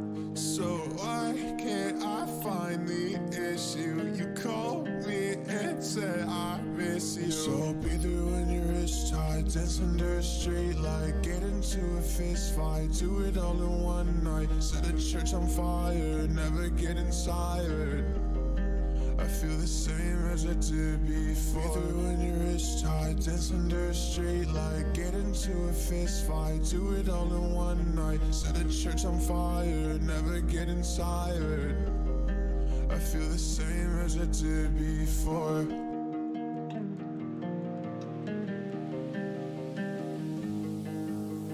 I haven't been to the doctor in a couple months, but I am sure that you'll adore me when I'm smoking all these runs. chance. If my arrogance will kill me, it'll kick me in the ass. Binging all these pills and then I'm gonna fucking crash.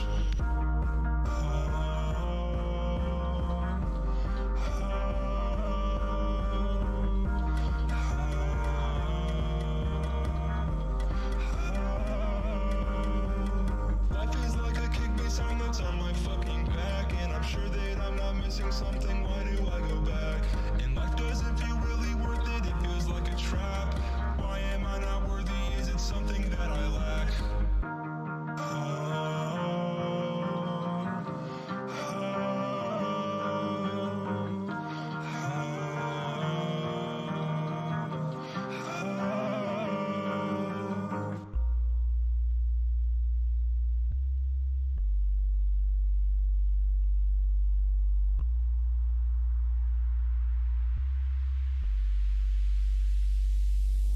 So be through when your wrist tight, dance under a street light, get into a fist fight, do it all in one night, set the church on fire, never getting tired. I feel the same as I did before. Be through when your wrist tight, dance under a street light, get into a fist fight, do it all in one night, set the church on fire, never getting tired. I feel the same as I did before.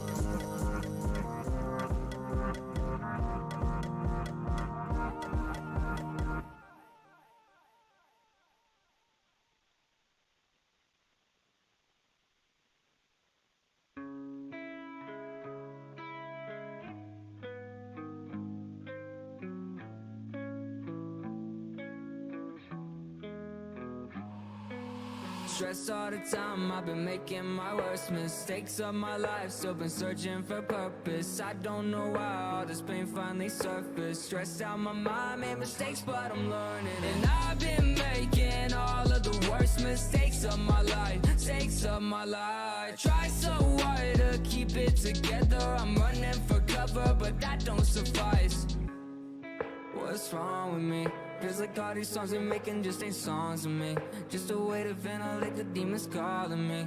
Just a way to keep me sane so they won't bother me. And I'm sorry I don't answer when you call me. I know you've been worried. Really nothing against you, just the way that I am. All the pain that I've been dealing with is gone in my head. No, pain goes on and on. I'm thankful, I'm so fucking grateful that I never let go. Screaming all these melodies inside of my head. I hope I hear them when I'm fading, racing thoughts in my bed. I'll make you proud, I won't quit now. When there's nowhere to run, I'll stand my ground. Oh, I've been down one too many times, but I'll fight till I can find the light. I've been there, done all that before. Don't care what's one more war. I'll be here if you need me, I swear. I drag you down, but I know you still care. And if you hear me, I'm so sorry. I'll be better in the morning. Pain goes on and on. I'm thankful, I'm so fucking grateful that I never let go. And I've been making all of the worst mistakes of my life. Mistakes of my life. Try so hard to keep it together. I'm running for cover, but that don't suffice. What's wrong with me? What's wrong with me? Pain goes on and on. I'm thankful, I'm so fucking grateful that I never let go.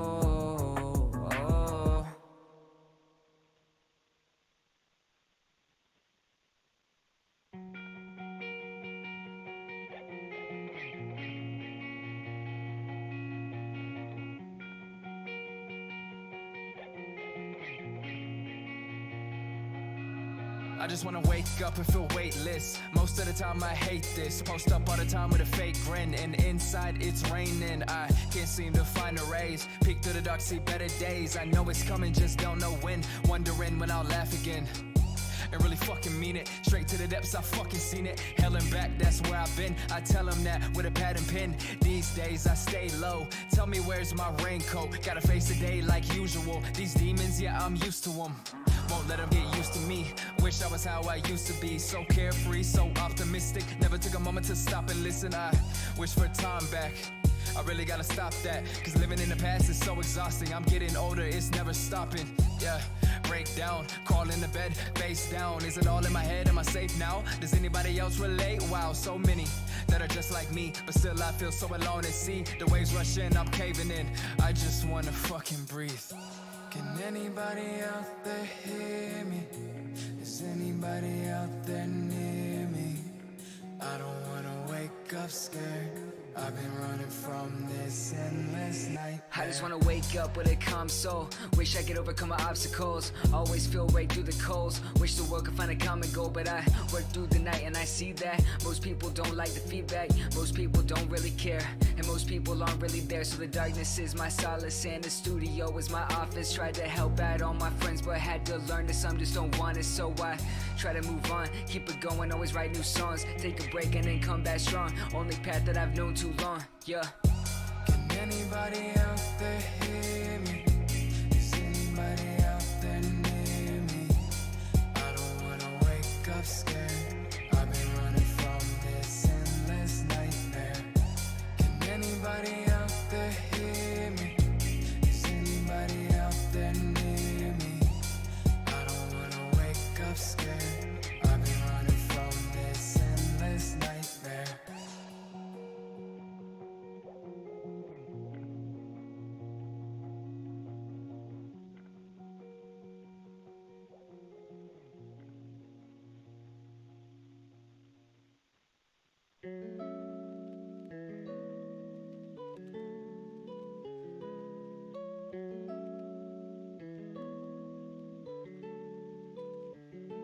I told you, get out of my face. I just need space, no more time to embrace. Beat me to the finish line, it's feeling like a race. Yeah, I'm moving fast, so you pick up. I told you, get out of my face. I just need space, no more time to embrace. Beat me to the finish line, it's feeling like a race. Yeah, I'm moving fast, so you pick up. I told you, get out of my face. I just need space, no more time to embrace. Beat me to the finish line, it's feeling like a race. Yeah, I'm moving fast, so you pick up the pace. And I don't know why I've been so down. Can you come right now before I go insane? But baby, don't lie to me. Baby, I could give you everything. Baby, you know I am the one for you. Yeah, do you remember the first time you fell in love? 'Cause I remember the first time you said you loved me. I told you, get out of my face. I just need space, no more time to embrace. Beat me to the finish line, it's feeling like a race. Yeah, I'm moving fast, so you pick up. I told you, get out of my face. I just need space, no more time to embrace. Beat me to the finish line, it's feeling like a race. Yeah, I'm moving fast, so you pick up. I told you, get out of my face. I just need space, no more time to embrace. Beat me to the finish line, it's feeling like a race. Yeah, I'm moving fast, so you pick up the pace.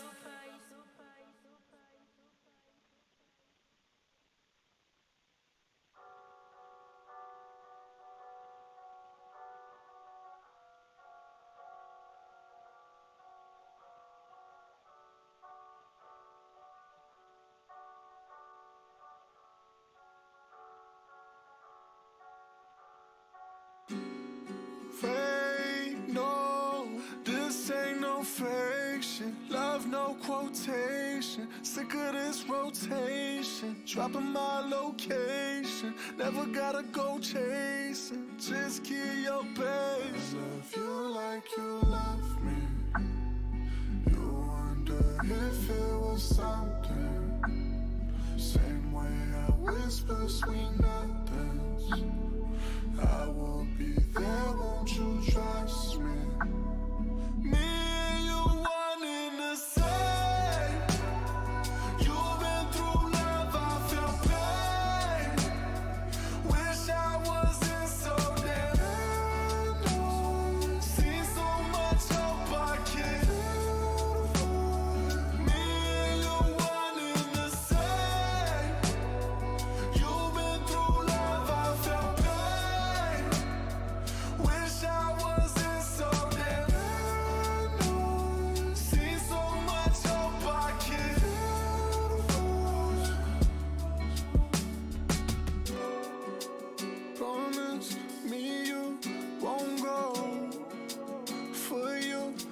think that I'm falling into love, and I know you're the one.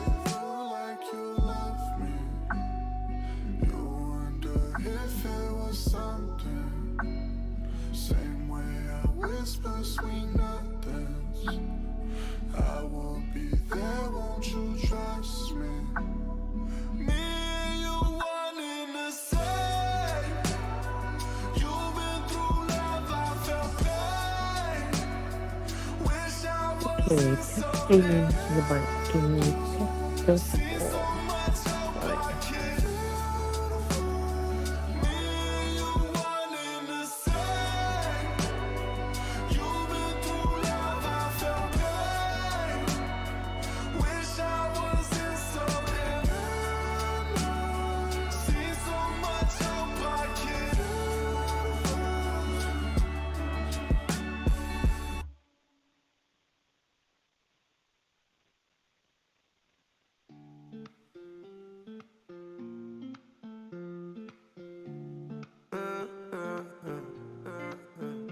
Baby, oh no, you burn my heart, you burn me slow. Took my oath, where we go, you jumped out the window. We're not alright, in my head I'm always down, but I'll be fine.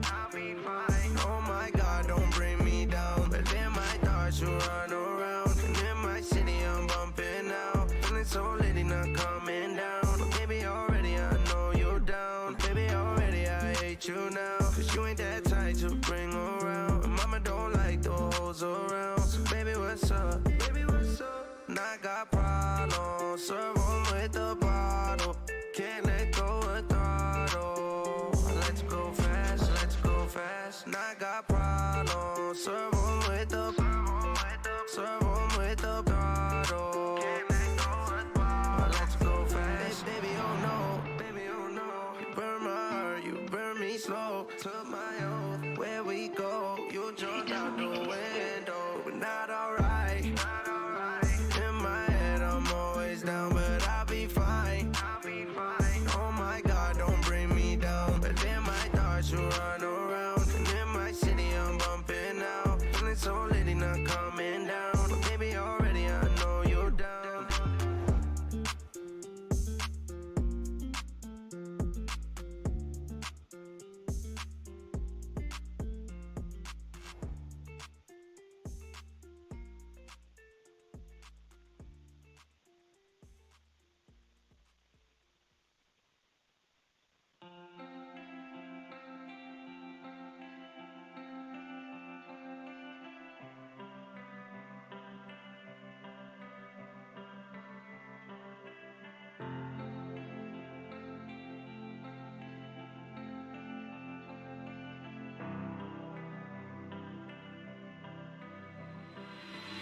I got too much on my mind right now.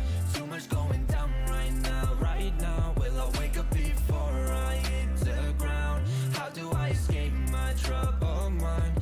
Need to slow it down right now. Kick it with some slate, just cool it down. I believe in me, myself, oh my. I'ma just do me, live my life. I've been losing in this face. My mind has got me losing my own race. If I moved, then would I get away?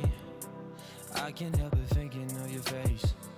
My head's been turning navy, I've been going crazy. I just need to get off this ride for a while. I've been going lately, spaced out, just faded. I think I need to go through each day at a time.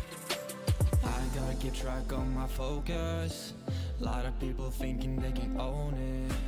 Girl, that's why you left, I saw your motives. Left me feeling dead, but hey, I chose this. Now I drink too much, need new doses. I will miss you, hope you get your roses. I'll keep writing down what my soul says, and try and let go of the old days. I got too much on my mind right now. Too much going down right now. Will I wake up before I hit the ground? How do I escape my troubled mind? Need to slow it down right now. Kick it with some slate, just cool it down. I believe in me, myself, oh my. I'ma just do me, live my life. I would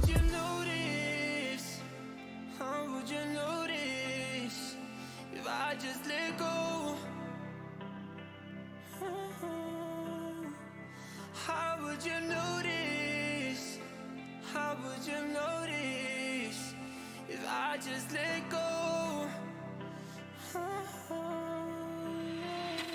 How would you notice? How would you notice if I just let go?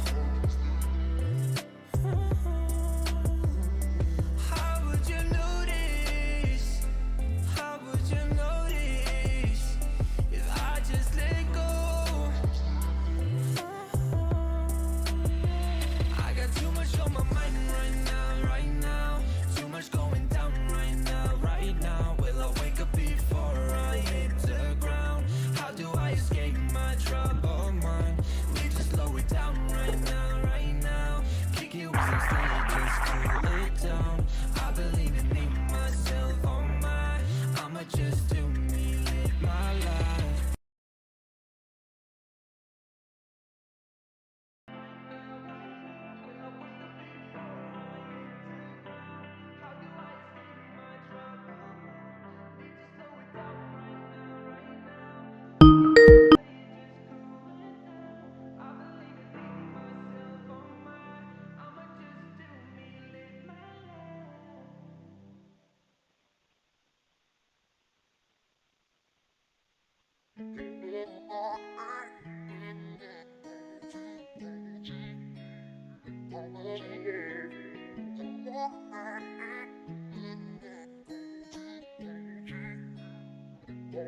Tells me I don't know love. You don't really treat me like you should. I say I know love. Be a better man, I know I could. I'm trying to grow up. Sorry for the hold up. Hate when you don't show up. Girl, it really hurts me when you say yeah. I've been working on myself lately, self-made and I felt crazy. Cause girl, I really wanna treat you right. And with this crazy life, I'm needing help, baby. And I've never thought about us giving up. Cause you are mine and now this is us. Feel I never seem to give enough, but I'm working hard to be rich as fuck. And I'm distracted browsing my phone. You hate the feels when you alone. I'm here but gone in my zone. You say you feel I'm outgrown. I hate the fact I never kept my promise to stay the same no matter what I profit. You say you miss the man you fell in love with, and it hurts to know you think I'm changing constant. I'm sorry, know this year has been up and down. I'm blessed that baby you love me. My emotions have shut down. She asking what the fuck are we? I hurt you bad, coming home for the worse than last. Ignore our feelings, then I turn my back, crying on the floor. She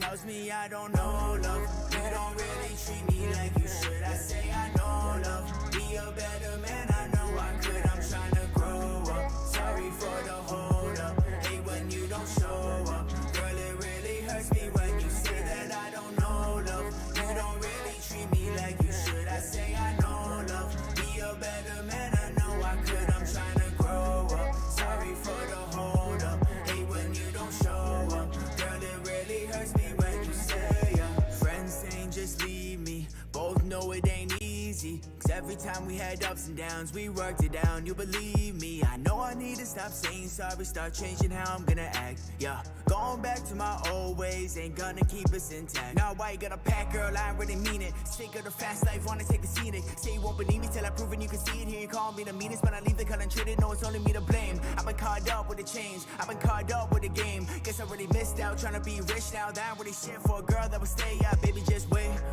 Know you upset, you don't trust that. I ain't gonna just break.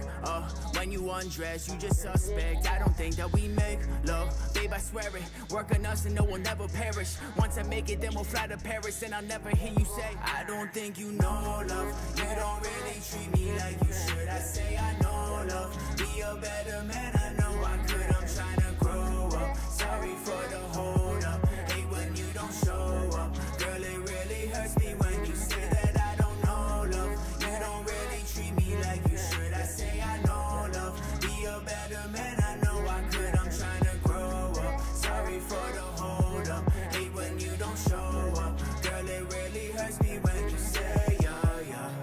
You don't know love. You don't know love. You don't know love.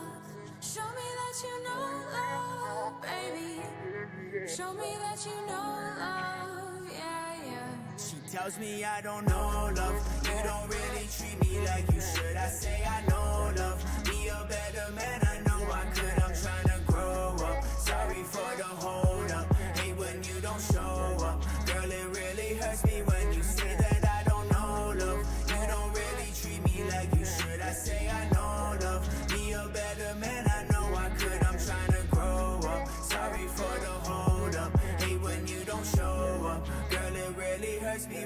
say ya.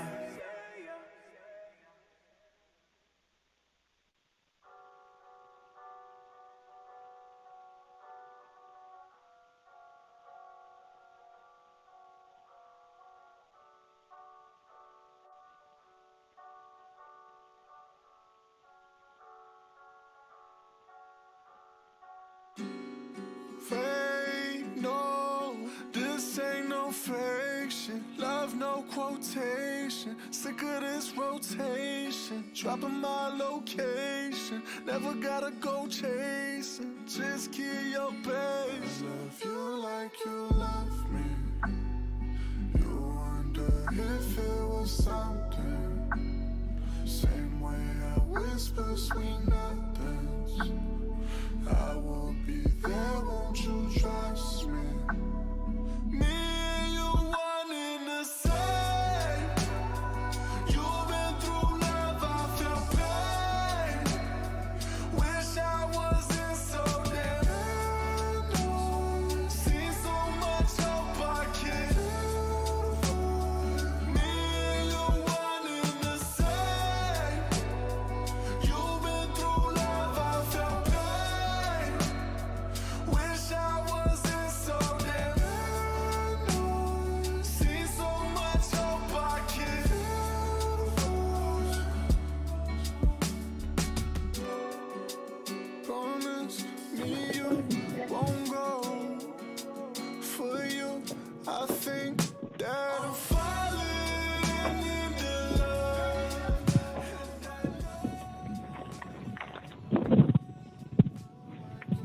Okay, we are back on the record. The record will reflect that Mr. Schiller's on the stand, Mr. Bourne is at the podium, Ms. Forrest is writing furiously.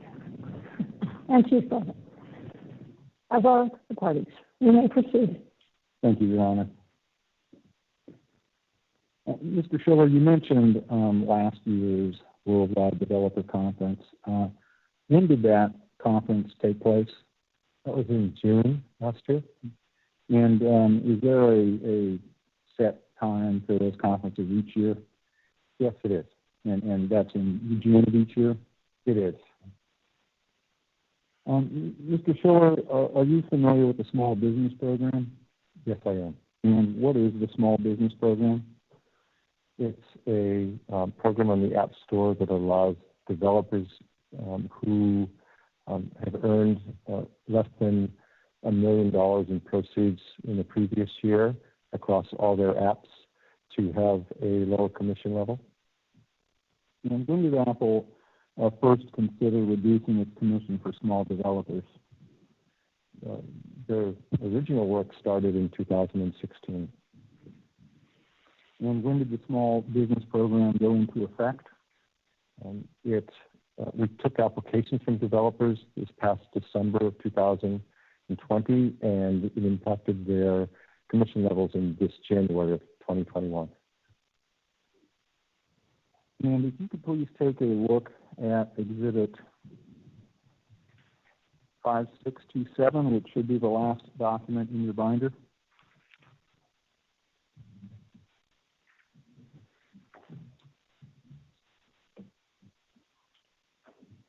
I see that. And do you recognize what this document is? Yes. And can you describe it to the court, please? It's an email discussion among a few of us working on a version of this program. Very line on this email, INRAE Indie Developer Program? Yes. And what's the date of this email? The newest email on this is June of 2018. And in the first email, the first two emails actually, you discuss the possibility of some of the commission payment being diverted, if you will, to search ads for the small developers, correct? That's right. Was that one proposal that you all considered over the time you were evaluating this? Yes, that's one I sent to the team to try to keep an idea going. And what other ideas were you sorting through during your evaluation period? We had talked about a couple of different approaches. One as a commission level based on what is we call an independent developer. That's why it's called an indie developer program. Another idea was, is there something we can do to specifically target startup developers, bring new first-time apps on the App Store? So we had a number of different explorations. And why did Apple introduce this program when it did? Well, I think there's a lot going on in the last year with the App Store, and certainly a lot of input and commentary about the App Store's commission level. And frankly, after 4 years of hearing about the teams trying to come up with a model, I felt it was time to just get it done and put it out there. And honestly, these are all, we can talk about all the reasons, but the number one important to me personally was the pandemic. Over the last year, I think a lot of us are concerned with small businesses in this country and how they all make it through and whether they'll succeed. And that was a personal motivation for finally getting this done. And was this lawsuit a factor in the decision? I would say it helped me get it done where for years we didn't, and it certainly, I would absolutely agree that it helped to get a program done that we wanted done, that was hard to get done. I wouldn't say why we did it, but it certainly helped. And by the way, when you say it's hard to get done, what sort of factors made it hard? There were concerns about fraud. First off, if we implemented it incorrectly, developers could do things with changing accounts, switching apps between accounts in order to manipulate the system just for a lower commission in ways that wouldn't be good for them, wouldn't be good for users.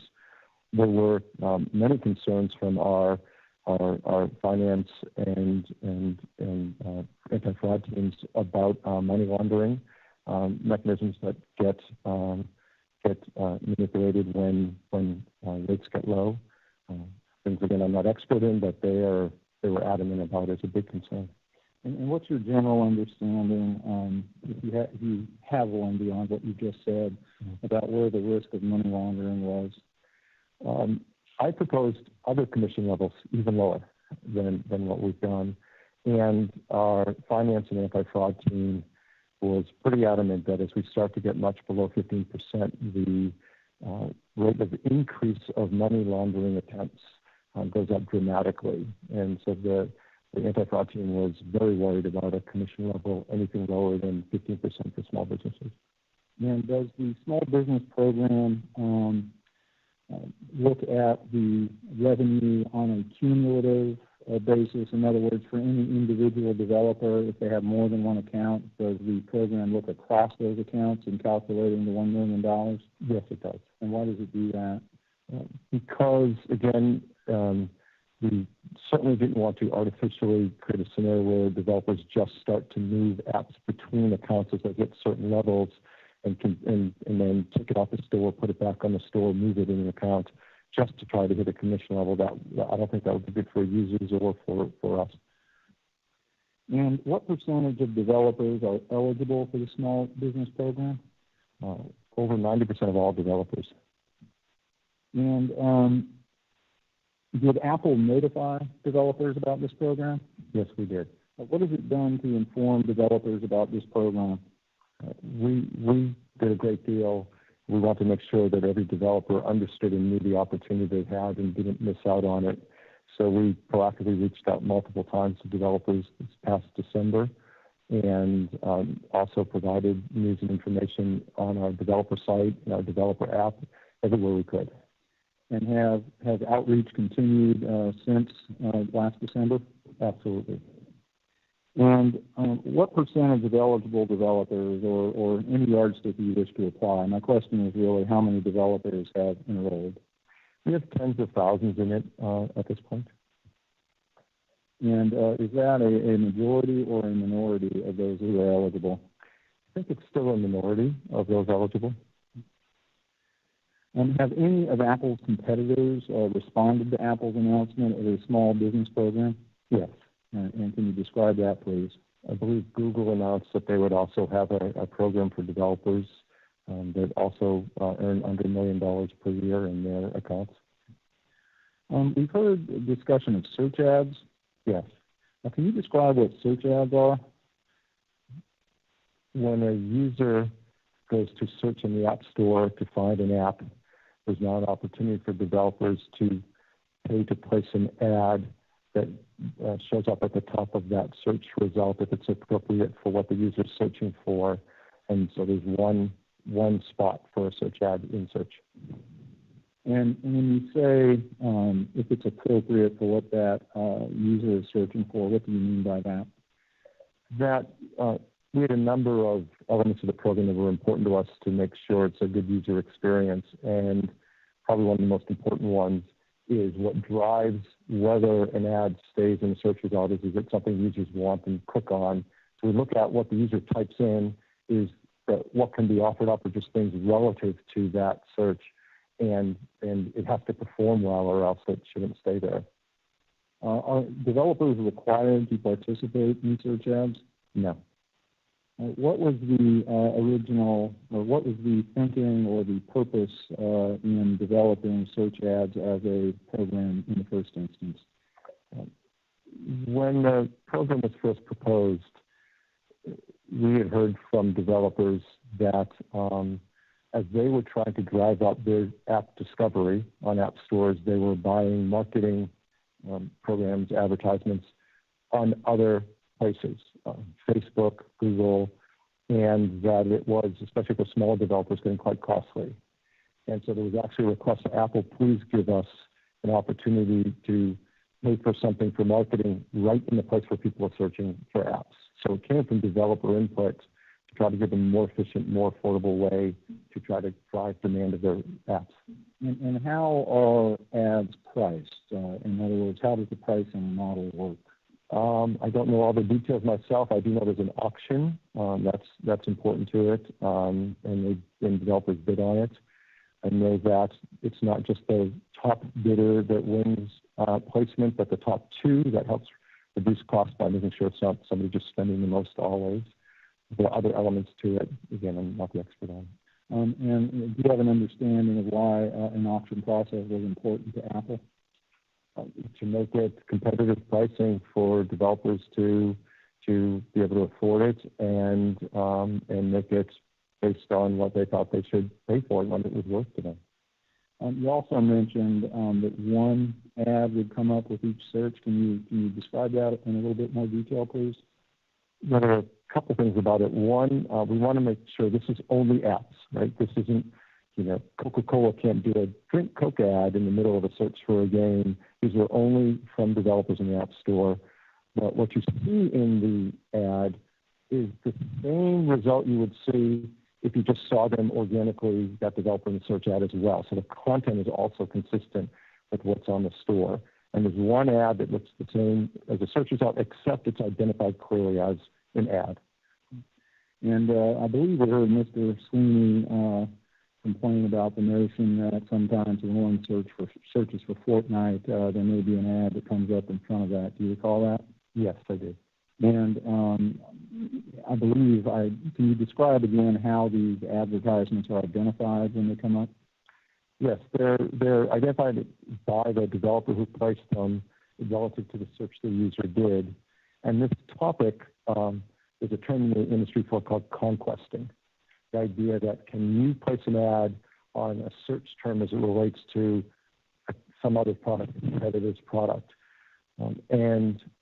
We talked a bit about whether that's something we want to enable or not.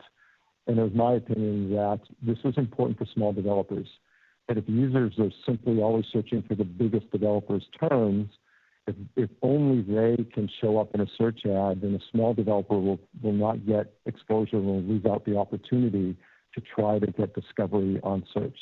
So I do think it's a feature to help small developers compete.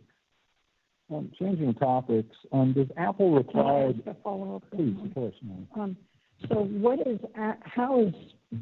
how do I know that Apple is fairly competing in that same market for search? I mean, does Apple just not compete? That's right. We do not allow search ads from Apple's products.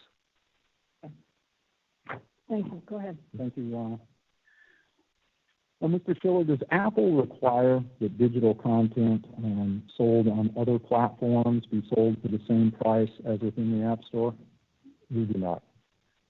Are developers permitted to set their prices as they see fit on any platforms? Yes, they are. And has Apple ever told Epic that it cannot charge less for V-Bucks outside of the App Store? No, we have not.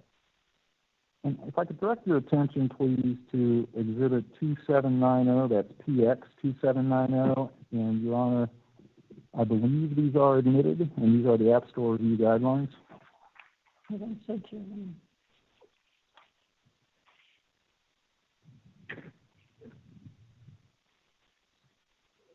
I see those. Thank you. Yes, sir. Thank you, Your Honor. Mr. Schiller, if you could please turn to page 2790.10.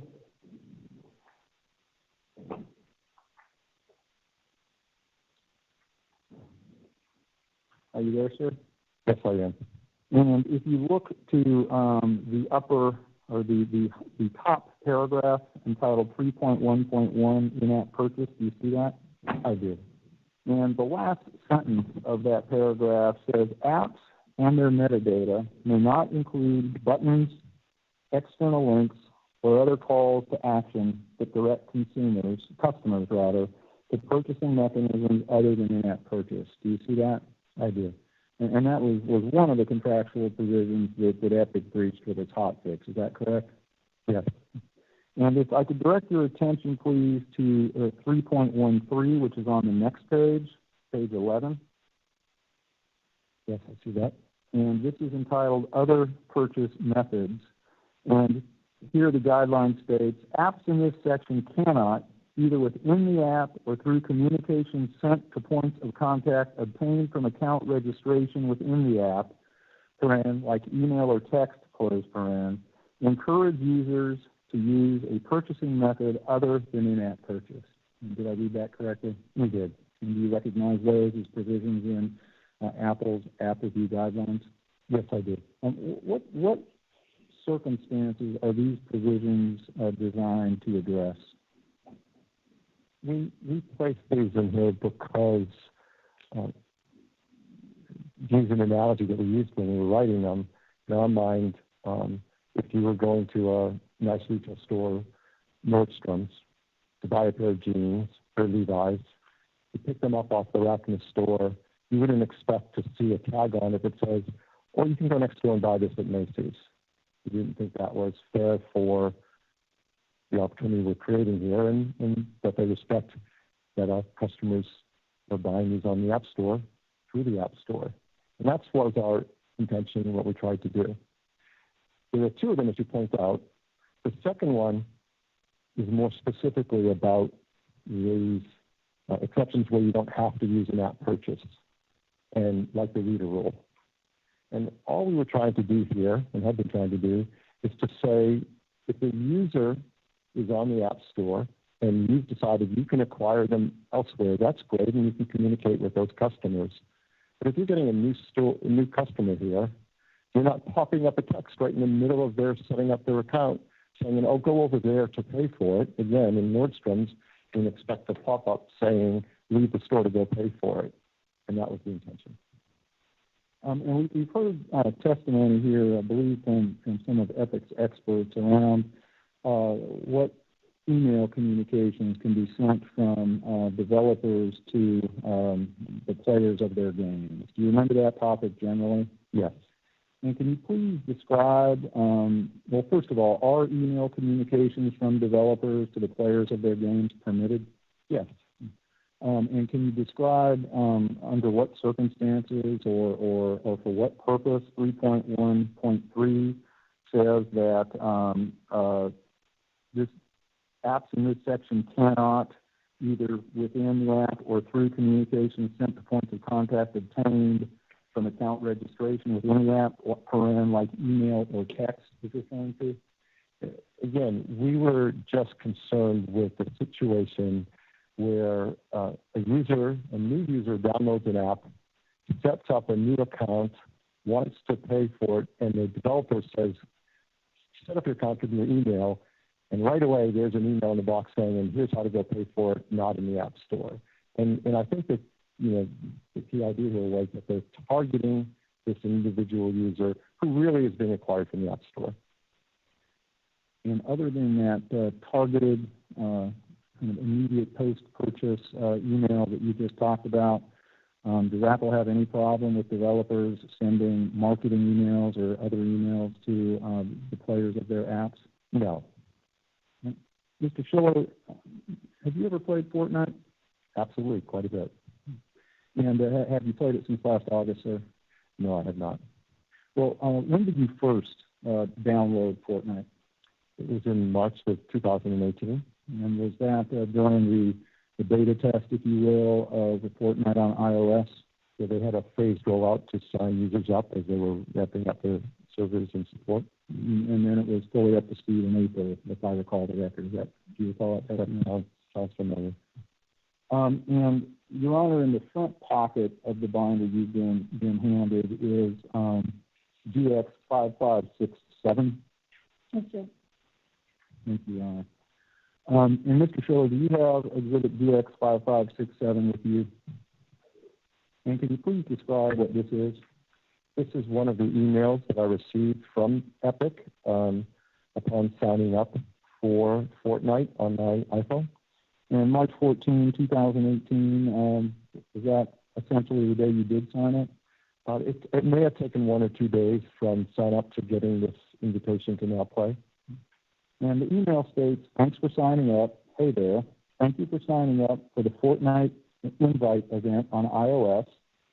And then it states, email invites will start rolling out soon. The email invite will include a link to download the game on the App Store. If you don't receive an invite right away, don't worry, we'll be getting to you. And then down at the bottom it states, on mobile, Fortnite is the same 100-player game you know from PlayStation 4, Xbox One, PC, and Mac. Same gameplay, same map, same content, same weekly updates. Android will be supported in the next few months. And did I read that correctly? Yes, you did. And does that disclosure, if you will, of other digital game transaction platforms within this communication from Epic to you, Mr. Schiller, did this breach any app review guideline rule? It did not. And why not, sir? Because we don't have any rule against any marketing they want to do to their users and their user base to encourage them to play on all of their platforms. Yeah, but what if it said if you purchase on if you go to Fortnite from your PC, you can buy V-Bucks at a cheaper rate. Would that violate it? Not if it's sent generally to the user base. If it's literally, Phil Schiller, just signed up in the iPhone, and they send just me an email saying you can go cheaper over there, that would be against the rule we wrote. If it was to all of us in this room, like you can all go get it, then broad communications we've never had any concern with. It's just the targeting of the brand new user that we help them get. Okay, proceed. And did you want 5627 in evidence? Yes, please, Your Honor. I'd move it in. No objection? No objection. It's submitted. And Mr. Schiller, after this initial Epic, did you receive other emails from Epic? Yes. For example, how many additional emails did you receive in March 2018? I look back at it and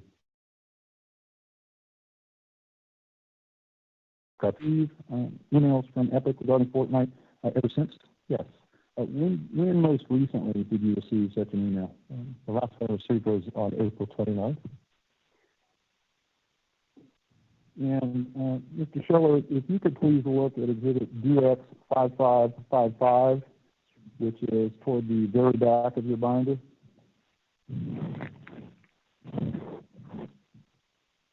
Yes, I see that. And Mr. Schiller, is this the email that you received from Epic Games regarding Fortnite on April 29th, 2021? Yes. And the subject line is Go Crazy, Neymar Jr. is Unleashed? Yes. And we heard Mr. Weisinger testify about the new Neymar schemes, correct? Yes. And Among various information in this email, at the top of the second page, there's a button there that says Get the Battle Pass. Do you see that? Yes, I do. And where would that button take you? To Epic's website. And you could purchase the Battle Pass on their website through that button? Yes, anything they'd like me to do on the website, I can do. And no matter what price they charge, is that right, sir? That's right. So this email, which came to you, did invite you to go to the Epic website to make purchases. Is that right? Yes, it did. And is it your understanding from having received these emails over the last 2 years that these are general marketing emails sent to the entire user base? I don't know what percent of the base. Your Honor. Sustained. And Mr. Schiller, have you received other emails that include similar invitations? Yes.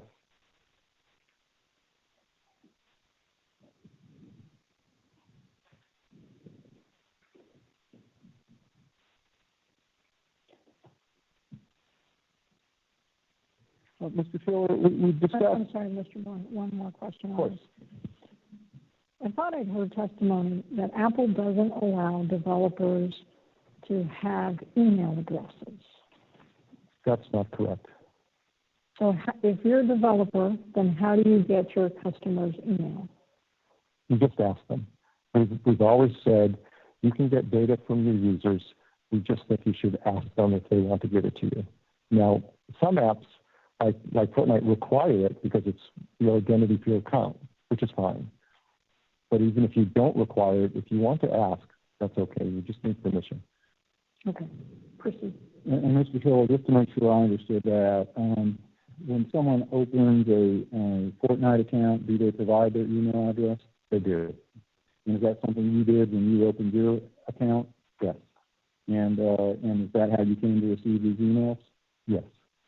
Similarly, if someone purchases a game from a developer within the App Store, can that developer receive the email address of that user? Again, if they ask the user, yes.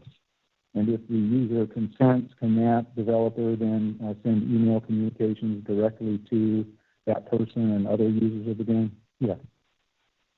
Your Honor, I'd also move a DX 5555 in, please. No objection. Mr. Schiller, earlier today we touched upon app review. Do you remember that topic in general? Why doesn't Apple permit third parties to conduct their own app review?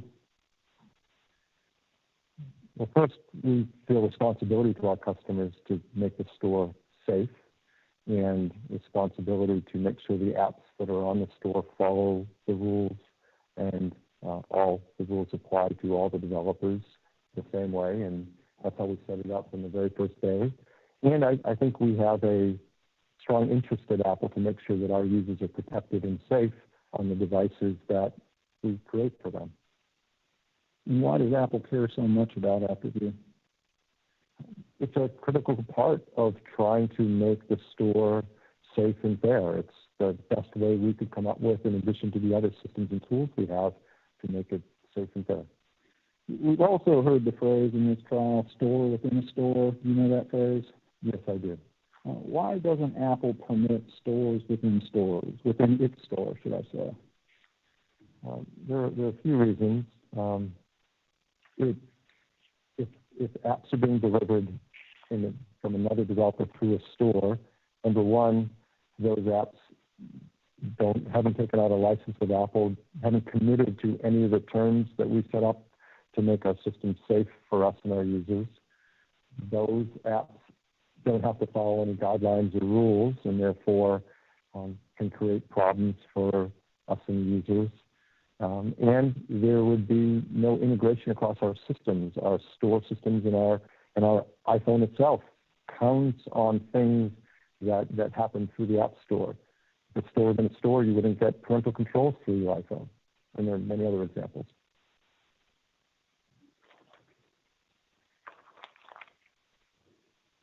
And is it important to Apple to have a consistent information about each game presented to its users?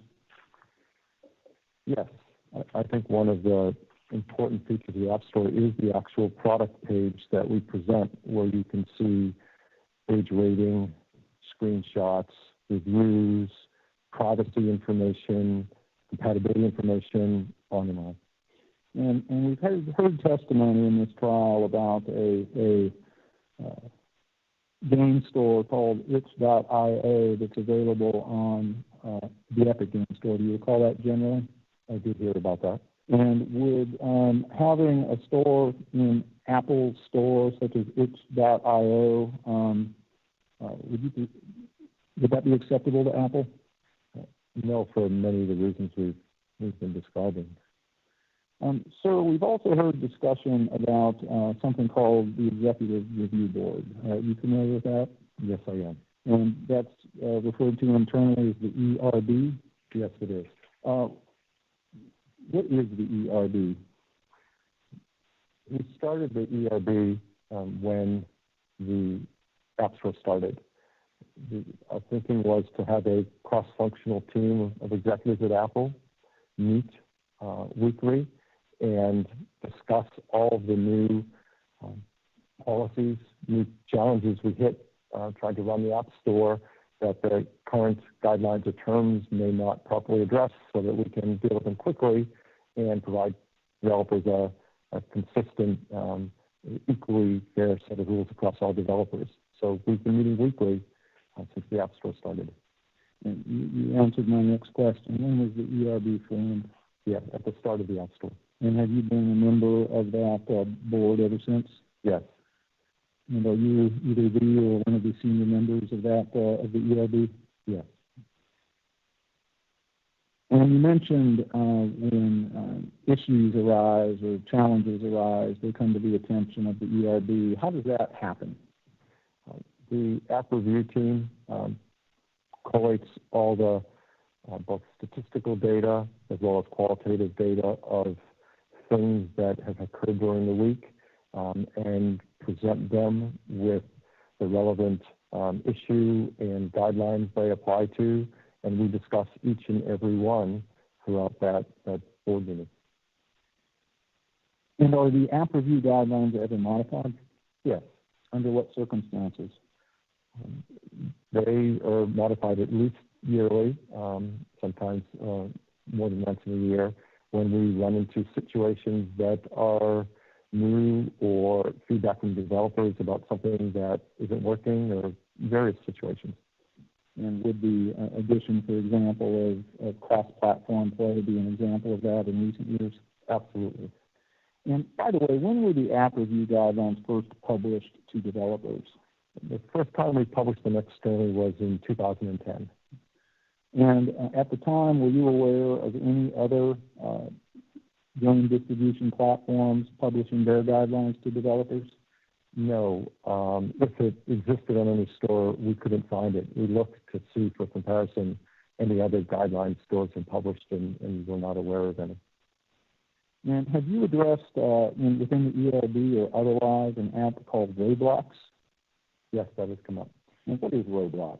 And before you move on, are they publishing them now, their guidelines, other stores? I believe some have, but I don't know if it's pervasive. Okay, I'm sorry. thank you. Thank you, Ron.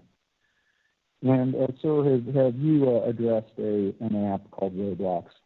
Yes. And what is Roblox? In my opinion, it's the game. And why do you say that? Well, it's a new type of app, I think, generally in our industry. We're all starting to see these kinds of things. And it is made up of multiple games. It's not one game. And the idea of who creates them and what they're for is a new phenomenon in our industry, at least as far as I'm aware. There may be a few other examples, but it is pretty new stuff. And each of the new games that are included in Roblox, are they required to go through app review? No. Why not? Well, it gets to a concept that's, again, pretty new of creator versus developer. And I apologize if this is a little complicated, but the developer of the Roblox app is the Roblox Corporation. They create the Roblox app. and they must submit it for review and follow the guidelines, and the content within it must follow the guidelines. Roblox itself allows a class of users, often called creators, to create games within the Roblox app. And those are added to Roblox, and they're released as content within the app while it's live. We saw during our tour of Fortnite different games in the creative mode. Did you see that? I did. And I believe that Mr. Weisinger said that there were some hundreds of thousands of these player-created islands. Do you recall that generally? Yes. Does Apple require that those creative mode islands be put under app review? No, as long as, again, the app itself, Fortnite, is reviewed and follows the rules, it can allow users within it to create and change what they offer, as long as it continues to follow the overall sets of rules. And the developer, in this case, Epic, would be responsible to make sure that all their users are following the rules. And is this topic of this creator versus developer issue that you've described, is that something that's kind of under ongoing discussion in the ERB? It is. Toward what end, sir? Well, trying to understand how this world of gaming is evolving and how new modes are being created that are different than what have come before, and trying to encourage and make sure we can do it in a way that's good for developers, safe for users, fair to everybody. We're just trying to find the same philosophy we've tried to apply to the store from the beginning. And Mr. Schiller, I'd like to move to another topic. Are you familiar with the term within Apple called FEAR, F-E-A-R? Yes. And is that an acronym? It is an acronym. And what does FEAR stand for, or what does the acronym refer to? It refers to a team that does fraud, engineering, algorithms, and risk. And what are the responsibilities of the FEAR team? Well, they work on our services to do a number of things. They work on the anti-fraud measures, for example, for fraud, trying to find and protect users from fraudulent accounts and developers from fraudulent user accounts. They work on issues of piracy, trying to stop pirate apps from being distributed, stealing from our developers. They work to stop methods of spamming apps, spamming reviews. They work on the risk management of new features we're working on, trying to look at the features and predict the fraud that could happen with those features before we implement them. They work on a number of programs. And how do the responsibilities of the FEAR team contrast to the responsibilities of the app review team? They're quite different. As we talk about app review, their job is every week to individually review each app and communicate with every developer that goes through that program, with the goal of trying to help developers get on the store. That's the ultimate goal of the app review team. The FEAR team works across the population of accounts and transactions for the commerce engine and tries to identify and predict trends of fraud and stop them and get in front of them even sometimes before they occur, before any user has to deal with that fraud. And is it fair to say then that the app review team tries to keep bad apps from getting on the App Store? Yes, they do. And then the FEAR team tries to address what's gotten through? A big part of the work does that, but they do more as well. Thank you. Part of the acronym is engineering. What does that refer to within the FEAR context? Well, they work with machine learning tools to engineer methods of identifying fraudulent activities and predict where we're seeing rises. A simple example, we will see a rise of tens of thousands of fraudulent accounts being created under fraudulent developer accounts all of a sudden coming out of a particular population region in the world, and they see those trends and try to get in front of where these activities are happening using machine learning engineering. Who heads up the field team? That's Eric Friedman. And we saw a number of Mr. Friedman's emails in the opening statement. Do you recall that? Yes, we did. If you could take a look, please, at Exhibit PX0250.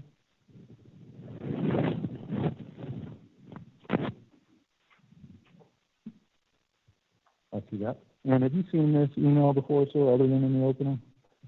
I've just seen it through this case, yes.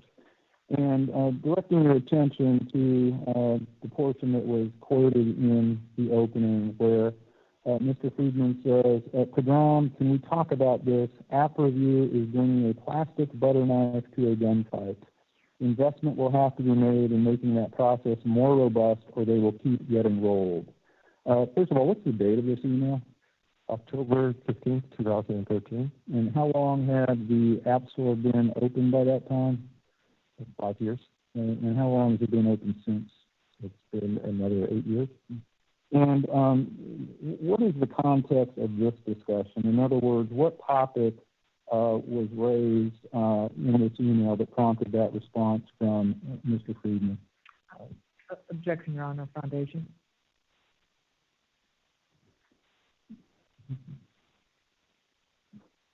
This was in evidence. No. Sustained. Thank you, Your Honor. Mr. Schiller, let's look at the first email in the chain, if we can, please. I see that. And you see the note to Mr. Friedman, which says, recent spike detections show that there are about 7 fraud China free apps showing on October 14, although it was pretty clean on October 10. Objection, Your Honor. I believe the objection was sustained. I thought he was laying foundation. This is a business record as I understood it. Is it not? I'm sorry, Your Honor. I thought you had sustained the objection when I had raised it. And so the objection, I did sustain the foundation objection for that question, so I thought he was laying foundation at this point. Okay, it was not clear to me he was laying foundation, Your Honor. If that's what he's going to do, then... And again, because this is an internal Apple document, I understand this to be a business record.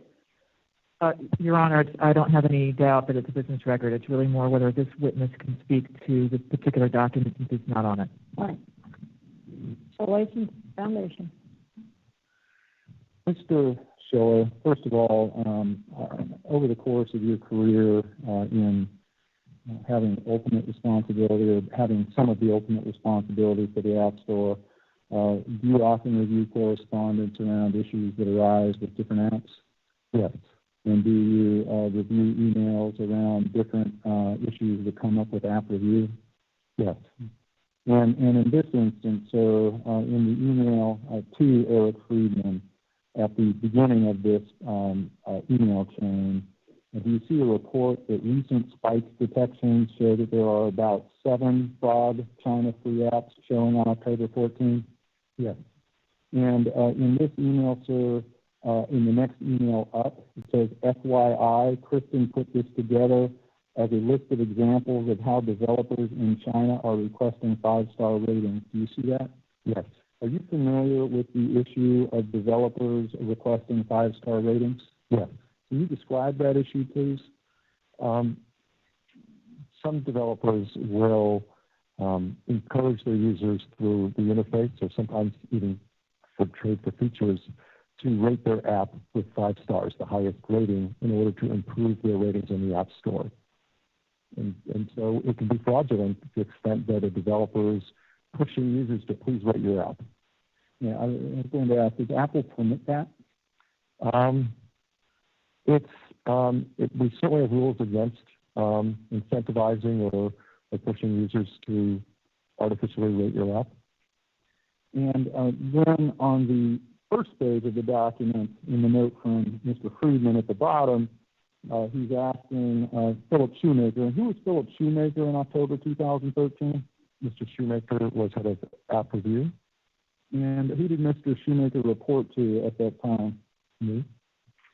And in the note to Philip Shoemaker, Mr. Friedman says, can you determine whether this behavior was evident during app review for the apps in the example apps, correct? That's right.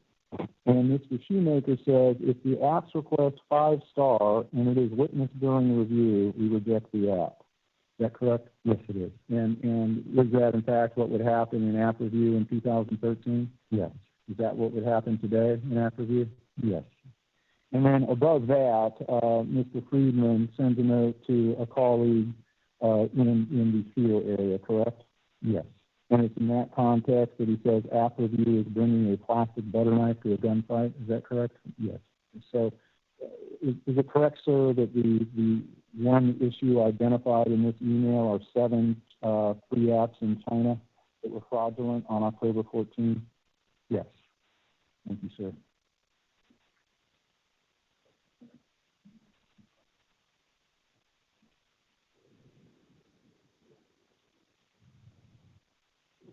And sir, just quickly back to Roblox. Is all creator content in Roblox using tools and content that were approved through app review? Yes. And so that's the kind of the Roblox architecture itself. Is that correct? It is. Thank you, sir.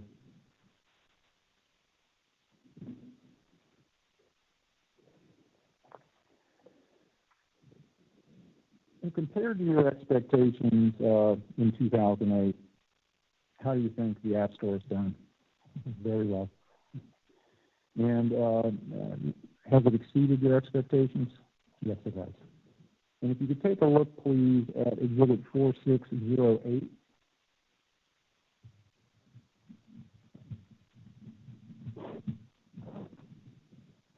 Okay. And in Exhibit 4608, can you tell us what this document is, please? This, again, is a transcript now from an Apple keynote event in September of 2009. And you're identified as one of the presenters, correct? I am. And the third from the top in the key up at the top? Yes. And on that first page, in the comments attributed to Mr. Jobs, do you have that in front of you? I do. And in the 5th paragraph, the third from the bottom, Mr. Jobs says, it's thrilling to report to you today that in a little over 2 years, we have sold 30 million iPhones. Do you see that? I do. Followed by cheers and applause, correct? Yes. 30 million, and during the last year, one of the reasons for that has been the remarkable App Store. The App Store is just a little over a year old, and we now have over 75,000 apps. Is that an accurate figure as of September 2009? Yes, it was. And users have downloaded over 1.8 billion apps. Is that number also accurate as of September 2009? Yes, it was. John, I'd move to DX 4608 in evidence. No objection. Admitted. Sir, how many App Store customers are there worldwide today? Over 1 billion. And how many weekly visitors are there to the App Store? Over 500 million. And how many apps are in the App Store today? Approximately 2 million. And how many of those are games? The last number I saw was approximately 280,000. About 75% of which, give or take, are free, correct? Correct. You said earlier. And 17% of which use the freemium model, correct? That's right. Now, are you familiar with an initiative called the App Store Cleanup? Yes. What is that? Well, it's an idea I came up with a number of years ago that after so many years, there were a growing number of apps that had not been updated. They were getting old. They didn't use the latest tools or operating systems or run on the latest products. And I asked our App Store team to come up with a methodology to start finding those things and clean them up out of the store. And do you recall when that was? I'm thinking 2017, but I'm not 100% positive. And what were the criteria that were applied to that cleanup process? Well, the ones we started with were, as I said, develop apps that hadn't been updated for years, that didn't run properly on the latest hardware. We also looked at if they had extremely low download numbers, like less than 5. And there were other criteria the team also came up with and recommended, but those were the key ones to me. And was the App Store cleanup a one-time initiative? No. Once we did it the first time, the team worked to create it as a repeatable process. And approximately how many apps have been removed through this initiative? I believe cumulatively it's been over 2 million. And are you familiar with switching topics, sir? Are you familiar with the term? What's the time period again? Thank you. It's been a few years. I don't remember which year we started. As I said, I was thinking it was 2017, but I'd want to double check that to be certain. Thank you, sir. Keep going. Thank you, Your Honor. And are you familiar with the term switching costs? Yes. And what are switching costs? It refers to the cost a user may need to incur if they were to switch products from one company to another and to try to get back to similar state of where they were. And we've heard testimony in this case about switching costs and moving away from iOS devices to devices with Android operating systems. Do you recall that topic generally? Yes. And since 2010, what's happened to switching costs? Objection, Your Honor. I'm not exactly sure what the objection is. Not but foundation. It's also overbroad. But I'll try it again, Your Honor. I'll admit it was a lazy question. Mr. Schiller, in your job and in your experience at Apple, have you had occasion to evaluate what is involved in switching from one device to another? Yes, I have. And since 2010, has it become easier to switch devices? In my opinion, in many ways, it's gotten easier. And can you describe the basis for your opinion, sir? Yes.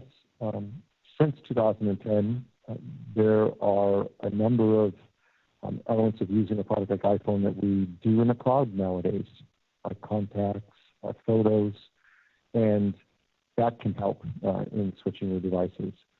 There are more apps that are available on both iPhone and other platforms. That can help with switching. As we've discussed, there's a higher percentage and in total more apps that are free, which helps because there's no switching costs for a free app. And notably that there are many services that are now moved over to streaming services like music, like video, that are, again, make switching easier and more affordable.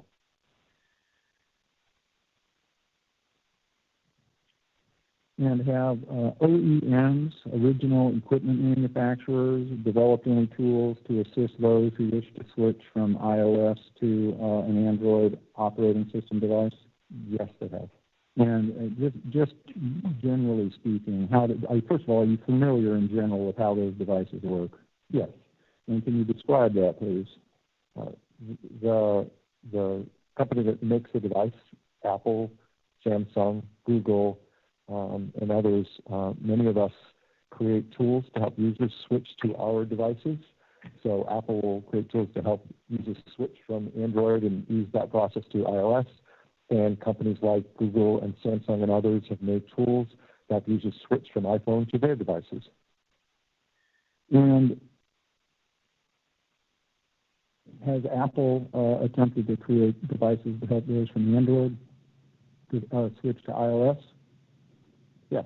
And has Apple invested in making sure that the OEM devices that help to transfer data from iOS to Android work better than they otherwise would?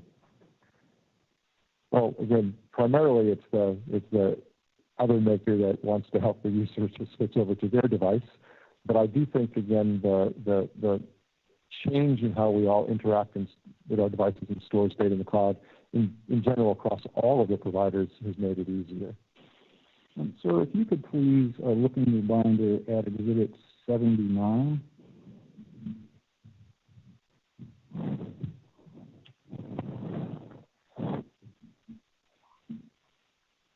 see that. And so have you seen this document before? Yes. And you were shown it in your deposition, correct? I was. And did you originally see it back in 2013? I believe so, yes. And what is Exhibit 79? It's a report from an analyst at Goldman Sachs about switching from iPhone to Android. And, Your Honor, I believe that Exhibit PX0079 is in evidence. It is. Thank you, Your Honor. And what does this analyst report on? This analyst is reporting on their personal experience switching from iPhone to Android. And if you could take a look. Objection, Your Honor. If you could lay the foundation for this document, this witness's knowledge of the document.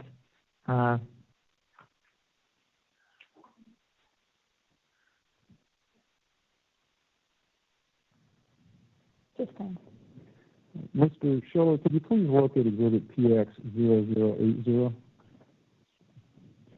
Yes. And do you see this as an email from you to a number of your colleagues within Apple on June 20th, 2013? It is. And the subject is Goldman Sachs switching report. Do you see that?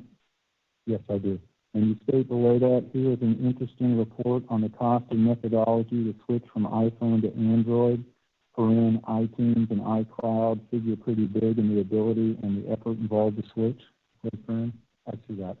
And was Exhibit 79 the attachment that you included with that email back in 2013? It is.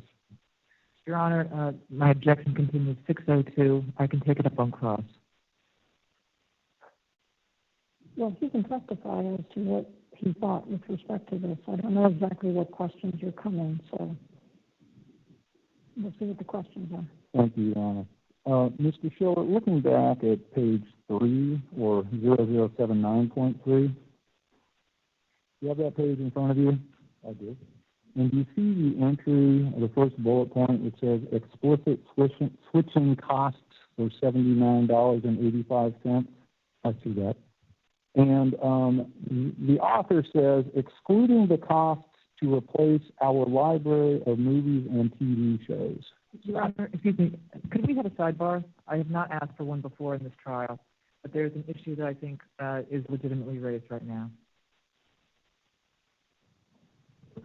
Okay, so this entire document is in evidence. Your Honor, this witness disclaimed any knowledge of this document or the emails that during his deposition, and to have him testify about this document now is highly inappropriate, and there's no foundation for it, and counsel knows that. Well, Your Honor, I'm not asking for his recollection from 2013. I'm going to be asking him specific questions about whether the issues identified in this document continue to exist today. It doesn't require his historic knowledge of this document. It's simply comparing this I'm using it basically as a roadmap to discuss switching issues. That's all. Okay. Request denied. What's your other question? Mr. Schiller, in the first bullet point on page 0079.3, the statement is made excluding the cost to replace our library of movies and TV shows. Now, do you see that statement? I do. Now, back in 2013, what was the common practice or the common way for someone that owned an iPhone to capture movies and TV shows? You would purchase them and download them to your device. So they would be on the hard drive, if you will, of your phone? On your memory storage, yes. Thank you. And what is the common practice today for the capture of movies and TV shows on iOS devices? The most common method today is to pay for a streaming service like Netflix or Hulu. The next phrase in this description says, after excluding the costs regarding movies and TV shows, as well as the songs that failed to shed DRM through iTunes Match. Do you know what DRM is, sir? Digital Rights Management. And back in 2013, what would the issue have been in terms of moving music that was subject to DRM? Well, originally with iTunes, all the music had a DRM on it, a protective wrapper that left it to you for your purchase, and that's how music was distributed. Later on, we removed DRM, and you could freely download and then move music around between the devices, and that went away. So older music still in your library back here in 2013 might have still had a DRM on it in that date. I think that older music was before 2009 or 2010. And if today you were to download an old song, Otis Redding song, would that have DRM attached to it? No. There's also a reference here to iTunes. So the older product had DRM, and it still has DRM. I'm sorry, originally the music you would have bought in 2009 had DRM. Later on, if you bought that same music later on, it no longer had DRM. So for these users, this user in this report, it could have been music in their library that they had previously downloaded. All right, go ahead. So just to be sure I understand, if someone still had a song in their iTunes account that they had purchased in 2007, if they still have that song, then that song in their iTunes account may still have DRM. Is that right? Yes. And not to make it more complicated, there was a second way you would have music in your library back then. You could put a CD in the computer and then flip it, and then iTunes would match it from what's in its library and say, oh, you already bought it, so you get to download it and have that too. And that was iTunes Match. Again, this is old technology that nobody uses anymore, but in this time in 2013, this author is referring to iTunes Match, and they would have had that. So if we're talking about, again, that Otis Redding song that was purchased in 2007 with DRM, if someone else or even that same person were to get that same song in 2010, would it have had DRM? No. So to the extent there's even a theoretical restriction here, would it only be on music that was first downloaded prior to 2009? In theory. I remember, for example, around this time, having a library of music myself on iTunes that had some with DRM, some without. Deleting it all, re-downloading it, and now it was all clear of DRM. It was a cumbersome time, but that's what you did. And there's a reference here to iTunes Match. Do you see that? Yes. First of all, back in 2013, was iTunes only on iOS devices? iOS and Mac as well. Is that still the case? No. Is iTunes now available on Android devices? Yes. And so even if you had that 2007 song in your library and it had DRM, you could still access it on an Android device. Is that right? I believe so, but now we're saving my memory on some of this. Sure. Thank you, sir. And by the way, when did iTunes become available on Android devices? Sorry, I don't recall the year. Thank you. And then the author goes on to refer to a $25 or $24.99 expense for a subscription to iTunes Match. Do you see that? Yes. If you change from an iOS device to an Android device today, do you need a tool or a subscription to something called iTunes Match? No, you do not. And is that because iTunes is now available on Android? Both that and many users have switched over to the Apple Music streaming model where none of this applies anymore. And then the author goes on to say $4.99 for the paid version of a music management app. Do you see that? Yes. And again, would that be necessary today? No. And then finally, $49.87 for paid replica apps. Do you see that? I do. And in 2013, was the paid download still the prevalent model? Certainly much more so than today. And today is the prevalence of apps, the same apps, if you will, between iOS and Android higher than it was in 2013? Yes, it has increased. And then down at the last bullet point on the page, the author writes, the $79.85 figure represents what we would define as explicit switching costs, while the raw time and pain in the neck factor of the switch would represent incremental implicit switching costs. Do you see that? I do. And is the pain in the neck factor less than it was in 2013, sir? Objection, Your Honor. Sustained. And sir, is it easier now in terms of the physical steps to transfer data? Are those steps easier now than they were in 2013? Certainly now, as we've discussed, many OEMs have made tools to make it easier than it was ever in the past. And certainly now we have iCloud storage options for many vendors to make that as well much easier than it was in the past. Thank you, sir. And back on page 1 of Exhibit 79, under implications, do you see that? I do. The author writes, overall, we believe Apple's installed base loyalty clearly differentiates it from traditional IT hardware companies, so the company's ability to attract new consumers with new products remains the core of the long-term story. Do you agree with that statement? Objection, Your Honor. Foundation not being used as a roadmap. Well, we can say whether he agrees or doesn't agree. Change of form. Sure, Your Honor. And Mr. Triller, do you agree that Apple's ability to attract new customers with new products remains the core of the long-term story? Yes, I do. And do you believe, sir, that Apple's installed base loyalty differentiates it from the competition? I think so, yes. And do you believe, sir, that Apple's commitment to privacy and security is part of that? Absolutely.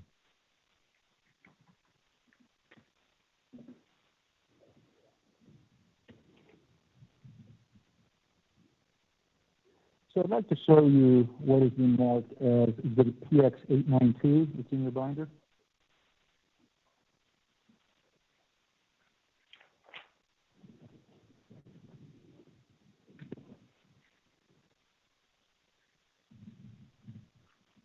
Let's do that. To identify for us what Exhibit PX0892 is. It's an email from Steve Jobs to the ET at Apple. And, Your Honor, this document is in evidence, as I have it.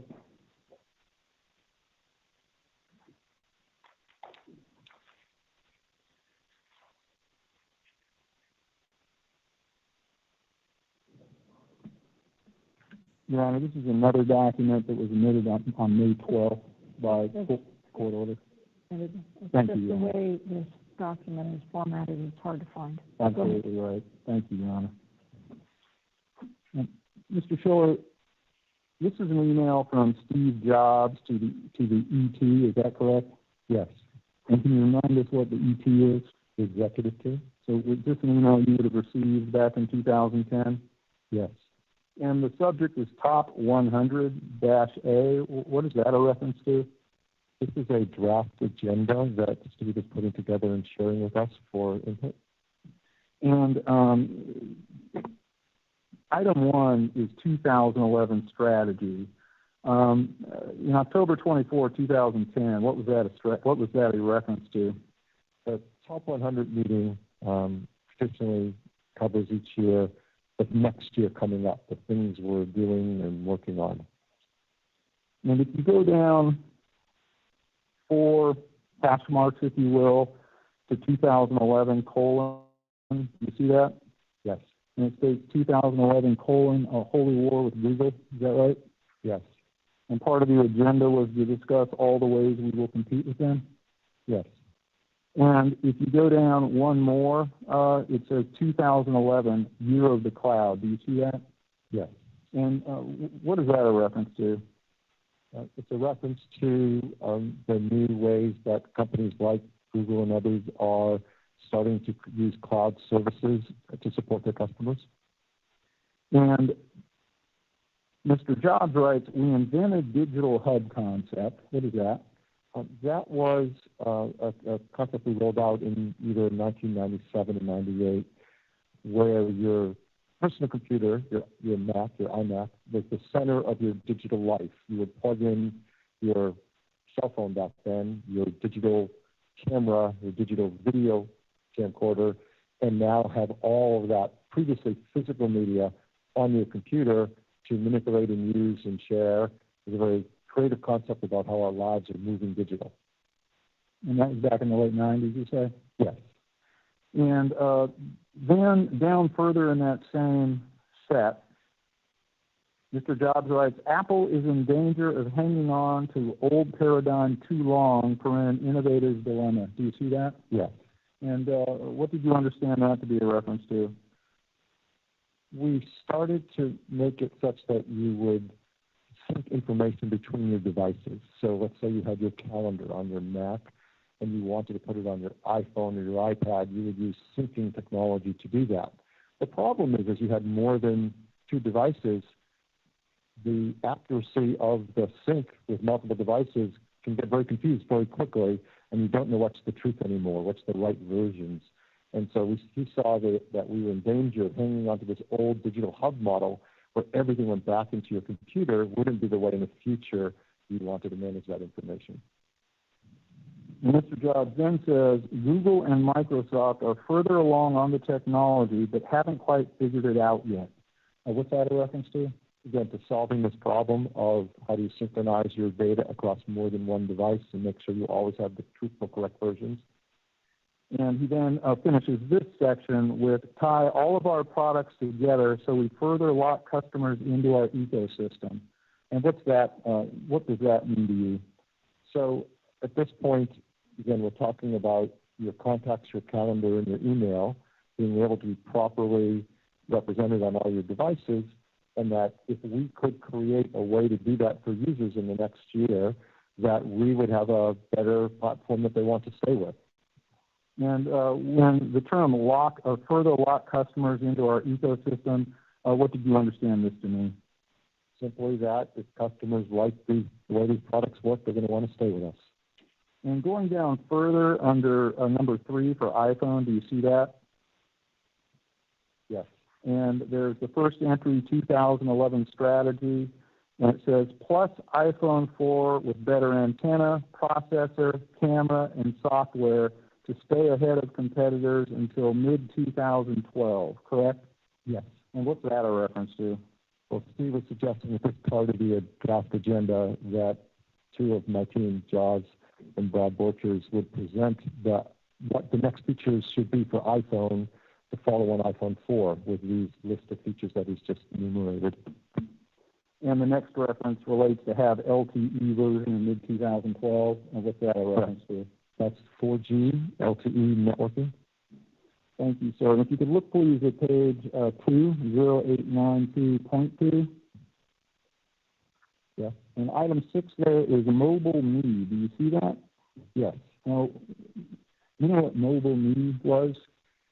Yes. This was the service to do what we were just talking about, to start to create a cloud-based infrastructure for our customers to be able to have their data in the cloud and have it work properly across all your devices. And the first hash mark says strategy, catch up to Google Cloud Services and leapfrog them. You see that? Yes.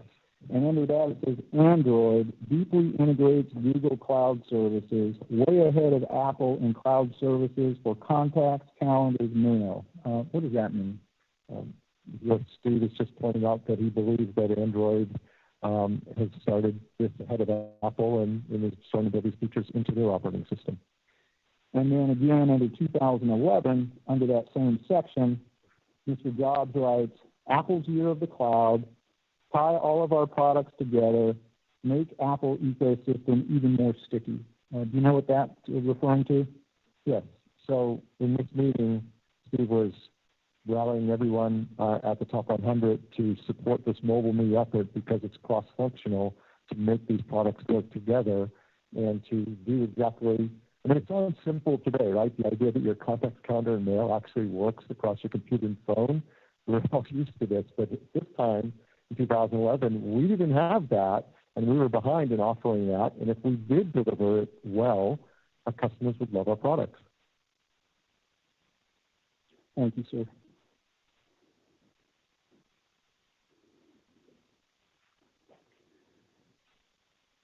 Mr. Schiller, are you a gamer? I think so. And which digital transaction platforms do you use for games? I've got an Xbox, a PlayStation, a Nintendo Switch, of course my Macs, my iPhone, my iPad, an Apple TV, and also a dedicated VR auto racing simulator rig. Thank you, Adrian, sure.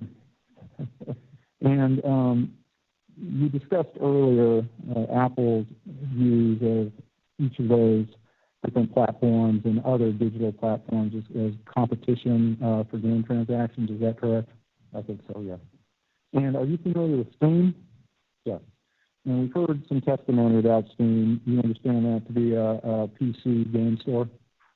Yeah, Mac, yes. Thank you, sir. And does the App Store compete with Steam? It does. In what ways? That users can find games to download and play and get them from Steam or get them from our App Store, and it competes for that purchase from a user. And we've heard some testimony about adjustments made to Steam's commission structure. Do you recall that generally? Yes. And as the person with some of the ultimate responsibility for the App Store, how have you viewed that in terms of your competitor strategy? I think it's important for us to try to understand what each platform is doing and consider it from our developers' perspective as well as the user. And I think it's important for us to understand Steam and what they're doing. And it relates to things we may or may not do in the future with the App Store, always. And we've heard testimony about the Microsoft Windows Store in this trial. Do you recall that generally? Yes. And does the App Store compete with Microsoft Windows Store? Sure, yes. And what does, in the gaming space, what does the Microsoft Windows Store sell? It sells some, not quite as much as their Xbox game store does, but it does sell some as well for the PC. Is it a less, strike that, is it a smaller game, digital game transaction platform than the consoles? Objection, Your Honor. He can testify based on his personal experience. From my experience, it is a smaller game marketplace than the Xbox is. And we've heard testimony here that Microsoft Windows Store has reduced its commission level to 12%. You've heard that testimony? Yes, I have. And as the person with ultimate responsibility for the App Store and someone who keeps track of the competition, were you aware of that announcement when it came out? I read it as everyone did in the press. You wouldn't talk to a competitor directly about pricing, correct? Never. And when was that announcement made by Microsoft? April 29th. Of this year? Yes. So the Thursday before this trial began? Yes. And has that reduced commission gone into effect yet? According to their announcement, I believe it takes effect on August 1st. So it hasn't gone into effect yet? Not from what I've read. And what area within Microsoft or what people within Microsoft made that public announcement? Objection. I'll rephrase, Your Honor. Okay. From the press releases you looked at, to whom was the announcement attributed? I read in every press release, the press release from Microsoft and all the announcement interviews, it was given by the head of the Xbox Games store. And was there any announcement that you have seen about reduced commissions on the Xbox? No, in fact, I believe in the announcement they said they weren't reducing commission on the Xbox store. Does Apple bar its competitors from submitting apps to the App Store? We do not. And can you provide us some examples of the instances in which Apple's competitors have placed apps on Apple's App Store? Yeah, absolutely. It's something we've encouraged. We have apps in our App Store from Microsoft, Google, Amazon, Sony, Nintendo, and pretty much every company we've talked about in this trial. And we've heard testimony about Steam Link, correct? Yes. And can you remind us what Steam Link is? Steam Link is an app you can run on your iPhone and iPad. and connect to the PC you may have that runs games with Steam, and it allows you to make purchases through that store and to stream games directly from your PC to your iPhone or iPad. And does Apple take a commission on any sales or purchases made through that app from Steam? We do not. Why not? We've considered any digital transaction where the user doesn't consume it on a device. It's meant to be on another platform, not part, again, of where we're adding value, and so we take no part in that transaction. And are you familiar with an app called Xbox Remote Play? Yes. What is Xbox Remote Play? Similarly, it lets you play games remotely from your Xbox through your iPhone device and have a streaming experience. And can purchases be made through the Xbox on that app? I believe so, yes. And does Apple charge or take a commission on any of those transactions? No, we do not. Is that for the same reason that it does not on Steam Link? Yes. And are you familiar with an app called PlayStation Remote Play? Yes. And what is PlayStation Remote Play? Similar. It can let you play games from your PlayStation and stream it in the view on your iPhone or iPad. Now, sir, we heard testimony from the Microsoft witness about its discussions with Apple on putting its streaming services in the App Store. Do you recall that generally? Yes, I do. And did you participate in discussions with Microsoft on that topic? I did. And can you describe kind of the arc of those discussions from your perspective? Well, as was stated, Microsoft has been developing their xCloud game streaming service and would like to bring it to different platforms, including iPhone and iPad. And in our discussions, I expressed very clearly that we would love to have them stream games to our users on our platform as long as it follows the rules that other developers have to follow. Whether those games are streaming or local really doesn't matter to the ultimate solution for the user as far as the store is concerned. And I believe you heard the Microsoft witness testify that Apple required each game to be separately submitted. Do you recall that? Yes, that's true. And was that accurate? Yes. And why did Apple require that? Because when our users go into the App Store to get a game, they're going to look for a game. They're going to type in a search to find the game. They're going to want to see the product page. What is this game? What's the age rating? What are its features? And as a store, we want to provide that information to our users.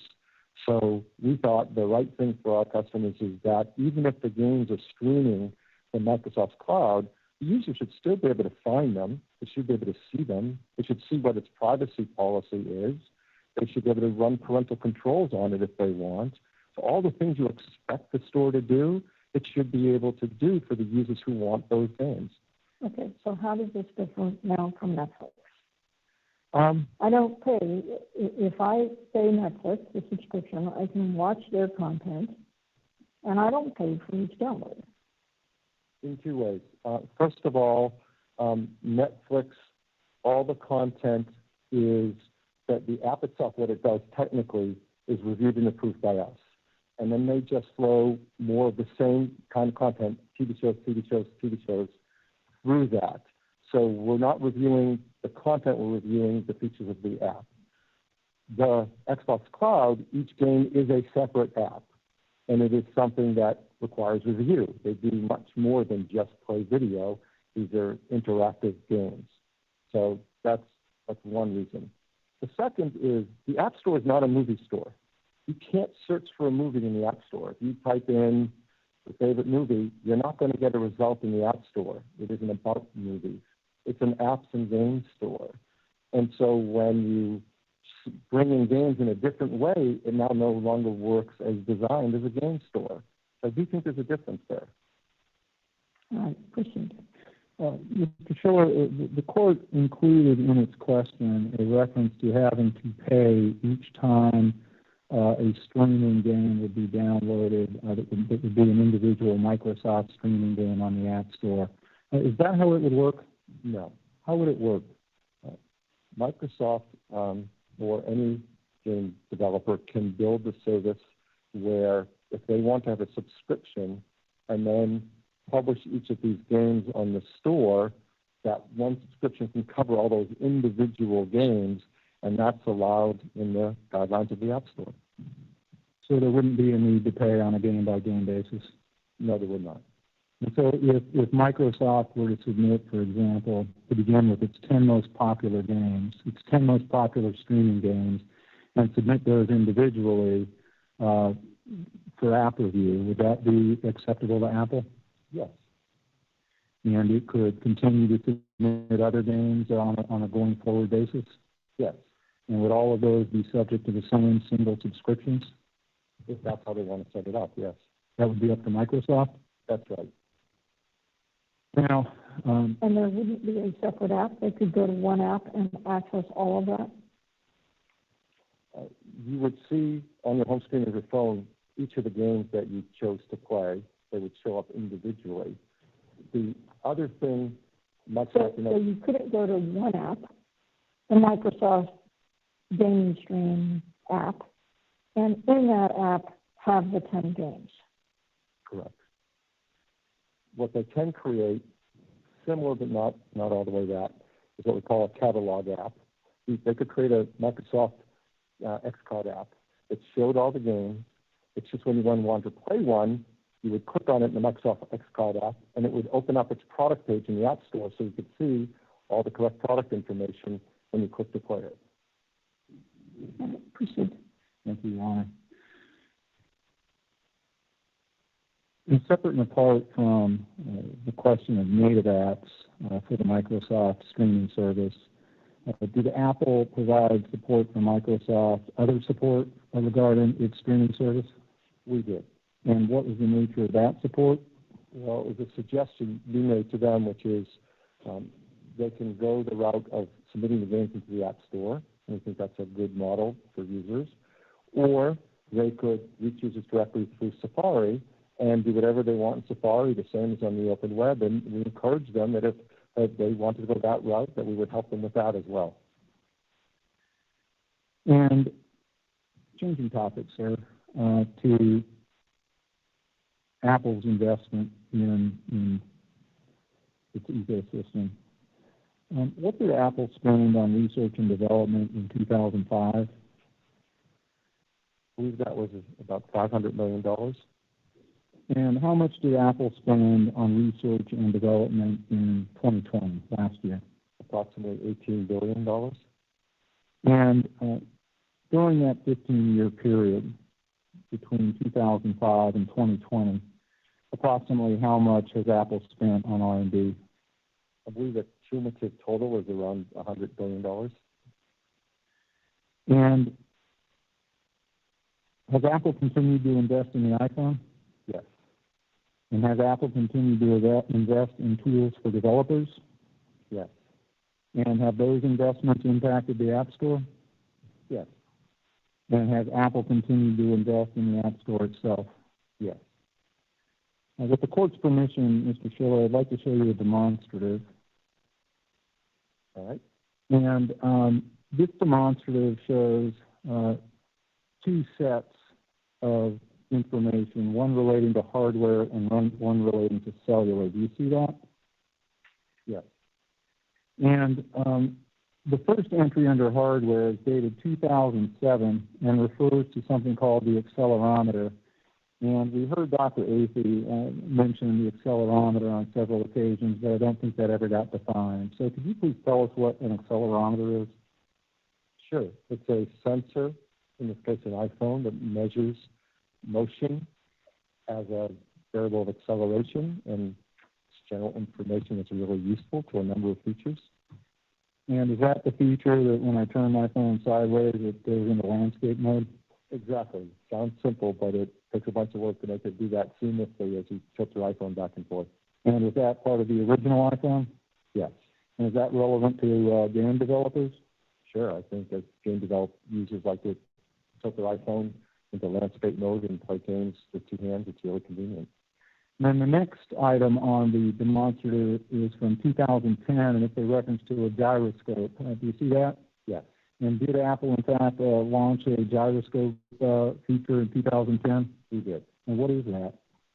That's another sensor that detects motion along three-dimensional axis so that you can locate and turn your iPhone around and we send that information to software.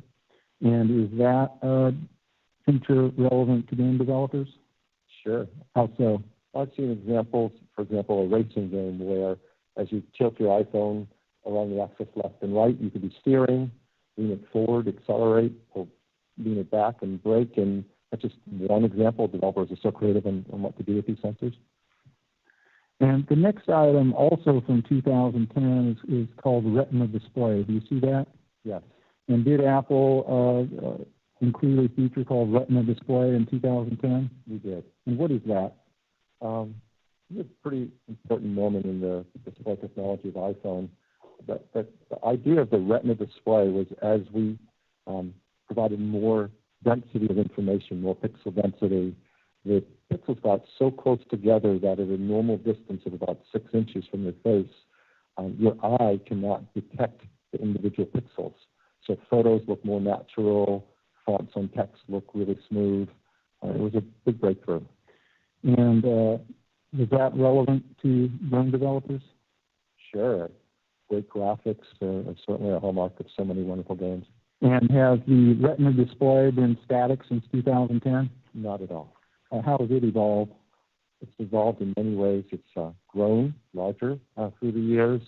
We've moved to newer generation technology, moving from LCD to OLED display technology, which gives blacker blacks, higher contrast ratios. We've even used flexible displays to now fold the display drivers behind the edges so you can have the display right up to the edge of the iPhone. And when did the change from LED to OLED occur? With iPhone 10. Thank you. The next hardware feature that we referenced here is from 2014, and it's called the Taptic Engine. Did Apple release a feature called Taptic Engine in 2014? We did. And what is that? It's one of these really small details, but it's really helpful. The iPhone has had from the beginning, a switch you flip when you want to go into silent. When it's silent, it vibrates. And what it used to do was it had a mechanical actuator that vibrated. It took a lot of space. It was energy inefficient and wasn't that accurate a feeling compared to what we did with this, which is the Taptic Engine uses advanced haptic technology to give a much more precise, accurate feeling to how things vibrate. And is Taptic Engine relevant to game developers? Sure. It supports input that we call haptics, the ability to feel like when you're pressing on something, there's force feedback or vibration to the user interface. And is that a feature that's been included in games since? Yes, for those developers who take advantage of it. And in 2016, the graphic references stereo speakers. Were stereo speakers incorporated in the iPhone in 2016? It was. And can you describe for the court generally what's been done with the audio on iPhones then and since? Yes. Obviously, speakers in general, in order to deliver quality and volume, take air. They move air, so you need more space. But that's not what you want to give up in a small handheld device with a lot of space to make sound better. So our engineers have created newer generation speakers that are very small, very efficient, and so much so that we could put two of them in and have stereo sound in iPhone. And is that improvement relevant to game developers? Oh, yes. I think great soundtracks are a hallmark of so many wonderful games, and they take advantage of the speaker system in iPhone. In our tour of Fortnite, we heard some pretty good audio, correct? I believe so. And next, from 2017, is something called Neural Engine. First of all, did Apple introduce a feature called Neural Engine in 2017? We did. And what is that? It's part of our Apple chip inside the iPhone. It's a dedicated processing unit called the Neural Engine, and it's optimized for this new generation of software called machine learning, a branch of AI that allows developers to do some incredibly predictive advanced techniques with machine learning on a very fast, efficient neural engine. And this neural engine is separate from the CPU, the central brain of the chip, and the GPU, the graphics. So it leaves the rest of your chip free to do other things in your app, while the neural engine processes the machine learning libraries. And what is or is that relevant to game development? Oh, I think it impacts many software applications, including game developers who want to start to take advantage of this new machine learning technology. And the last item under hardware is something called LiDAR. What is LiDAR? It's light detecting and ranging. So it's a laser technology that allows a sensor called a scanner to scan the space you're in and create a 3D depth map of your furniture, your walls, so that now for AR applications, you can actually place things, computer-generated content within the scene of your space very fast, very efficiently. And when was LiDAR introduced? This past year, 2020. And I believe you touched on this in your description, but is it relevant to game developers? I think so. As game developers start to create new AR experiences, having this level of performance for recognizing the environment is extremely helpful. And I believe we've learned over the last 2 weeks that AR is augmented reality. Yes. And sir, I'd like to show you a brief demonstrative on the LiDAR technology, and that's currently on the screen. And if you could please narrate this for the court. Sure. This is an application called Magic Pan, and you're pointing your phone at the walls and doors and windows and floor of your space. And the LiDAR scanner is making it very quick for the software to detect those features of your space and automatically create a floor plan that you can use for architecture, interior decorating, whatever your project is. Thank you. And by the way, when was LiDAR included with iPhones? 2020, this past fall. And this particular demonstrative we just watched, is that from an app that's actually on the App Store? Yes. And what's the name of that app? Magic Pan. Thank you.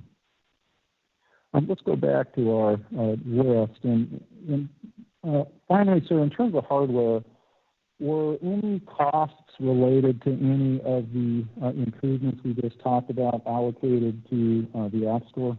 No. And let's go on now to the second tranche there, which is cellular. And first of all, what was the cellular connectivity of the original iPhone based on? It was called Edge, which is a faster version of 2G. And I seem to remember something called GSM would show up. Well, GSM is the global standard for 2G, which Edge was used. And so, yes, GSM was the technology. Thank you. And then in 2008, is that when 3G came into use? It is. And then in 2012, did 4G or LTE come into use? Yes. Objection, Your Honor. Leading. Just trying to move things along. I'm happy to slow down, Your Honor. All right, let's change the form. Yes, ma'am. Mr. Schiller, can you walk us through, please, the evolution of cellular connectivity since the opening of the App Store? Sure. Apple didn't invent cellular networks, of course. There are many companies involved in these technologies, but our teams had a lot of work to do to bring them out in a way that worked well for our customers. We started with GSM technology, and 2G was the first generation of GSM that we included with our iPhone. In 2008, we added 3G and brought that into the network, into the cellular. We also brought out a format called CDMA, which was a Verizon used separate from GSM. So we had support for both across our line with iPhone as well. And then in 2012, the next generation came into iPhone called LTE, stands for long-term evolution, but it's 4G technology.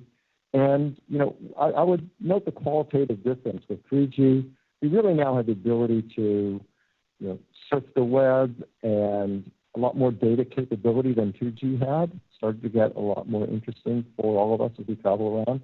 With 4G and LTE, as we know, now we're able to start streaming TV shows and movies. We're able to do FaceTime video calls. It's much more capable for the types of things we've all been used to the last few years.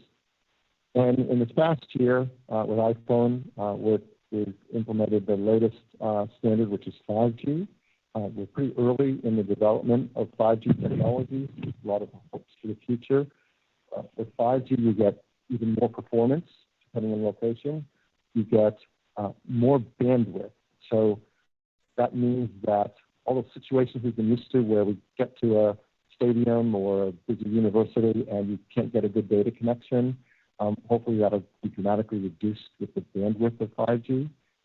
So those are some of the steps of cellular technology. And state the obvious, Apple didn't invent these different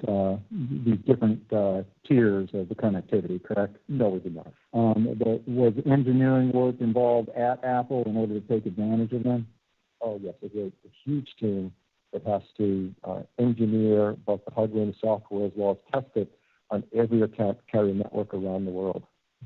And was the cost of any of that engineering work charged to the App Store, sir? No. And as the Apple devices move through and evolve with cellular connectivity, do the Apple devices simply abandon the pre-existing technology? No, I think one of the subtle important things that the engineers have worked so hard on is you actually, with today's iPhone, get all of this. You get support for 5G, 4G, 3G, 2G, and each one has multiple bands that it runs on around the world. So it's a global phone for people to travel. So all of that is supported in addition to other cellular or wireless technologies. All the versions of Wi-Fi, all the versions of Bluetooth, all running together in this one little device. And is the evolution of cellular connectivity that's occurred since 2008 relevant to game developers? Absolutely. How so?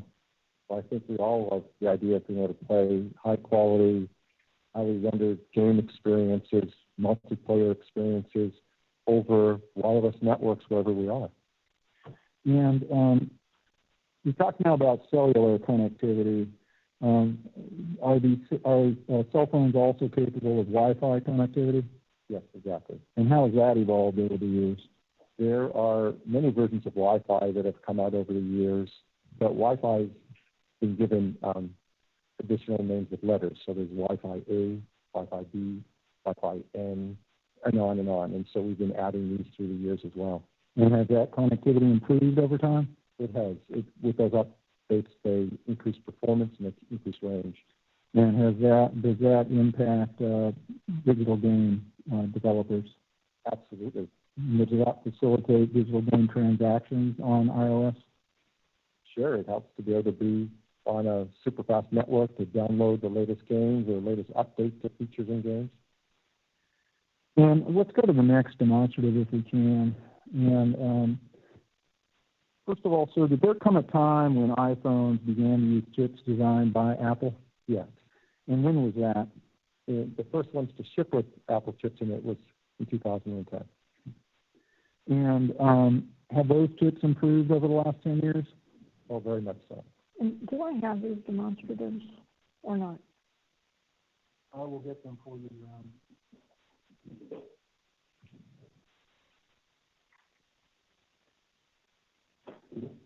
There's in Miss Forrest, does she have them? I hope she has them, but I will give them to her again. Thank you.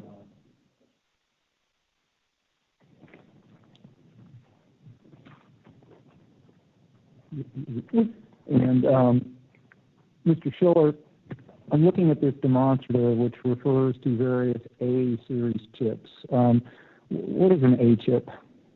It simply means, it's an Apple design chip, and all the chips we've put in our iPhone and most of our iPads, we give a name that starts with an A. And how often are new A series chips issued? Typically every year. And can you identify, looking at this graphic, some of the more noteworthy moments in the evolution of Apple's chips?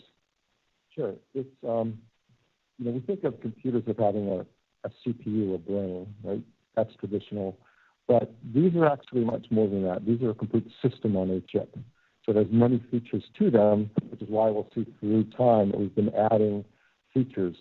For example, in 2013, with the first 64-bit chip, so more bandwidth for higher performance applications.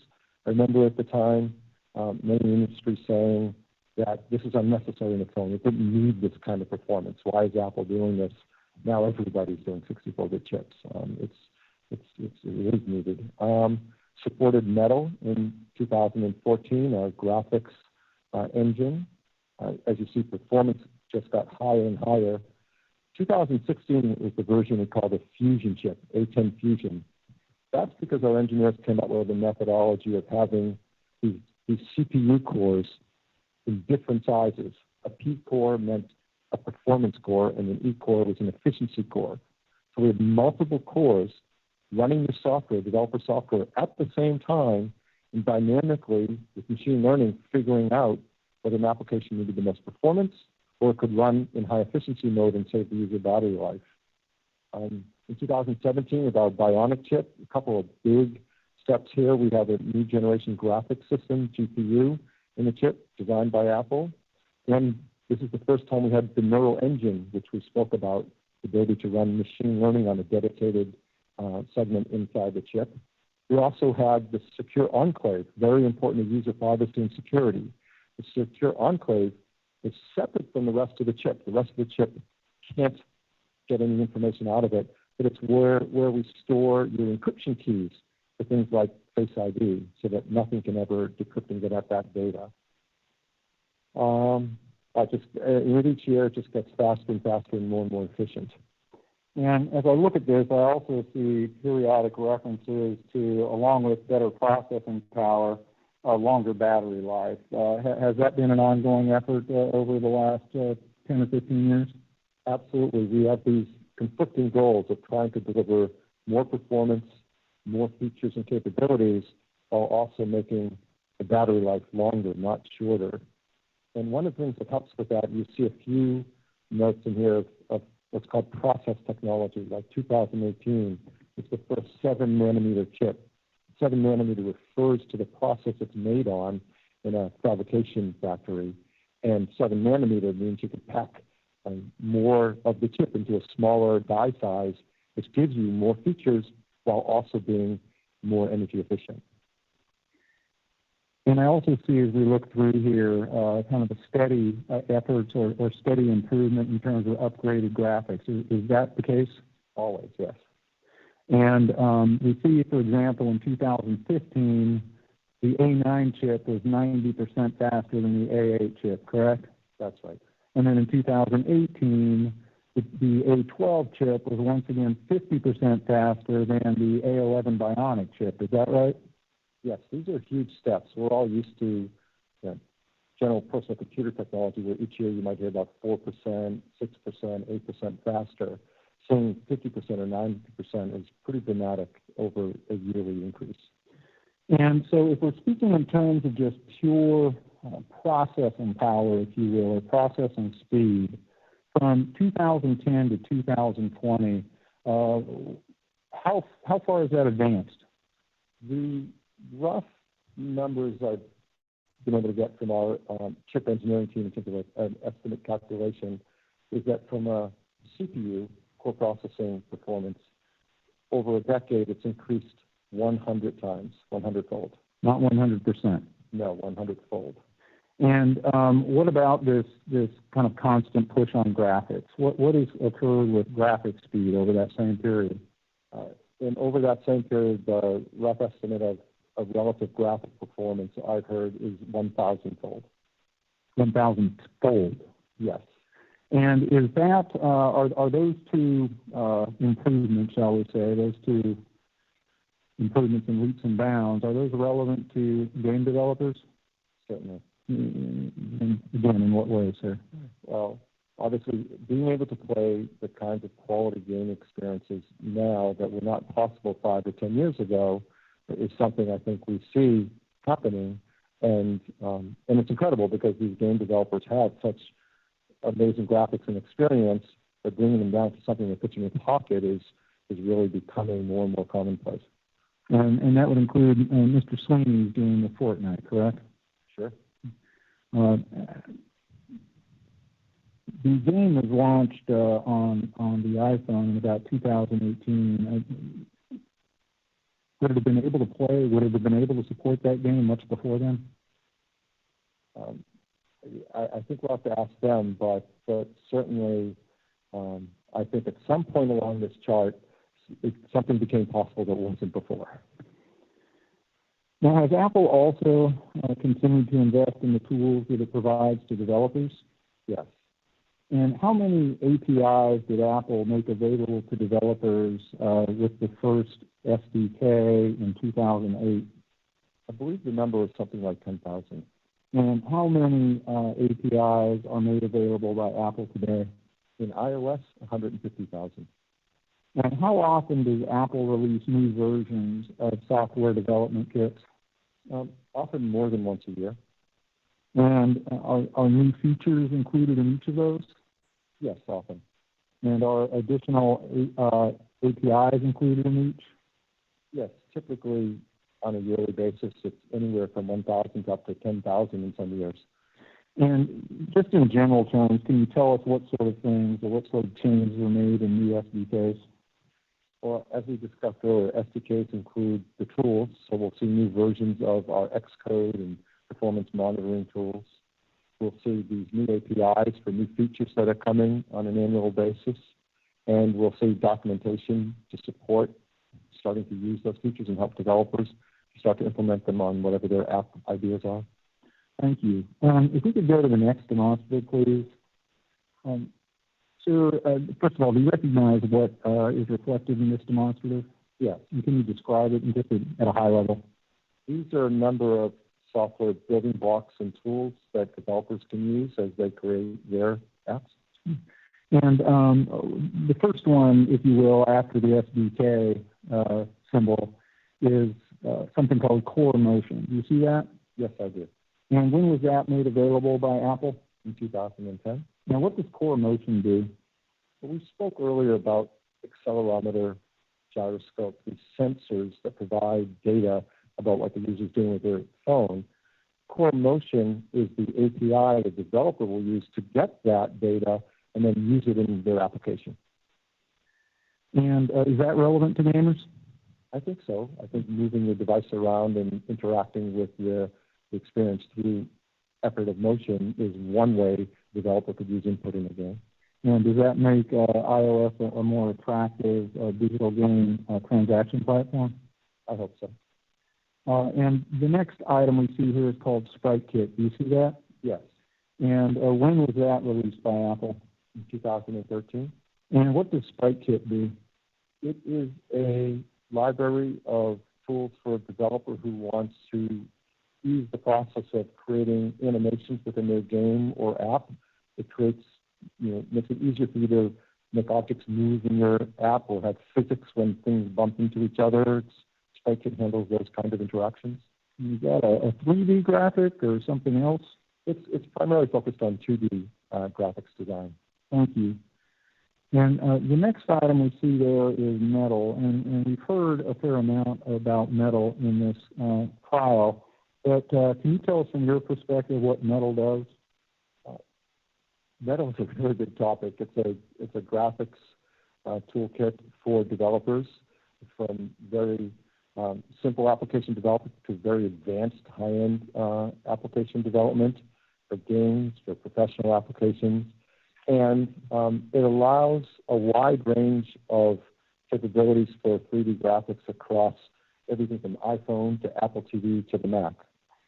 And did you and your colleagues at Apple consider it to be a material improvement over OpenGL? Yes, that's what we used previous to Metal on iOS was OpenGL, and another technology called OpenCL for compute on graphics. And we created something I think much more powerful and forward-looking with Metal. And by the way, why Metal? Why is that the name used for this API? Yeah, the name's just a fun play on a term in technology called close to the metal. If you're a game developer, especially more advanced ones, you want to feel like you're programming very close to what your graphics chip is capable of doing with very little getting in the way of that maximum performance, and that's that term, close to the metal. And did Apple work with developers in optimizing Metal? We did. And did Apple work with Epic Games in optimizing Metal? We did. Can you tell us about that collaboration?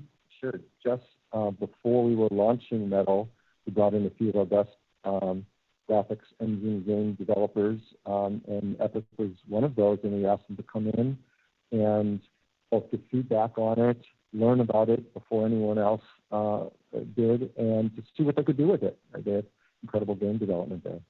And did, in fact, Epic do something incredible with it? They did. And did you demonstrate Epic's work anyplace? Yes, at our Worldwide Developer Conference in 2014, we invited Epic to take part and help us launch Metal. And who was the presenter on behalf of Epic? Mr. Sweeney. And Your Honor, Exhibit DX3462 is a video of the keynote from the 2014 WWDC. We don't want to play the entire 30-minute piece, but we do have perhaps a 20-second piece that we would like. And so I have that separately on a thumb drive for the court, and if we may play it. You may, it's in evidence, and can I release the court reporter? Yes, Your Honor. There's a transcript in the binder before the court, and we'll make sure that that's in the record as well. No objection, Your Honor. Okay, I'm sure she appreciates it. Thank you. Proceed. Thank you. We've had the opportunity to work with Metal, and to illustrate some of the possibilities, we created a Zen garden. Now, this environment was built in Unreal Engine 4 on a high-end Mac, and now, thanks to Metal, we're running it on iPads in real time with full fidelity and performance. Metal's efficiency enables an order of magnitude increase in detail, making it possible for developers like us to create a new generation of vivid and interactive 3D experiences. And sir, did you recognize that to be Mr. Sweeney giving his comments on Metal in 2014 at the WWDC? Yes. And again, approximately how many people were there in person to see him? 6,000 in the audience. And how many people have viewed that presentation since? Certainly many millions. And is that an opportunity that Apple provided to Epic Games? It is, and you should recognize Good is a great example that we were all excited about what they were able to show the world could be done with Metal, and we were proud to include them on our stage and have them take part in it with us. And did you work with Epic to do something else with this demonstrative after the WWDC? Yeah, I recall we asked them if they could place it as a demo app on the App Store for users to see and experience because it was so beautiful. And was that done? I believe so, yes. Thank you. Now, has Metal been improved since 2014? Oh, yes. On how many new versions of Metal have been released since then? I believe up to version 4 now. And does it continue to become an increasingly powerful graphics API? Absolutely. We've added new capabilities in, actually there's a built-in programming language, procedural language in Metal, and there's advanced ray tracing capabilities that continue to advance. So it's we're moving it ahead constantly. And is Metal relevant to game developers? Absolutely. And is Metal relevant to the iOS devices becoming increasingly attractive digital game transaction platforms? It sure is. Now, sir, are you familiar with an API called Gameplay Kit? Yes. And Mr. Dorn, we've got 3 minutes, just so if you want. Thank you, Your Honor. I'll perhaps go through this one more item and then and Mr. Schiller, when was Gameplay Kit made available by Apple? 2015. And what does Gameplay Kit do? Well, it helps developers to make it easy for their games to include the ability to track scores or show users achievements within their games, things you like to do with helping encourage users to play your games. And as the name and your description implies, is that specific to games? It is. Just one more quick one. Mr. Schiller, Replay Kit, when was it released? Also 2015. And what does Replay Kit do for developers? It's popular with gamers and certainly kids to record their session of playing a game and then share it in social media with their friends so that they achieved something in a level or how to win at a certain part of the game. And so Replay Kit helps the developer who wants to make that a feature of their games to let their players share their experiences with others around the world. And again, and this is an API specific for game developers? Yes. That's a good breaking point, Your Honor, if it works for the court. Okay. We are going to stand in recess until tomorrow, but I do have I have a question for Mr. Sweeney. Obviously doesn't need to be under oath for this, but Mr. Sweeney, we've been in this trial now for over a fortnight. Can you tell me where that name came from for you? How did you come up with the name Fortnite for your name?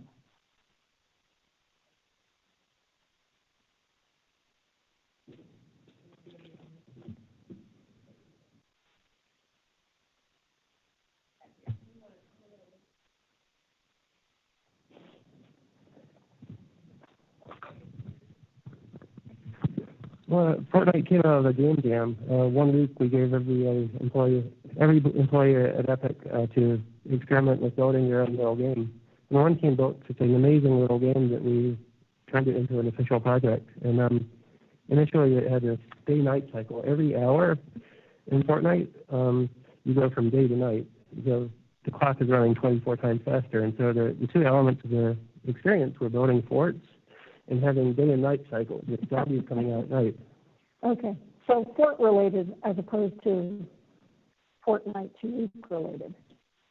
Exactly. Yeah, you built forts with this building system, and that's how you defend yourself. Okay. I had to ask. I figured I had you here, wasn't going to have any other real opportunity to ask, so why not? Okay. We'll stand in recess. One thing, again, as we head to next week, closing down the trial, one thing that I thought I wanted to, again, run by the lead lawyers here. When I have jury trials, I always meet with my jurors afterwards just to see what their experience is like, see whether they enjoyed participating in the jury process. Obviously, we don't have a jury here. But I did think that if you're interested, and of course we would not talk about anything case-related, happy to meet with your young associates after the trial, maybe Tuesday morning, if you each have a small group, and not the partners, this is just for the younger associates. I often meet with law students and such, and thought maybe that would be a good opportunity since they don't get to be up on the stand much. Yeah, Your Honor, I absolutely agree. I'm sure that we will select a group. Just tell us the number that we can have, and I'm sure that as long as it's equal, and maybe Tuesday morning they can come for coffee or something like that. Wonderful. Thank you very much. Thank you, Your Honor. Okay. And Your Honor,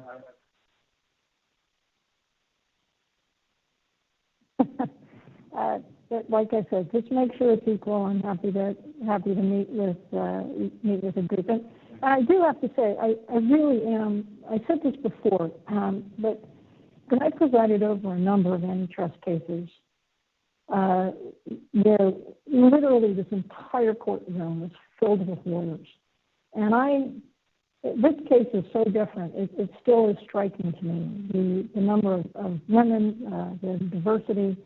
I do hope that you take each of your teams and maybe take a picture and send a picture off to the ABA or something like that, because given how many of these cases I've presided over, this is very different than what I've seen in the past, and I think it's a terrific example for the future. So, Thank you very much, Your Honor. Okay, we'll stand and recess until tomorrow morning. Thank you.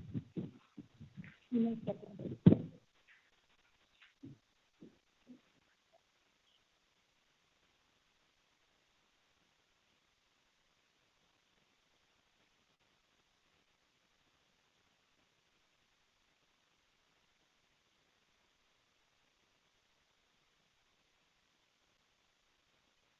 The recording has stopped.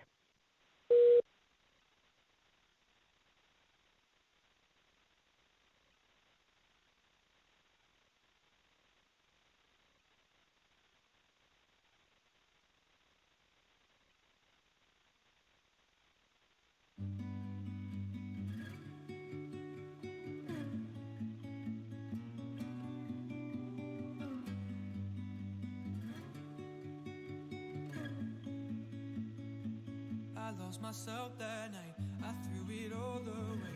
Those are the things I've created. Then I went and caved in. I'm a mess right now. My heart is in two places, half is back at home. The other's off and racing.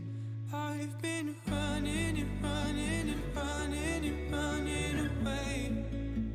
I know they'll catch me running and running and running two opposite ways. I can't let my past catch me now, me now. I can't let my past drag me down, me down. I lost myself that night, I threw it all away. Recall my mother's